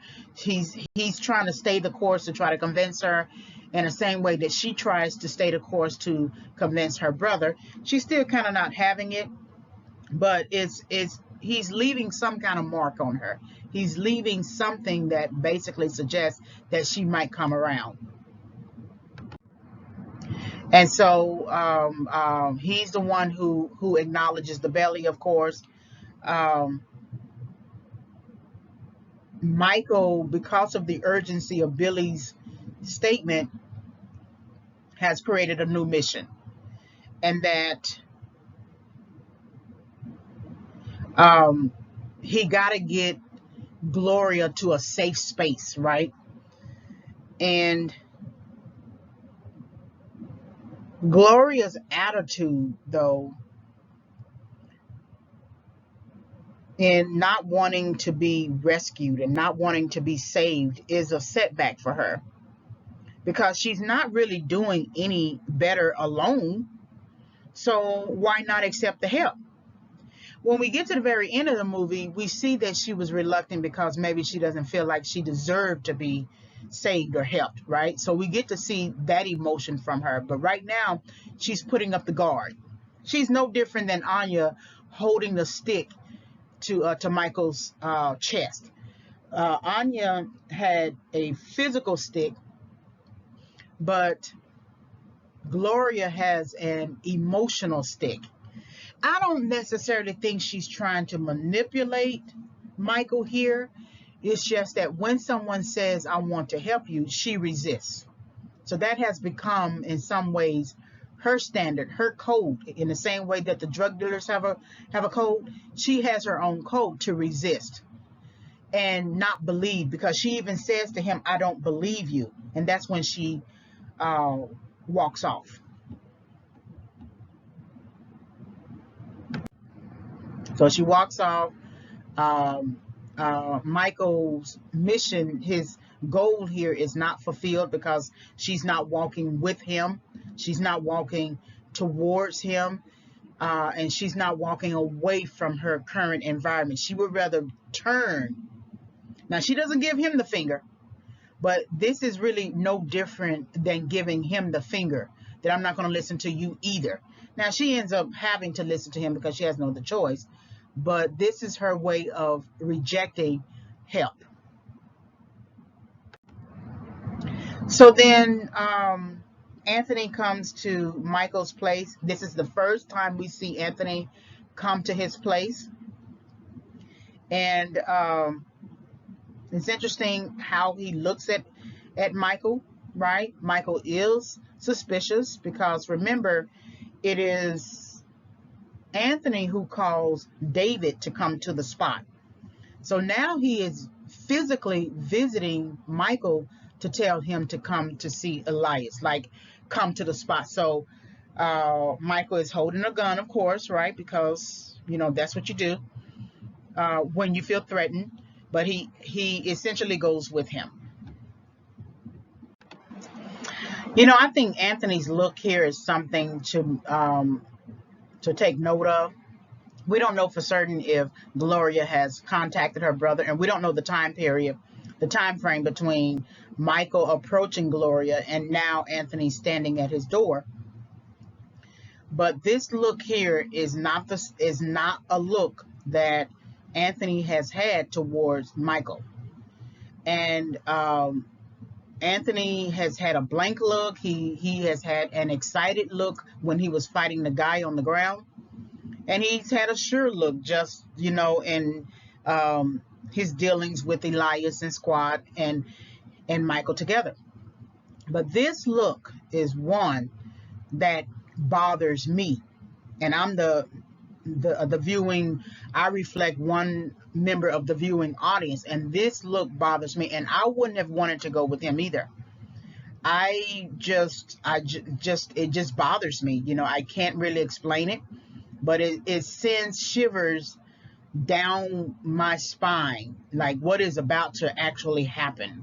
And the writer-director really conveys suspicion very well with this look. Trying to figure out who Michael is, right? And he still doesn't think of Michael as a cop. Because even when he calls him later about Gloria, is still from a standpoint of being an assassin whose brother was David, who got killed. But this look is something to think about, and this actor Edward Quinn really does convey suspicion very well, almost borderline contempt. as if Michael has done him an injustice in a sense, right? Remember what Billy says, that with the badge, justice served, but without a badge, it's murder. And it's almost like Anthony here is feeling um, that Michael is not telling the full truth, that there is something that he's hiding. And it's hard for him to really stay within his suspicion because of Michael's surroundings, because Michael knows how to handle himself. Michael knows how to talk the game, talk the way necessary to maintain his cover. But that image, that look, and Anthony has shown us many looks, but that one is the one that kind of scares me. So they're having a conversation. Anya is in the middle, right? Smoking, holding a gun. Now, this is the Anya who looks like she doesn't know how to handle a gun.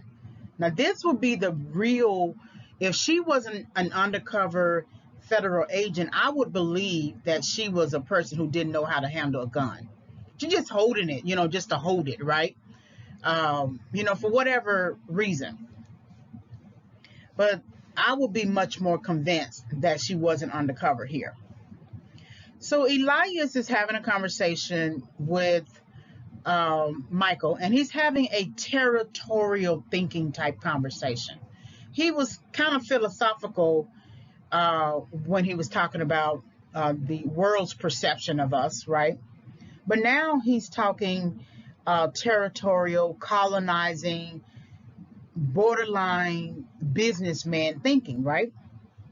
So he makes this statement: we don't divide and conquer, we conquer and divide, right? And I never heard that before. Someone might have said it, but I never heard it before.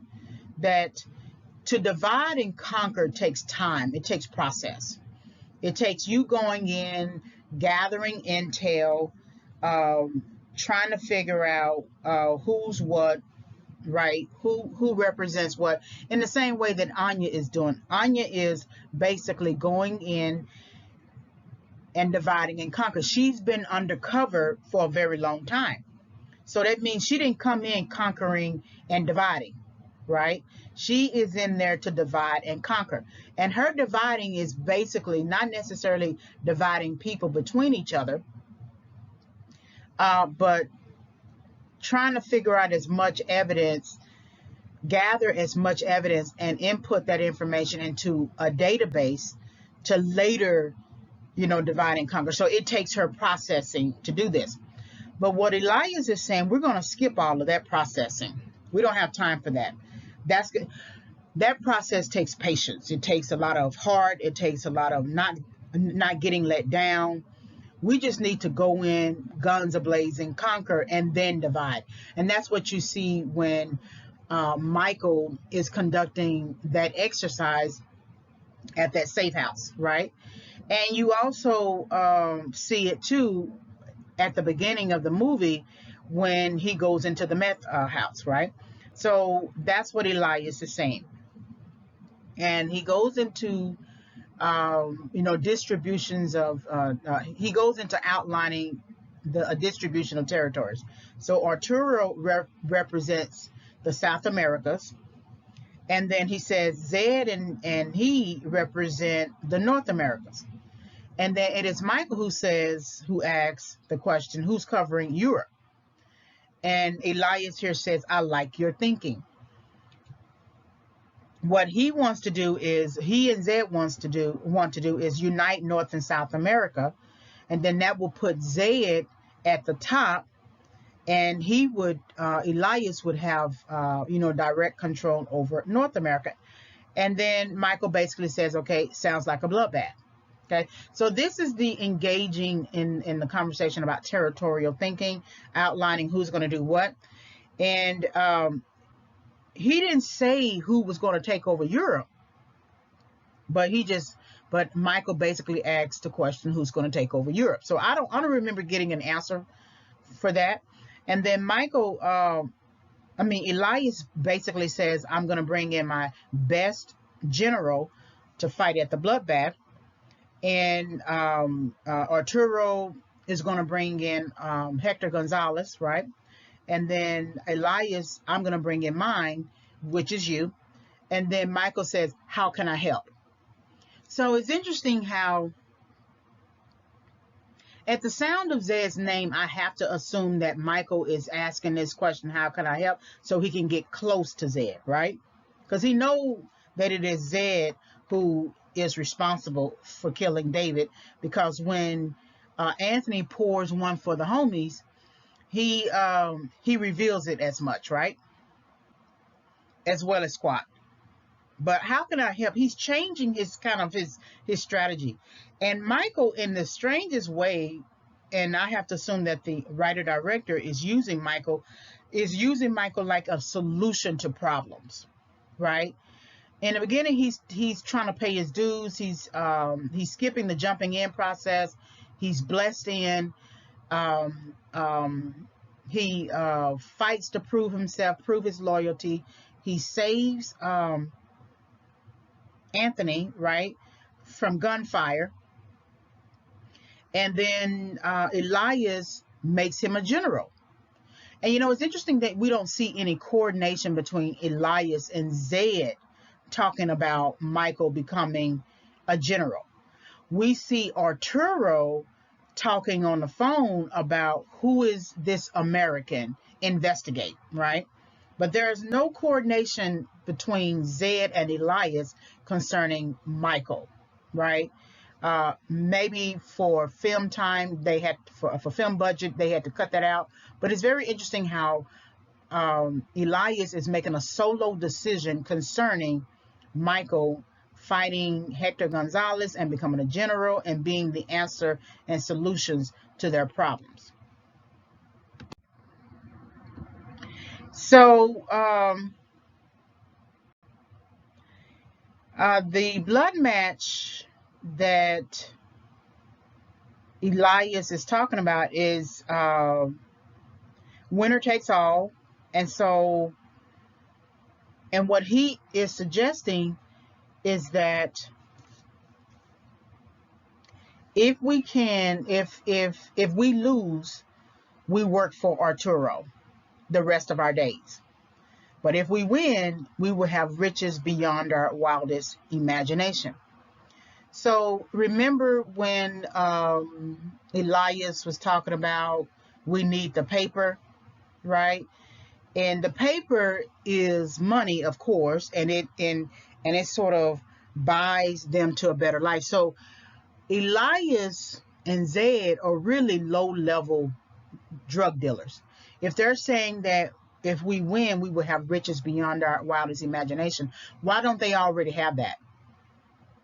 They should already have that, right? They should already look like Arturo. So they're really after Arturo's territory in terms of living a leisure life, not always just because he runs the, South America. It's not so much that they want the territory, they want the leisure. They want the money to be able to leisurely do whatever it is they want to do, even if it is to continue selling drugs or running drugs. They don't want to be the foot soldiers anymore. That's really what that's about. They don't want to be the Indigo crew who are hanging on the corner. They don't want to be the assassin foot soldiers anymore. They want respect, and they feel like Arturo has that kind of respect, and so you will have riches beyond your imagination. It's interesting that when Michael looks at Anya, she turns her head. I don't know why she turns her head. I don't know if this is a manipulation tactic or if it's a trick or something like that, but it's definitely strange that she would turn her head. Now, we know what she's done. We know that she's taken DNA from him, so maybe there's some sort of suggestion that she really knows who he is here, and that she doesn't want to look him in the eye because she got the information really behind his back. I think she honestly manipulated him into going to bed with her, and then just so she can get that that DNA from him. So This is maybe like a reflex because she knows that she did what she did in an immoral way, lack of integrity way. But she's already reflecting this because she's undercover anyway. So it's here where Anthony is calling Michael because Gloria has revealed to Anthony who Michael is and that he is David's brother. This is the first time that we see Gloria sitting in the car with her brother. So interesting, this dynamic. This is the first time that we see her sitting in a car. So there's so much concern for Gloria now to the point that he's willing to let her sit in the car. And no one really has sat in that car other than Michael and Squat. So for her to, and then she gets the shotgun seat, she gets the passenger seat. And that tells you, that gives her some kind of respect, right? And so it's interesting that she's now sitting in the car. It's kind of interesting how Michael is becoming this go-to person, to solve the problems that Zed and Elias have. I remember something that Zed said to Michael that, and this is basically regarding the blood match that's going to come up, that you're fast, more powerful, more intelligent, you will win. And to me, that has some survival of the fittest undertones. But this is still basically a setback for Michael that he's going to realize because he accepts a challenge, but he doesn't know his opponent. And you're going to see this reflected towards the end when he's doing a little bit of push-ups and it seems like he's a little bit concerned about it. But he's the go-to for everybody, and he's the go-to as a person that no one really knows. He's a solution to a problem, but they don't even understand him as a solution. And that all of their senses are dulled about this particular person being a solution to the problem, right? But again, that has some survival of the fittest undertone. So Anthony calling Michael to come and meet him because Gloria has told him about David is interesting because why don't we see Anthony solving Gloria's problem by helping her to get out of her situation and get to get to better ground in life? Why is he always parked at this location here where it seems like Gloria lives? Why isn't he concerned about trying to get her to a better place? Because you have to wonder, how much money do they really have? How much resources do they really have? If he can't get his sister to a better house or a better apartment, then he doesn't have as much as it seems like the narrative is putting forth, right? So Anthony calls Michael about Gloria. Mike takes a gun with him. And it seems like Anthony is a bit of a disgruntled employee with a narcissistic employer. So Gloria is still wearing the ring. She's bothered. And she's just a ball of emotions. She lost the love of her life, according to her. And so the only person that she's ever loved, rather. And she's wearing the ring. So in her heart, she's still married to David. So this is where we see Anthony, to me, as someone who is almost defeated. He just seems a little defeated. I think that if David was not killed earlier, he was going to be the Anthony that we see sitting on this hood of the car, just not having the same enthusiasm that he had before towards entering the gang culture and the drug dealing business. And he just seems like a very disgruntled employee because um, he's saying that Elias and Zed have lost their way and that no one is bigger than a set, right? In the same way that Billy says to Michael, no one is bigger than a set. In the same way that Anya says to Michael, no one is bigger than a set, right? And so Anthony takes it very personal if one person is trying to be bigger than everybody. I thought we was in this all together as drug dealers, and if anything, we don't see ourselves truly as drug dealers. We see ourselves as, community providers, community service people, whatever. We just don't have a legitimate organization. But when you get one who is narcissistic in their understanding about things, and they want to basically take over everything, it reminds you of Nino Brown, The World Is Mine, right? I forget the name, New Jack City. The world is mine. But everybody at that council table, they were all in it together as a group, as a family. But it's Nino Brown who's acting like the world is mine. And so Anthony just doesn't have the spirit for it. He just doesn't have the appetite. He doesn't have the heart for it. And maybe he was feeling this way prior to David's killing, but I think David's killing really did him in, because David is the one he used to ride around in the car with, I'm quite sure, doing drug deals and talking, having conversation. And it's clear that David dated his sister, right? Because she's pregnant and they were engaged. But he just doesn't have it. He has lost his steam. He just doesn't have the same enthusiasm that he had before. And so it has a lot to do with more than just the organization itself. And so we see here Gloria saying, I want to get out. But again, the irony is she has a brother who's supposed to have resources, and why can't she go to him and say, I want to get out? Why didn't she feel comfortable enough? That's interesting. Why didn't she feel comfortable enough to talk to her brother and say, I want to get out?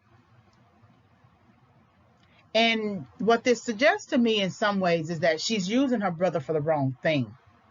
So she's using him to get drugs or to get money or to get access to something else or whatever, but she's not using him as the right tool to help her get out. That he is also an answer to her problems, but she won't use him as an answer. So that creates a further setback for her. It shouldn't take an outsider to come along and say, oh, let me help you get out, when you have resources around you. So there's a distrust with her brother that started way before, I believe, he got into drug dealing. So you have to wonder about their family dynamic. It must have been toxic, right? Their mother, Gloria, probably looks like her mother in the same way that Anthony probably looks like his father. And so I just think to myself, how is it that it took Michael coming in, disguising himself as a criminal in order to bring help to Gloria? And you also have to wonder, why didn't Michael just go straight for Gloria without having to become a criminal to do so? I understand why, because he's really trying to find out who murdered his brother. That's not hard to understand. But even in this scene right here, even in this scene, in this, dialogue between the three, they still don't suspect him as a cop. Now, I'm quite sure David says something to Gloria about him being a cop, or he might not have. But somehow they still don't really suspect him as a cop. Not from what I gathered. So Michael is in his room. There's a knock at the door. That knock at the door is Anya. So he's always alert. You never see, it's funny, the only time we saw him sleep was when he was with Anya, right? But this time he's much more wide awake, and I think it has a lot to do with what Billy said, and that the movie is moving into a sense of urgency. So again, he protects his turf, his territory, this little room, holding a gun to against the door just in case there's a issue. And so it is here where Anya is revealing to him that she's undercover, and that she knows who he is, as Deputy Michael Savion, and he's actually shocked that she is a cop and undercover, and that the feds are on this. Well, Billy had already warned him that the feds were on this, right? But to see her as one of the people who represents the feds is very shocking to him. She says to him that, I know you are a cop, and he keeps denying it. But then she makes a point of saying, but I saw how you cleared the Indigo house, and that had you not been there, it would have been, guns a blazing. It would have been just chaos, right? And then she provides her skill set that she was trained at Quantico, and that her role as an undercover agent is to build a DNA database of gang members, and that they need them all in one place, and that Zed is really the target. Because remember, we don't see Zed anymore. We saw Zed at the beginning of the movie, but we don't see him anymore until the end. So Zed has been incognito for the longest. We don't know what Zed is doing. We don't know what Zed cares about. All we know is that he's at the beginning and he's at the end. He works like, bookends. And so Michael provides a reason behind why he's undercover, and reveals to her that he's undercover solo, and that it has a lot to do with Zed killing his brother. And she says to him that he can't do this, vigilante. That's the second time that word is mentioned. First it was with Billy. Now Anya is mentioning, vigilante. We don't see him as a vigilante in the beginning. We see him as a concerned brother trying to figure out who killed his brother, right? But towards the end is other people who have this sort of moral imperative, who comes out and labels it, vigilante. So he reveals that Zed killed his brother, but it's interesting that the writer-director doesn't prompt further more questioning, right? Like, who was your brother? Why doesn't Anya say, who was your brother? Because then if she said, who was your brother, he would reveal the name David, and then she would basically have a face about it. It would show up as a concerned look, scared look, right? So I thought that was interesting that she didn't ask, because remember, she was there at the killing, and she saw Zed kill David, but there's no discussion of it, that, okay, he killed my brother, and you don't ask who the brother is, right? And so their relationship is now hitting a setback, in a sense that, maybe like a second setback, because how are you going to be in a relationship with this person in any kind of capacity, knowing that she was there at David's murder? And she's not going to say anything, and he doesn't seem to ask anything about it beyond this basic, dialogue, and it's good dialogue, rather, about no vigilante justice, that this is bigger than you, and he can't mess this up. We need them all in one place, and Zed is the target. So I just kind of thought that was interesting that she didn't ask which brother or who brother, what was his name, because remember, she's building a database. So why wouldn't she be concerned about who the brother is?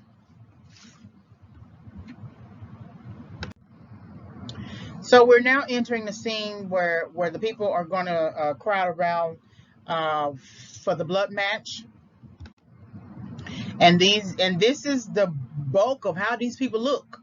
You know, there's no sophistication. There's it's a huge contrast to the environment that you see with Arturo. And so, sure, a blood match is not going to be a bunch of people with suits and things like that. However, even millionaires and billionaires, when they go to a boxing ring, they dress up in suits. They dress up in their best and finest or whatever. Everybody else doesn't have that kind of access, but even the women dress up really nice or whatever. But this is what we're dealing with. This is the extent of the viewing audience and the environment and the level. And Zed and Elias want to get out of this level and get to the level of Arturo, so they can leisurely sit down and conduct business at the pool on the phone. So this is where Zed. Now we see Zed and Elias again, and then this is Arturo, and they're dressed in their suits, of course, right? Arturo is mocking Elias and Zed, you know, that you have basically a scratch of earth, but it is Zed and Elias who wants Arturo's scratch of earth. It's kind of interesting how Arturo is laughing at them. And you know, he can do so from a space of, I guess, riches beyond his imagination, as Elias puts it, that his riches create such a safe space for him that he can mock those who want to do better in life, who want to move up the drug dealing ladder, you know, so to speak, right? And that he's basically saying it's just a scratch of earth. Here it is, you want my scratch of earth, but you're not really capable of having my scratch of earth. So that's why he's basically snickering and, you know, kind of mocking and taunting and, you know, suggesting that his general, Hector Gonzalez, has never lost. And and anyone who goes up against him is going to feel significant pain, in a sense. So we still have this acting where Anya tells him to win tonight and to wait for her signal, and that this whole thing is bigger than you. So do keep that in mind. Of course, she gives him a kiss because that's what you do when you are acting out a role, right? But this is where I thought it was very interesting that we see Michael actually doing sit-ups. He's preparing for the fight. Whereas we didn't see this throughout the movie when he goes and fights the Indigo crew, or when he has to prove himself at the safe house or any other area of the film. There is no preparation. He just taps into the skill set that he already has and just applies it, right? But I think he's worried because remember, he has no clue about Hector Gonzalez. And if we're calling something a blood match, we know that the enemy, the opponent, has greater skill than any of the types of skills that Michael encountered on the ground, in the streets. This has to be something bigger than what he's already been encountering. So that means that he has no knowledge of Hector Gonzalez. He doesn't spend enough time with Squad or Michael or even Elias to find out even more about him, because Elias focuses on the money aspect of winning, right? He doesn't focus on the skill set of the fighter. And so this is very interesting that we see him preparing to fight when we haven't seen him prepare to fight before. And so this is Squad offering sort of like what you might see with a boxer. And it's confusing to Michael. Why would he think that Michael would care about this now when he's been old school the whole time? So he looks at it. It's not worth anything. He doesn't want this kind of help. You know, everybody in the movie kind of needs some kind of help. This is not the kind of help that he actually needs. And so you see here um, Arturo saying that we both want the same thing, control, scratch of earth at all costs. And so, but his control is different from Zed and Elias's control, because if they really had the kind of control to live the kind of life that Arturo lives, they wouldn't need to engage Arturo. They wouldn't need to try to take his scratch of earth. So that means so that means that they don't have the territory that they think they have.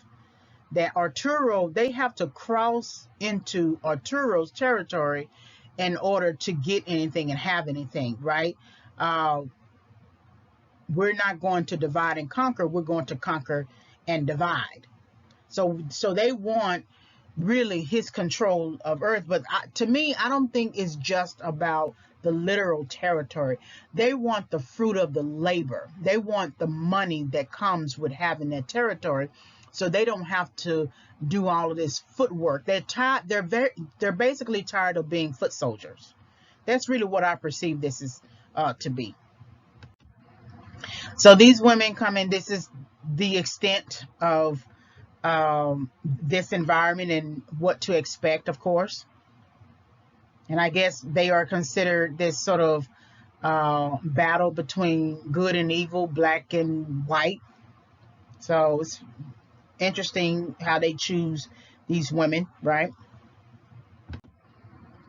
And right before this scene, it was Anthony saying that he needs to go find his sister. She's missing, and that he's going to go ghost. And at the end of the movie, we don't see Anthony. I always wondered about Anthony. I really did. I always wondered if he was an undercover cop. I just, something about him just kind of turned me into that thinking. But we have this entertainment. Everyone is surrounding the person in the middle, right? Remember that everyone crowds around the person in the middle in this belly dancer. And this is basically them all watching TV, being entertained by this belly dancer. And then Arturo comes along and he sort of says, "Hail Mars, son of Juno, god of war." But these are all watchers. So Michael comes in like we will see in a boxing event, right? Anthony is at his back and Squad is to his right. And both men enter the ring from their respective sides. So he is respected. Here is Hector Gonzalez. He has a Spartan sort of hat, right? And he is respected. He likes the hands on him, you know. He walks slowly enough for them to touch him, okay? And that is something that kind of spurs him on. So they're standing together. There's Arturo with the cane, and they are standing together, but both parties don't know each other. They have no idea who the other is. And so, but they're going to fight. Now, Hector has never lost a fight, so he's basing all of his strategies that he's going to use on Michael on that one idea. Never mind, he doesn't know anything about Michael. He doesn't know anything about his skill set, and that there's a possibility that Michael could overtake him. But these are the two people who have come together to fight a blood match for rich people. Keep that in mind too. So there's that fire that comes up that basically,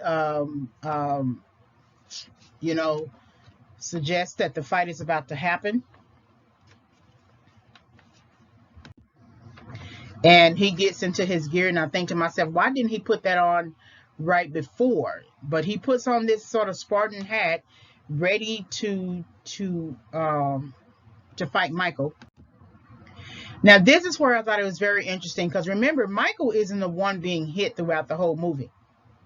He's doing all the hitting and knocking everybody down. But he comes across a person who is his match or maybe better than him, and he gets knocked down. And it's very surprising that, remember, he doesn't know this opponent. So that represents his setback in the knowledge in terms of not know thy opponent. So he doesn't know his skill set. He doesn't know when he's going to throw a punch. And the punch that he's throwing takes Michael down so fast that he doesn't even realize he's down. So this is Michael down on the ground. Remember when he got on top of the other guy at the Indigo safe house and he says, you belong to the assassins. It's Michael now who's on the ground. And now he's got to sort of figure out how to rebuild from the ground up. You know, in the same way that you would be in a setback, how to rebuild from the ground up, right? Once you hit that ground, and that can be emotionally, spiritually, psychologically, financially, how do you now rebuild? So he gets up on that one knee, right? Because you know you got to get up in this environment. There's no way that you can stay down, okay? But it is a task for him to get up, to get the strength to get up. Because had he come with the knowledge of his opponent, he would have been better prepared. But he still fights back. He struggles.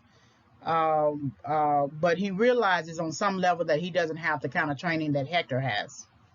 And Hector could just be fighting from pure ego because he has never lost a fight too. That can be very energizing, right? So Michael finally gains the advantage and hits Hector in such a way that it moves him to the other side of the ring. And so the anger that comes through Michael's face maybe comes from a number of places, but it definitely comes from a place of ego. I'm not quite sure he's thinking about his brother here. I'm not quite sure he's thinking about all of the things he had to endure to get to this one place in the film. But he's definitely not going to be undone. He's not going to let Hector take him down. So he has regained his strength. He has overcome that minor setback. He has some kind of clue now about who Hector is and how he's going to take him down. And so Hector takes off that hat because he realizes that helmet that is not serving him any good. And so now he is really getting serious in his mind. And then Hector catches Michael by the arm.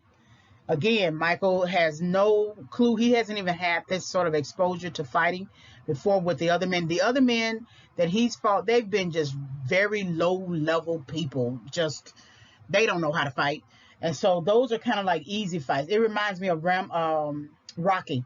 Remember when Rocky realized that many of the fights that he had endured were, you know, kind of fixed fights. They were sort of easy wins, and that he hasn't had a real fight with anybody. And it took Clubber Lang to kind of shake him up. And then that kind of left him depressed when he lost that fight and he had to go to Apollo to bring him back. And so this kind of reminds me of that because Rocky did not prepare for Clubber Lang. And he went on a promotion tour and he did a little bit of running and everything and a little bit of showboating in terms of boxing, but he did not train. And then you saw the contrast between Rocky's little training and Clubber Lang taking it very seriously and him training harder. And so this is what happens when you don't know your enemy and you don't know what your enemy is capable of, and you rely solely on the wins that you have had to date. See, in fighting the Indigo guys and fighting the guy at the safe house and fighting everybody else, you rack up these wins in your head that you're good. But it isn't until you come across a person like this with a different type of skill set and strength, and he's still going to overtake him in the end, but it's a struggle. It's not something, he didn't have to struggle with the other people that he fought throughout the film. He's struggling with this one. So this reminds me of that Rocky Clubber Lang situation. And then he catches him by the neck, right? And so, and this is where he throws him out of the ring, and he has to And this caught by the neck is like another type of setback in life, right? Because he's cutting off his oxygen. Remember when we felt that little bit of a reprieve from the writer director when Michael is giving the homeless woman, some money, and we felt a little bit of oxygen that we can breathe from all this fighting and violence and talk and things like that, and we can just kind of sit here and let Michael help this woman however he wants to help this woman with money. And we felt like it was oxygen for him to kind of rest, and it was oxygen for her. Well, he's cutting off his oxygen here. He's cutting off his windpipe. He's cutting off his ability to breathe right through this fight. And so this is another bit of knowledge that Michael did not know, that he did not know this type of skill set. Sure, he might have, when he took down the guy in the Indigo safe house and he says, you now belong to the assassins, that kind of shut that guy down. But you don't see Michael putting his hands on somebody's neck. You don't see him putting his foot on somebody's neck or anything like that. And so that's not part of his repertoire of skill sets. And so when he now has to confront it with an opponent, it's, you know, kind of shocking to him. So he ends up throwing him out of the ring. Michael has to get back into the ring. All the people around him are chanting and shouting him on to hurry up and get back into the ring so they can continue to fight. Because remember, these are all watchers.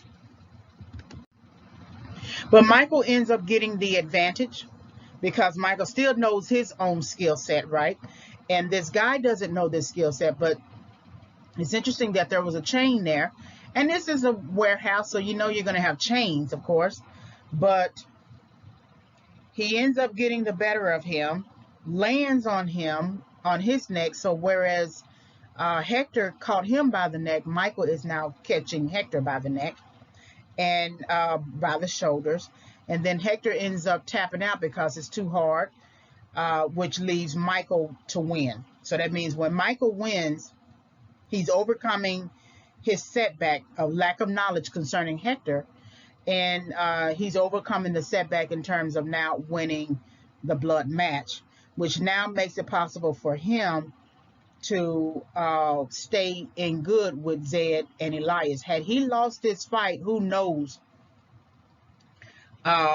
what would have happened. It wasn't Hector who felt like he had a lot to lose. It was Michael who felt like he had a lot to lose, because if he didn't win, there might have been major consequences for him, which could have led to death. So they win. Zed is very happy. Elias is hugging Anya, right? And then it is Zed who's now going to tell Arturo that we're going to take your whole empire. So again, there's this sort of mocking or reverse mocking, but it is Arturo says to the victor goes the spoils, and then Zed says, I'm going to take your whole empire. I don't think Zed is really capable of taking his whole empire. Why would you need a blood match in order to accomplish that? If Zed was truly capable of crossing territories to take someone's full empire, he would have done it already. So he's speaking from a place of ego, as well as past successes, I guess, at killing people or something like that. But I don't think he's quite as capable as he's presenting himself to be here. So then we have Michael confronting Zed. Anya gave some signal to somebody that we don't know. We didn't see her give a signal, but we now see where Gloria was, and that they had Gloria the whole time. But it isn't clear how Gloria knew them and how they found out about her, and if they know who Michael is. And it's not clear if they really understand that Michael is a cop, undercover cop, or that he's just David's brother. You know, it may be just assumed that they know he's a cop and that they had to kidnap her, you know, to get at him. But there was just kind of like some uncertainty here. But they do have Gloria. Um, Zed is holding a gun to Michael, and he's going to hold a gun to the to her belly as well. So then he kidnaps Gloria with the gun, throws her in the car, and the cops enter and Billy fights, right? And I don't know, it's just interesting how, if you were going to kidnap Gloria, why didn't you kidnap Gloria to get at David? So something is off. I wonder if Gloria contacted them to try to get at something, because remember, Gloria is kind of reckless. She's really no different than Squat. They make reckless decisions, and I wonder if she was trying to get at him, because usually when help is on the way, when it's time for you to accept help, you try to do something to keep from getting it, right? To keep from accepting it. So I wonder if she contacted them and told them who Michael was, and then they turned around and used her against Michael. I just wonder. It's just something to think about. So Michael gets on this motorcycle to try to go after Zed to rescue um, Gloria, and we haven't seen him on a motorcycle since the time that he made a decision to go undercover. So this motorcycle has been there because if anything, he's been riding in the car with Anthony. So this is kind of interesting that he's on this motorcycle. So he ends up catching up to them and then hopping onto the car. And this scene has him going back and forth on the car. Saying it's kind of like going back and forth on your argument, right? Zed shoots through the hood of the car, and then somehow the car ends up losing its grip somehow, and then it crashes, it tumbles and it crashes over whatever, and Gloria is unconscious in the car. And so he runs to pull her out, and then Zed stands on top of the car, holds a gun to them both, but he's shot in the back by Anya. And then she walks up to Zed and says, right before she shoots him, blood in, blood out. And Zed lies on the ground just like David did in the beginning. So it's kind of like bookends, right? The writer-director is, sort of bookending the film the same way that Zed dug a ditch for somebody and killed that person, and he was laying on the ground. Zed ends up the same exact way. The interesting thing is we still don't see where Anthony is. Where is Anthony? I wonder too if Anthony said something, because we don't see him. He said he's going to go ghost, but for what reason? Why would he need to go ghost? Regardless, though, I'm bothered by Anya when she comes and walks. So I can understand her shooting Zed in the back because he had a gun. But when she walks up to him and says blood in, blood out, I thought her goal was to be an undercover federal agent gathering evidence to bring them to justice. Why is she personally killing him and not arresting him?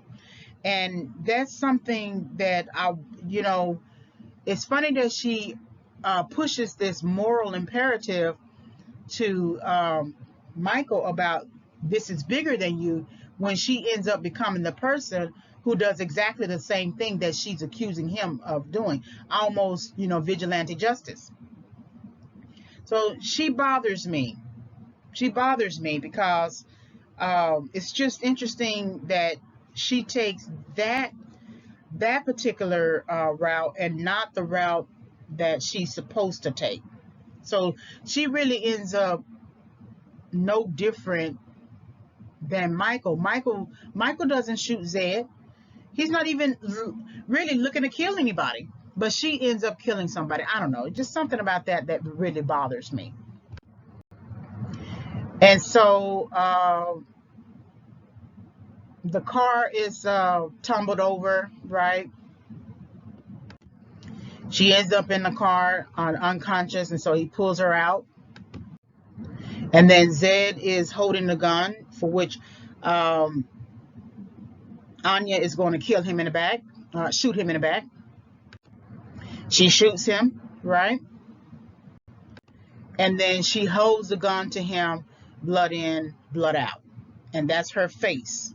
And this face right here, I don't remember this face at the beginning, but it's definitely a blank face. It's a different face than what she was showing at the beginning of the film, throughout the middle of the film, and now to this end of the film. And you almost have to wonder, is she who she says she is? Because what is this on her arm? Is this a snake on her arm as a tattoo? I don't know, but she just doesn't look like who she says she is. And so here's Zed on the ground. Remember how David was exactly the same way. So we are at the end of the film with this is right after Anya has shot Zed and said blood in, blood out. And this is Michael appealing to Gloria again to come stay with him so he can get her back on her feet. But he's giving her an ultimatum, or it comes with conditions. No drugs, no games, or else I would have to lock you up. What's interesting about this scene is we don't see her brother, right, of course. But I also think this is interesting because remember how Michael was holding the hand of that little girl with the meth lab operation, and she ended up dying? He's now holding this girl's hand, even though she's an older lady.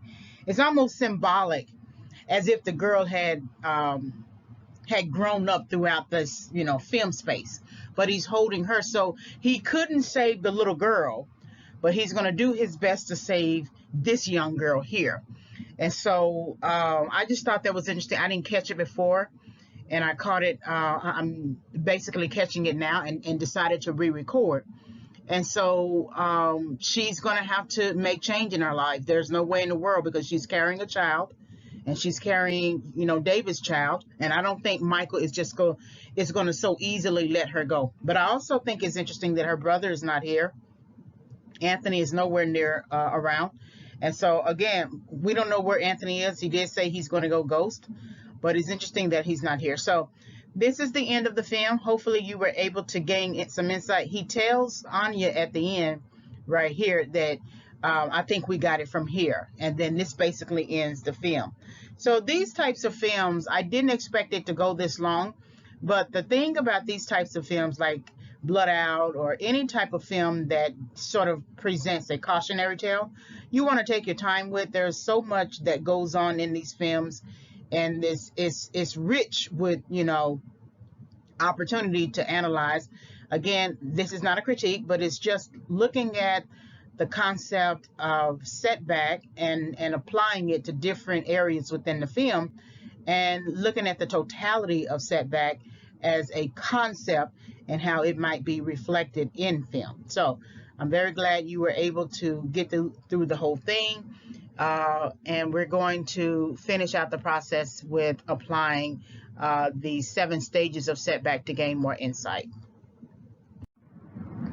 So let's recap Michael's setback. So how the writer-director creates setbacks for Michael's character.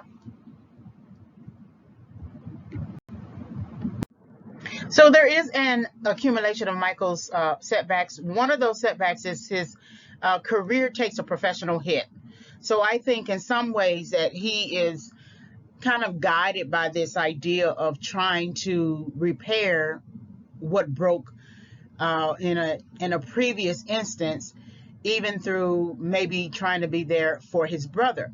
So that death of a child due to the meth lab operation, and also due to sort of like an incompetence on his part in not securing the area. That this is all of us in a big van with guns and gear and headgear and everything going into a neighborhood, and we all understand that neighborhoods have kids.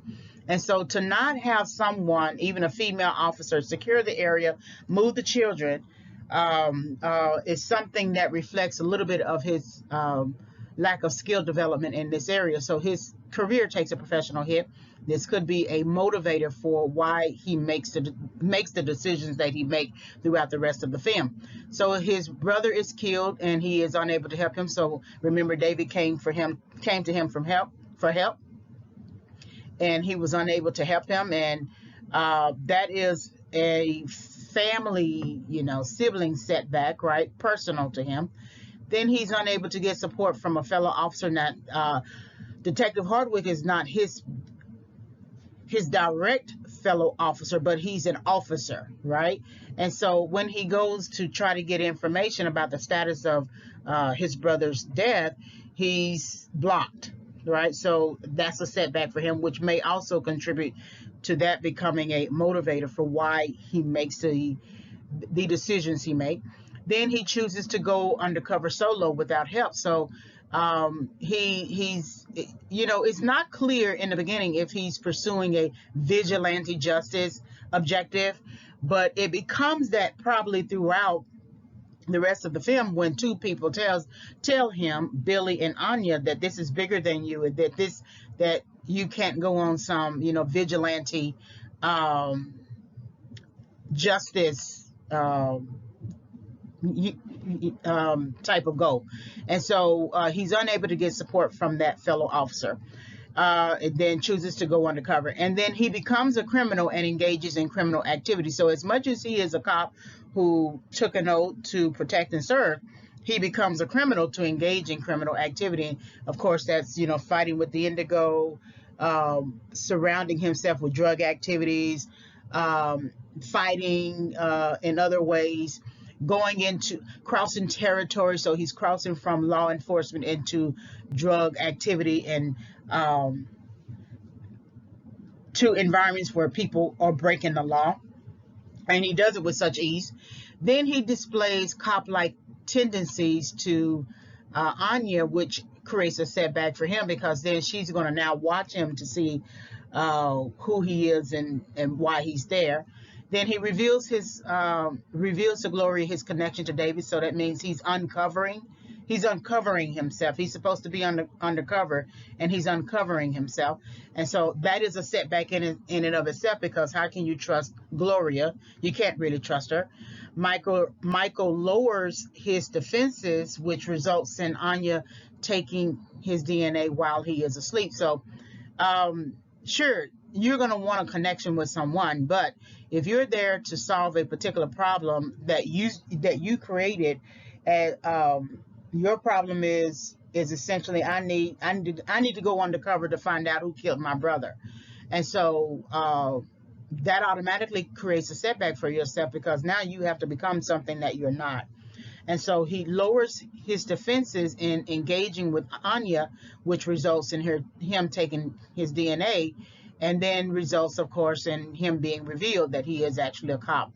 So he has a crossroads moment coupled with a moral imperative. So remember, it's Billy first who tells him that this is, bigger than you, and that a cop with a badge is justice served, but without a badge is murder. And so that's the moral imperative from Billy, his partner, that pushes the narrative with urgency for him to make a decision, get out of this setback, and pursue a solution that's going to net him a better result. And then he struggles with Hector Gonzalez, and all that is that he struggles with not knowing his enemy. The enemies that he had fought prior to Hector Gonzalez, they were easy enemies. So he didn't necessarily need to train for that. He could tap into the skill set he already had. But he didn't know Hector Gonzalez. Sure, he won the fight. He won the blood match, but it could have been his death at the same time. And so he didn't know. He knew the drug enterprise. He knew the hierarchy. He knew that he needed to be invited. And there's a number of things that he knew. He knew language. He knew he needed to tat up. It's a number of things that he knew, but he didn't know Hector Gonzalez. And that's important because that's an enemy that can take you out if you don't know. And that could be, Hector Gonzalez could be a person who represents the lack of knowledge in an area that you should be aware of. He could be the biggest threat to you. You can look at Hector Gonzalez in a number of ways. So these are Michael's setbacks. There could be more, but these are the ones I wanted to focus on for now. So the seven stages of setback, the definitions and what the stages suggest for Michael's acting and the writer-director strategy. So remember, Michael is masquerading as a criminal. That means he's acting in the same way that Anya is masquerading as a criminal, and she's acting as an undercover federal agent. So what are the seven stages of setback? What are the definitions, and how do these seven stages, what they suggest for Michael's acting and the writer-director strategies? So recap the seven stages of setback. So missed opportunity, punishment, pain, correction, recovery, restoration, and advance. These are the stages that I came up with for my book, Overcoming Setback, 5 Keys for Entering, Exiting, Correction, which will be available August 2021. And so missed opportunity is always connected to the fact that you missed an instruction or you missed a door. And you can always feel when you have missed something. So then punishment follows because you decided to disobey an instruction or dishonor someone who was trying to guide you down the right path. And then you feel the pain of that decision. And then you have to go through your correction process. The recovery from correction could always take longer because it requires you to recover from bad thinking. And then restoration always requires that you have a mentor. And then advance is that continuous and forward movement. So these are the 7 stages of setback that we're going to go over. And that we're going to answer a few questions. And then that's going to be the end of the film analysis. So missed opportunity. To miss something is to fail to notice, hear, or understand something that was crucial for you to know. What was Michael's missed opportunity, and how did the writer-director create missed opportunities for Michael and any other character?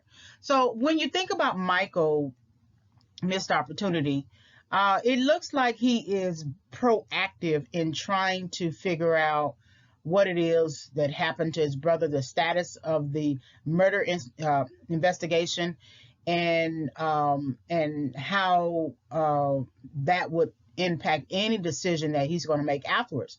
But I feel like his missed opportunity, even though he did his due diligence in trying to figure out what went wrong and visiting the precinct and speaking with Detective Hardwick, I feel like he did do some due diligence. There was some patience on his part, but his missed opportunity with regard to him having to become a criminal was simply that he didn't have to go undercover to find out who his brother's murderer was.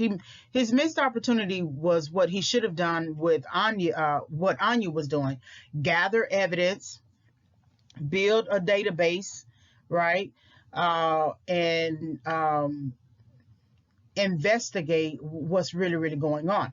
The obvious missed opportunity, of course, is when he didn't secure the scene, or I don't know if that's the right language, right when the meth lab operation, he didn't assign an officer to take care of the kids in the neighborhood, right? That is, of course, a missed opportunity. You have a missed opportunity to push for David to come to his house immediately, especially considering that David is in a gang and that anybody could be watching David, right? And so his missed opportunity to me is just, instead of having to become a criminal and engage in criminal activity, he could have done it a lot differently. Now, of course, if you're going to put a cop on the situation, people are going to know that you are a cop, and so they're not going to be come forward with information. But I just don't necessarily think he had to become a criminal in order to understand the criminal enterprise. It seemed like he already had a good knowledge base as a cop about the drug dealing and criminal enterprise. And then how did the writer director create missed opportunities for Michael and any other character? So, of course, Gloria's missed opportunity is just using language and her actions to avoid help and avoid change. Gloria really wants to stay in her setback, and if it was up to her, she would. It's convenient for her, and so she doesn't see the need to change. So her setback is just continually pushing her brother away, possibly not wanting to accept change without somebody having to swoop in and come in and tell her different. It took her having to be kidnapped and crashing in a car for her to now accept change, when change was always, change and help were always available for her. All she had to do was ask. So I feel like with Gloria, that's her missed opportunity. Billy, I don't see, Billy needed to remain clean in the situation, as Michael suggested. So I don't see him having a missed opportunity. He sort of fulfilled his role as the ultimate moral imperative person, telling him you need to make a choice, right? Anthony's role, his missed opportunity is essentially not really listening to his sister. He's kind of dull in his senses about his sister. He doesn't hear her plight. She's really talking about something else. Even though she's talking about, I want drugs and I'll go do some man to get money or whatever. She's really not talking about that. She's talking about she needs a big brother, that she needs someone to talk to about the fact that she just lost her boyfriend to a murder, right? And he can't be that for her. He has to put so much distance between her and him because he was there at the killing. So if he talks too much, if he allows her to talk about her about David too much, he's going to reveal his own complicity. And so I think the writer director purposely creates a distance between Gloria and her brother Anthony on purpose, like a very strategic thing, so that he keeps it quiet that he was there at the killing. Anya's missed opportunity was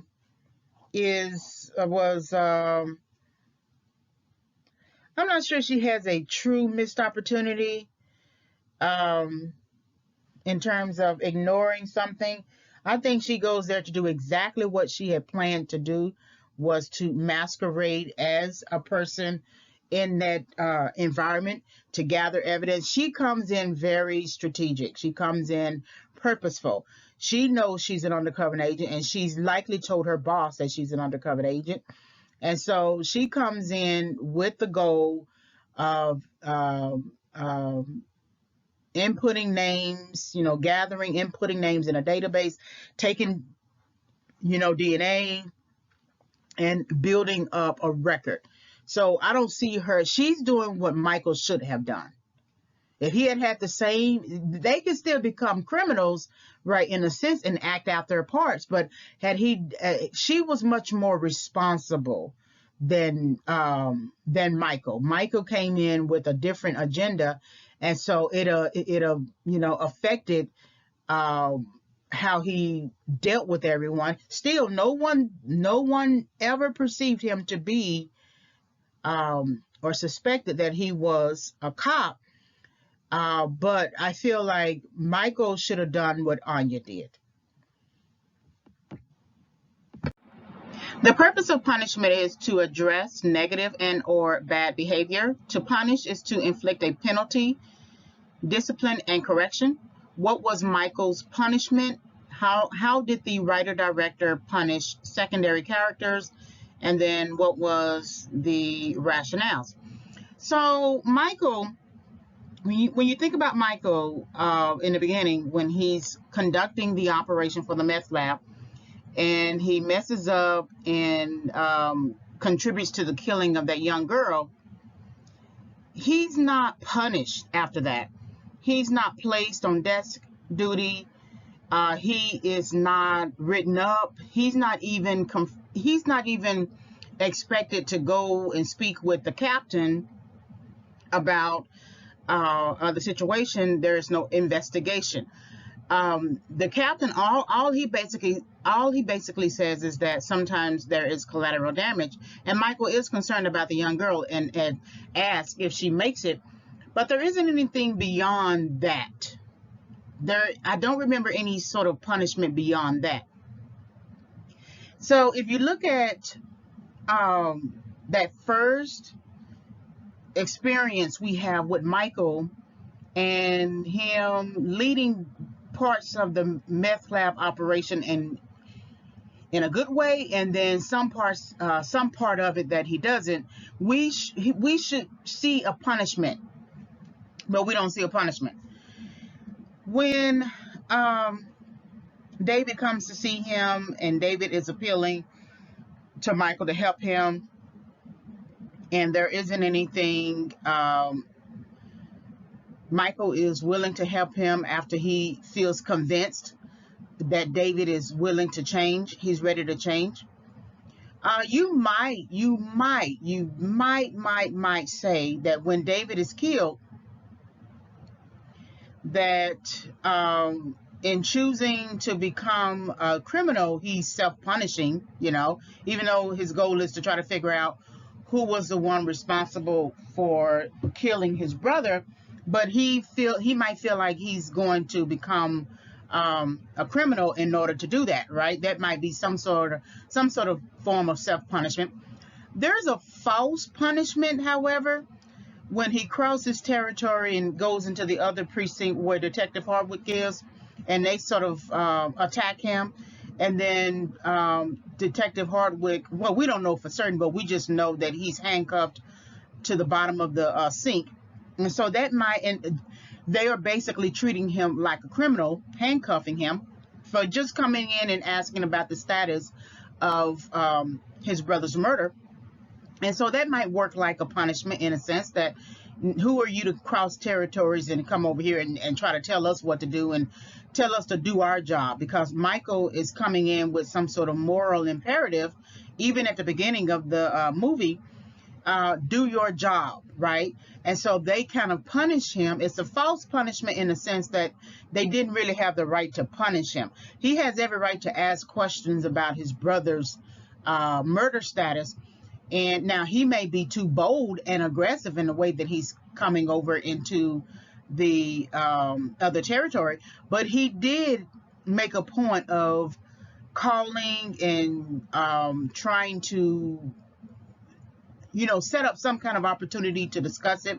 And Detective Hardwick just refused to answer his calls. So him choosing to become a criminal in order to find out what's going on with the brother could be his way of self-punishing, meaning that he should have had a sense of urgency about his brother, saying he wanted to get out, and that because he is part of a gang and drug dealing, and because he is a cop himself, Michael is a cop, it is really obvious that someone might get wind to the idea, that David wants to leave, or someone might get wind to the idea that David is connected to a cop. And we know that to be true because Styx was sitting in a car watching them. So how did Styx know to watch David? So I didn't think about that until right now, that there must have been some kind of inclination in the whole system to begin watching David, because all of a sudden he's showing up in the car, hiding and looking at or watching David and his brother have a conversation, right?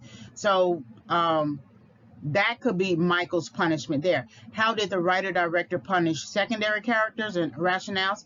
So we know why David is punished, because David really didn't know the system under which he was serving, right?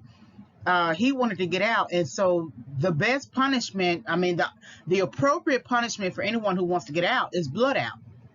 You cannot walk away. There's no sense in walking away. Um, the rationale for that is kind of interesting. I'm not quite sure there is a clear rationale, but the rationale for Zed in killing David is, has David talked to anyone, even if he's not a snitch, he has a brother who is a cop, and that he could eventually snitch to his brother about the operation. So his rationale, you just have to kill the enemy because you have to shut it down before it becomes anything else. So I think killing David early sets a tone for the film, and it gives Michael a motivation to seek out some sort of justice for his brother, even if he's not using the term justice, and even if it looks like he's pursuing a vigilante justice. It's something to motivate him to figure out what's going on. And so that's why he spends a lot of time on the phone. That's why he crosses territories. He puts on his uniform and he goes to the other side and asks them what's going on. And so it is his way of trying to figure out things. So other punishment, you know, other characters receive some form of punishment. You know, the Indigo crew, the fact that they are not as skilled as they seem to try to be ego-wise. You know, if you're going to stand guard of a community as a drug dealer, you definitely need to be able to handle yourself. They couldn't handle themselves. It took one person to knock all 4 men out. So that was maybe a way to punish them. I mean, when you see Michael taking a bat to the one of the guys, it's no different than a father taking a belt to a child, right? And so the punishment could have been, you're too young for you know, to worry about these things, right? That's why he said, so if you're so concerned about the community, you got all the hookers and the drunks around the community, maybe that's something that you should clean up. And so in Michael's duty to be moral in that instance, he's basically you know, sort of disciplining them, telling them that they need to do better in a strange sense.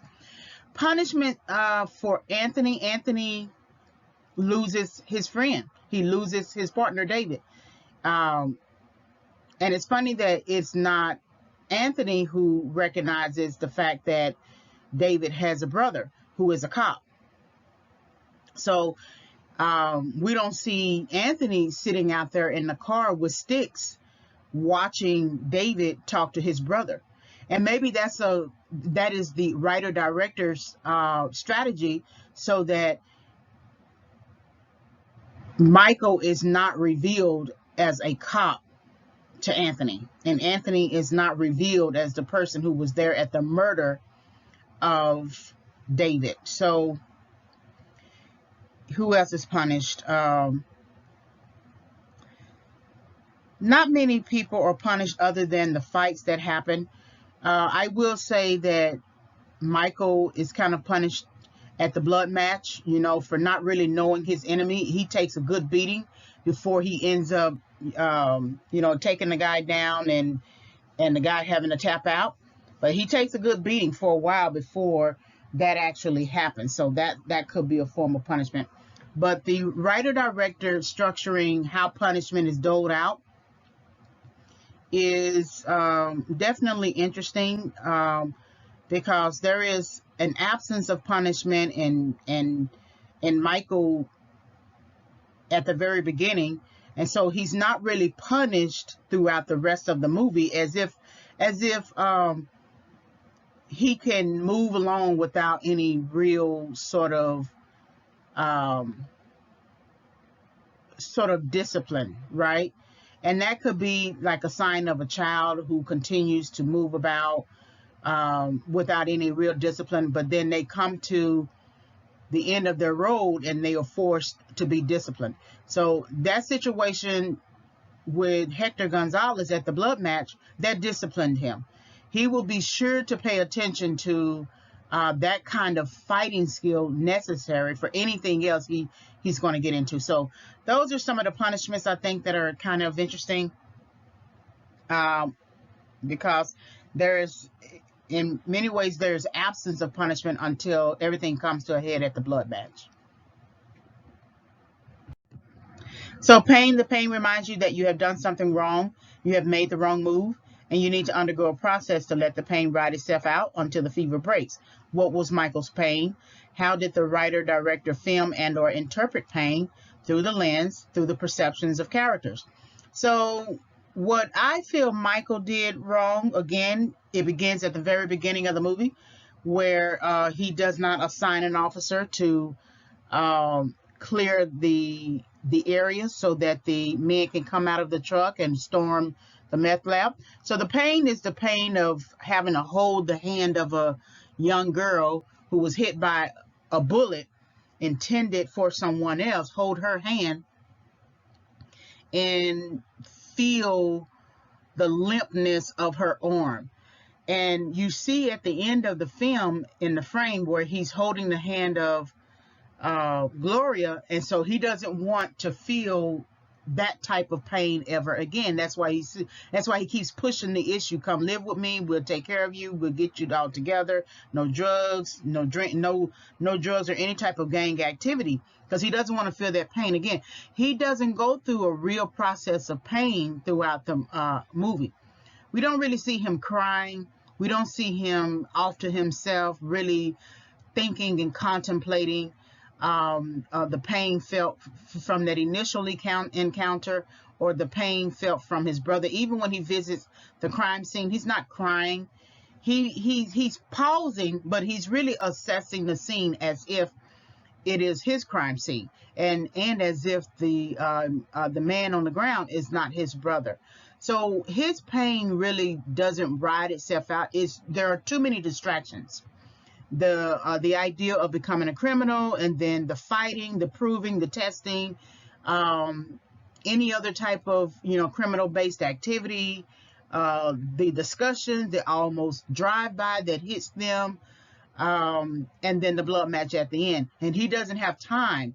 He doesn't give himself time to process his pain over the death of his brother.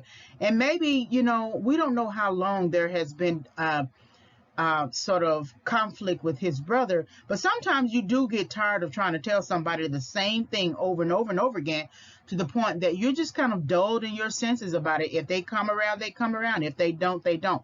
I do think as a character that he wishes he might have stayed with the idea of trying to get him to come home with him immediately, maybe leaving work himself and taking him home with him, but then that might have increased the threat levels towards him. So I think that was his pain, in the sense that his pain really wasn't felt pain. He didn't have time to process his pain. For the let's look at Gloria. Gloria is in pain because the person she's ever loved is dead, right? And so now she is forced to be a single individual as a single mother, without having to live with her boyfriend who is dead. I also think there's a pain between her and her brother, meaning that there's some kind of distance, emotional distancing with them. It might have started from childhood. It might have started from a death in their family. But there is definitely some kind of pain going on in between them that they won't talk about. That's in contrast to David and Michael, discussing the pain in terms of their, not necessarily the full thing, but in terms of their childhood and how they lost their mother. And then you do see Michael and Anthony right before the drive-by comes along, them kind of discussing the pain of having a sibling who is kind of, trouble, Anthony with Gloria, and then having a sibling who died. Gang banging. So that's Michael talking about David. He purposely omits the idea that David really died at the hands of someone else, not necessarily gang banging. Gang banging would suggest that he was out there shooting, with opposing gangs, enemy gangs, and he got shot and then he died. Now, this was a complete different type of situation. It was a murder. And so he sort of omits that pain. And it could be because, in thinking about the writer director, it could be because Michael doesn't want to let on too much about what he knows in terms of how Michael died, because then if he lets on too much, especially that knowledge, is going to reveal much more to Anthony, that Michael is not quite as who he seems to be. And so I think the writer director holds Michael back in a lot of areas so that he doesn't reveal too much.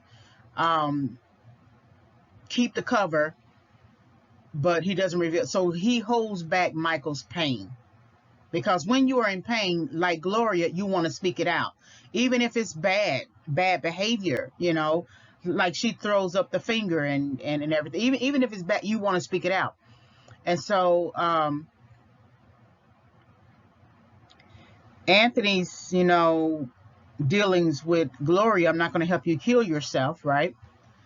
And then I'm not quite sure you have a lot of pain from the other perceptions of characters, because they're all in it for whatever it is that they're going to be in it for. But you wonder how much Squat has pain in terms of perceiving David as a snitch. And there is supposed to be some sort of loyalty within these environments. There should be something that basically said we're not going to tell off on each other, and when we do, we feel the pain of disloyalty. So we could make that point. But mainly I think Michael is really not feeling his pain. He doesn't have time to feel his pain. But I think at the end of the movie, when he now has to begin taking care of Gloria, that pain is going to come through. The frustration is going to come through, and it might actually scare him. So correction, the purpose of correction is to get you back on the original path set for you, or you set for yourself. Correction is defined as the returning of something to its former place or condition. So how was Michael corrected? How did the writer-director use Billy and Anya to correct Michael? Was there an expectation that all characters needed or would be corrected or get the opportunity to be corrected? And then, was correction important in the film? So Michael was essentially corrected. That question, along with the Billy and Anya reference. Essentially, Michael was corrected when they both said, this is bigger than you. And Billy in particular saying that with a badge, justice served. So any action that you commit with the badge is justice served. But with the badge is murder. And so if you don't want to be equated to Zed killing your brother as murderous, then you need to look at this crossroad moment and make better choices. And then when Anya comes along and reveals and uncovers herself, she said, this is bigger than you, and you can't go about this thing as a way of vigilante justice. So his thinking is corrected. His thinking is corrected, which then pushes an urgency in the film to finish this thing clean, right? Remember when Michael tells Billy, who wants to help Michael, no, we got to keep this clean. But once Billy and Anya both present this crossroad moment to him, he's now wanting to end his journey clean. Even if he doesn't say as much, we just have to assume that. Was there an expectation that all characters needed or would be corrected or get the opportunity to be corrected?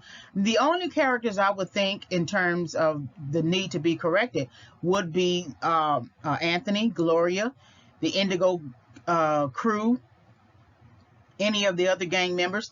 I think that the Indigo crew, the fact that they can't defend their own territory is a thinking that they need to consider about. They may need to abandon their efforts at being gang folks and go on and do something better, because they can't even defend their own territory. That should be something that comes to mind. One man took out 4 people, right? I think Anthony is just on this road to being corrected, because he has a problem with the way that Zed and Elias think about things and how they have to run the world, and the world is mine, in the statement of Nino Brown.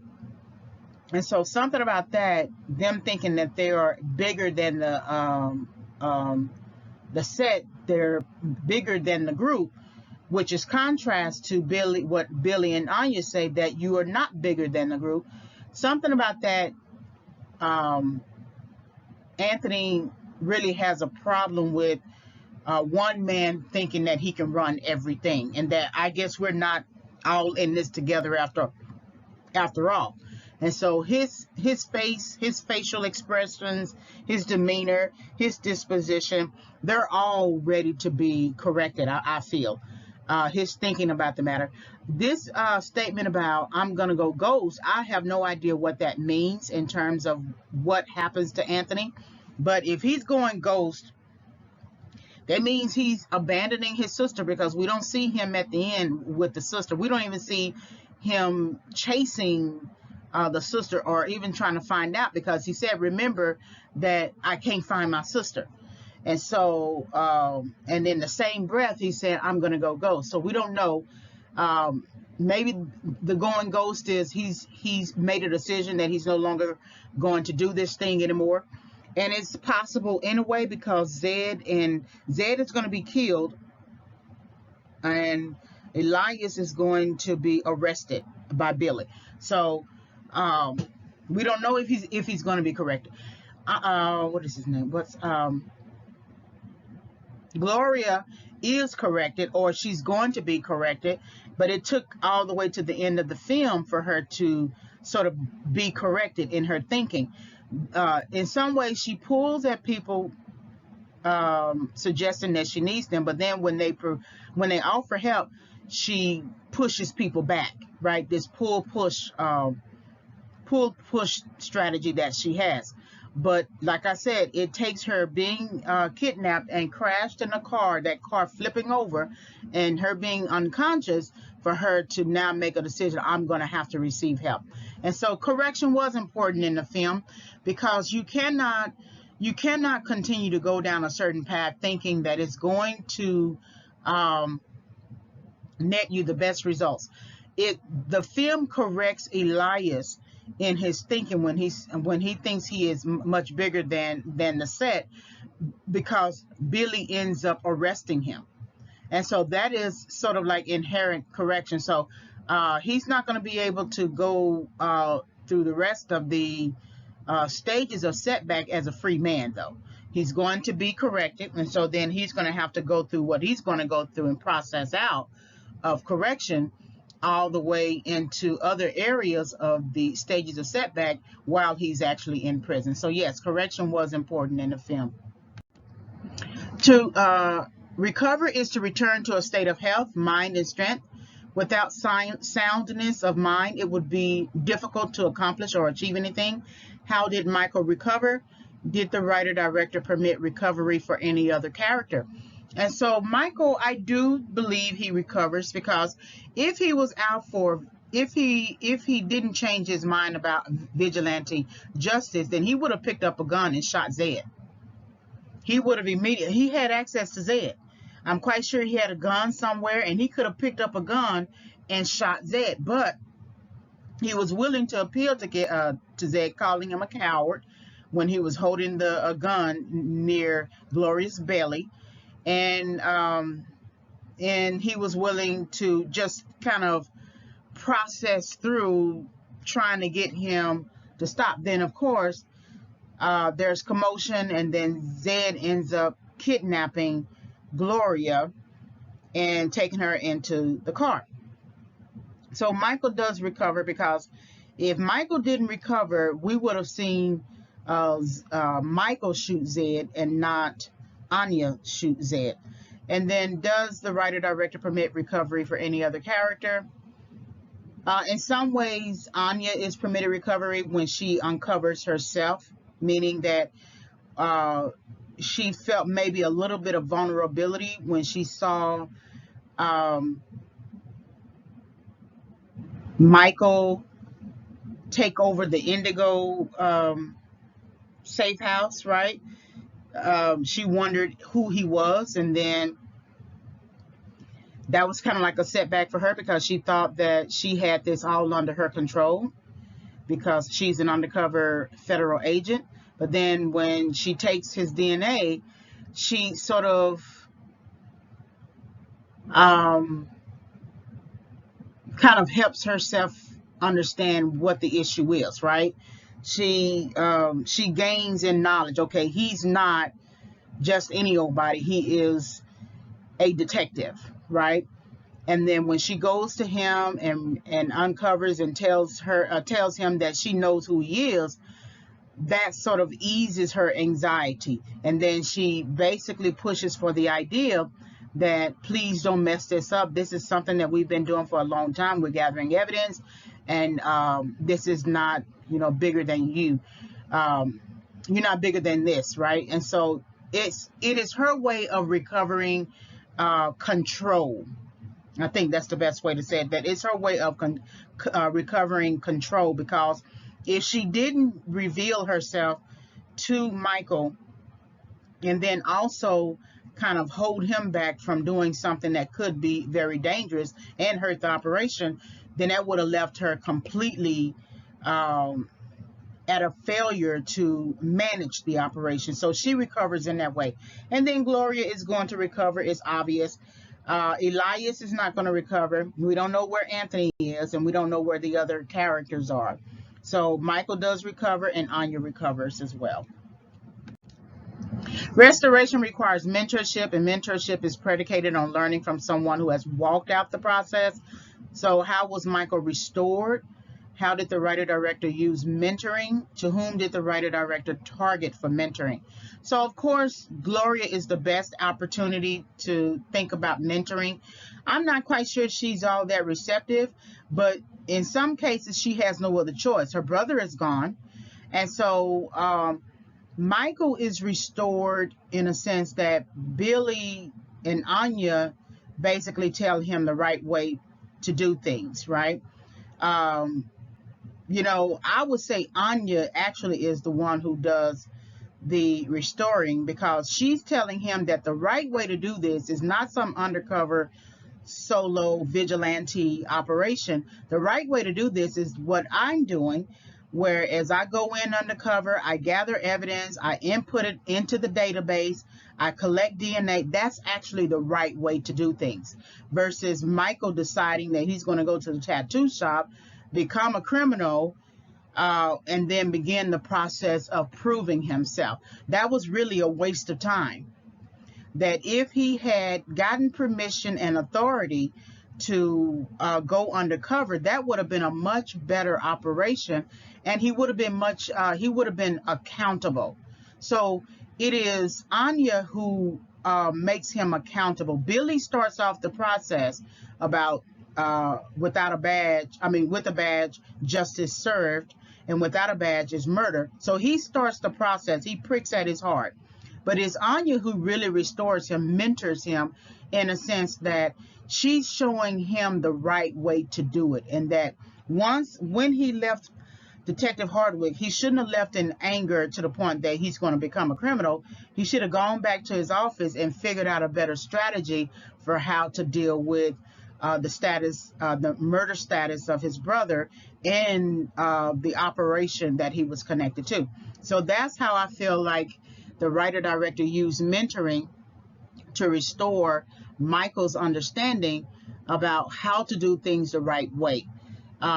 Because he could have gotten killed, he could have gotten other people killed. And so Anya, the writer-director puts Anya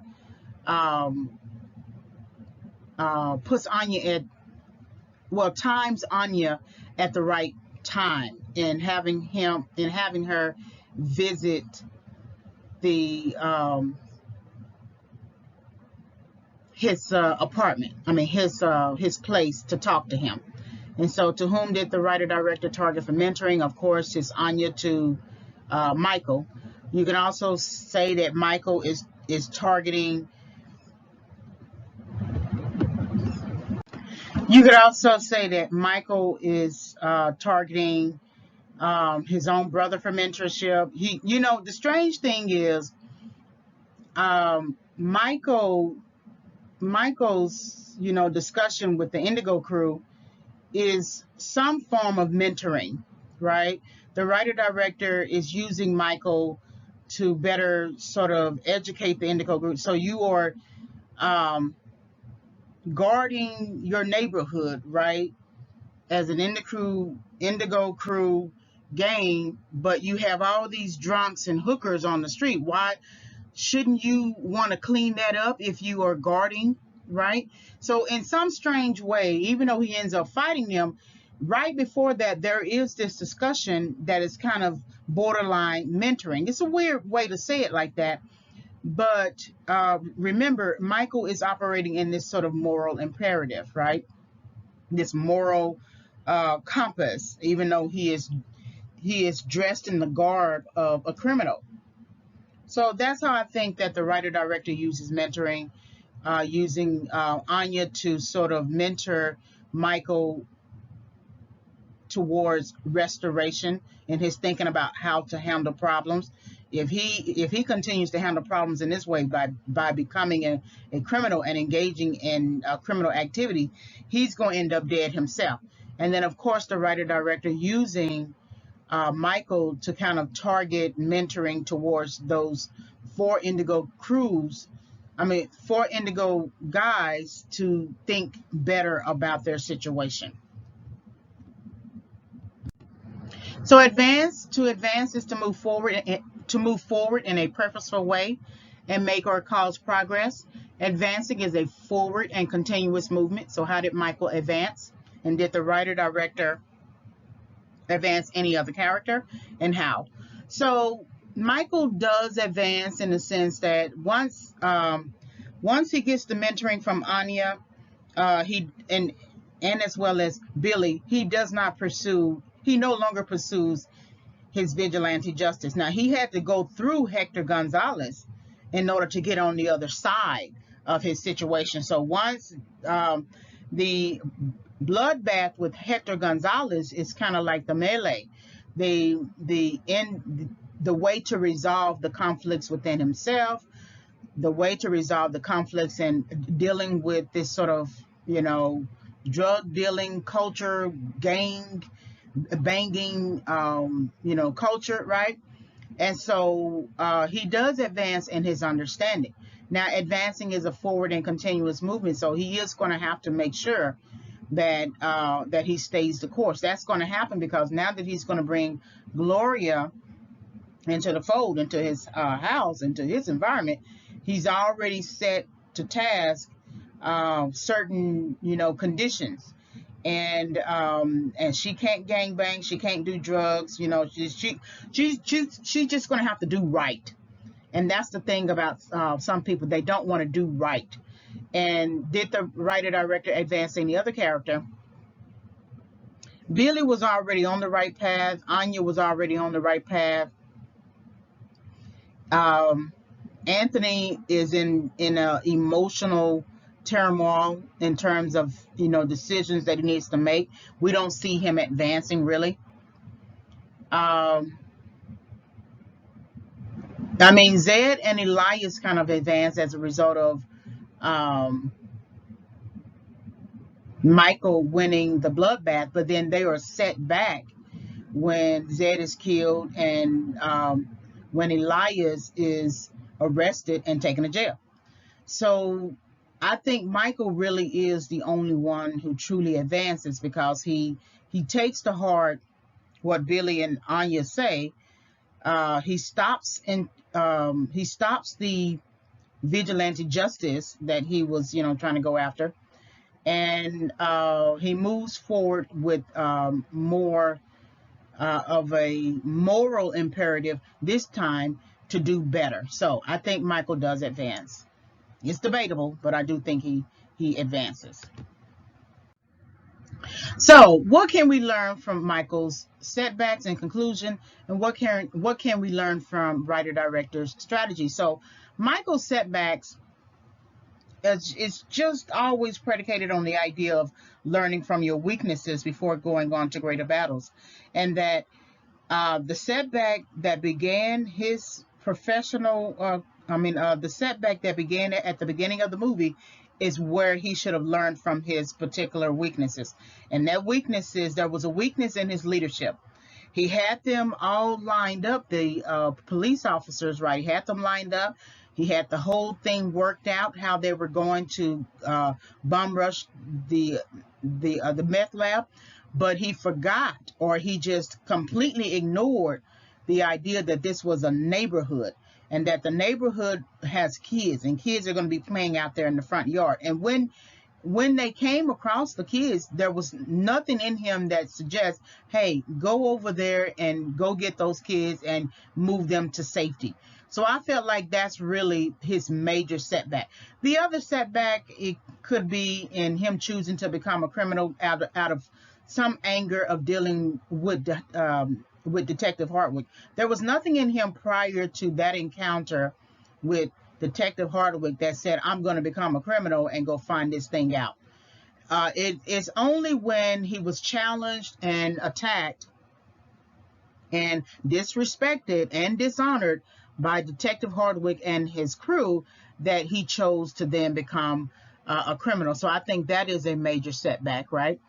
And then the other setback is when he was pushing so hard to try to find out everything and prove himself and become the ideal leader in that environment, to the point that he got so tired and went to sleep. It was after sex, but he still went to sleep. So that made him vulnerable to the point that Anya was able to take his DNA. What if someone had a gun to his head? So I think those are sort of like the three major setbacks. And then what can we learn from the writer-director strategies? Well, the fact that he holds back knowledge using different characters to further the plot is very important. So, for instance, Anthony is pouring one for the homies, and he says his name DJ, but not David. But Michael doesn't push to learn more about the situation. He takes it in stride. He understands that he's talking about someone who was recently, killed or dead or something like that. And he sort of participates with him and calls David a snitch as well. He also holds, the writer-director also holds back with Anthony as well, that he doesn't fully tell Gloria that he was there when David was killed. Because then if he did, the writer-director allows Anthony to hold his peace and only dole out what is necessary in speaking with Gloria. And what creates a distance between Gloria and Anthony is this idea, I'm not going to help you kill yourself. So that means on some level that Gloria sort of wants to kill herself in a sense, right? And then Anya doesn't really reveal that she was there at the killing of David. And also she doesn't ask when Michael says, I'm here too because of my brother. Zed killed my brother. Okay, the logical question then would be, okay, so who was your brother? Because remember, she's an undercover agent. She has taken, the DNA of everybody. She knows everybody. So why doesn't she ask that question? It's a logical question. Well, that's the writer-director strategy and having her not ask. She needs to stay focused. If she goes and tells Michael that she was there at the killing of his brother, it's going to change the course of the whole narrative and the urgency that Michael needs to have to go the right path. If she says, I was there and I saw it, it's going to make him even more angry, because then he's going to say, why didn't you stop it? You are an undercover federal agent and you didn't stop it. And so I think those are interesting strategies of the writer-director in holding back certain characters, holding back the dialogue, holding back obvious dialogue that you would have in a real life situation to sort of make sure the main character doesn't go off the rails, right? So I think that's interesting. So questions for further discussion. So why should we continue applying the theme of setback as a film analysis tool? What should be the rationale? And then what should be the limits? So I do think we need to apply, especially for cautionary tales, that the theme of setback really explores how a particular character is set back, or how the writer-director sets back that character using particular obstacles. So for instance, with Gloria, she purposely sets back herself. Whenever it looks like her brother might be extending a hand, she throws a monkey wrench into his help. And she said, well, I'd rather do this, right, if you don't give me this, right? She uses emotional manipulation. With Anthony, he pushes her back because he can't completely reveal what he has done, what he has seen, and how it will impact Gloria herself. And then there's setback throughout, you know, the guys who are gang bangers who can't really handle themselves. The fact that one guy comes along and takes them out is a setback, because you're supposed to be so confident in your abilities to take out anybody. That's why you are guarding your neighborhood and running drugs through it, but you can't handle yourself, right? And so that would be an interesting way to look at and apply setback. And then, of course, Michael and his decision making immediately represents a setback. So I think for these cautionary tales, right, I think for any sort of film that looks at the person losing everything, becoming homeless, or struggling with their anger, that's all part of setback. And I think that the theme of setback works in those types of films. The rationale would be to sort of, it should be used because we can look at the characterization of the characters, and we can look at how the writer-director plots and times setback with multiple characters. So I think yes. And then I'm not quite sure there should be limits, but setback may not apply to every context. It may only apply to contexts that are specific to the person experiencing loss, or experiencing a career setback or something like that. So it's hard to say. We would have to apply the theme of setback to certain types of films to see if it actually works. And that's what I plan to do. All right, so hopefully you were able to gain some insight from this lecture. Please like, subscribe, and like the video, subscribe to the channel. You can visit my website, reginayfavors.com. You can always send me an email. Please purchase the book when it comes out. It's going to come out approximately August 2021. I needed to make some changes to it and do some final editing. So the book title is Overcoming Setback: 5 Keys for Entering and Exiting Correction. Thank you for listening to this audio. Have a great day.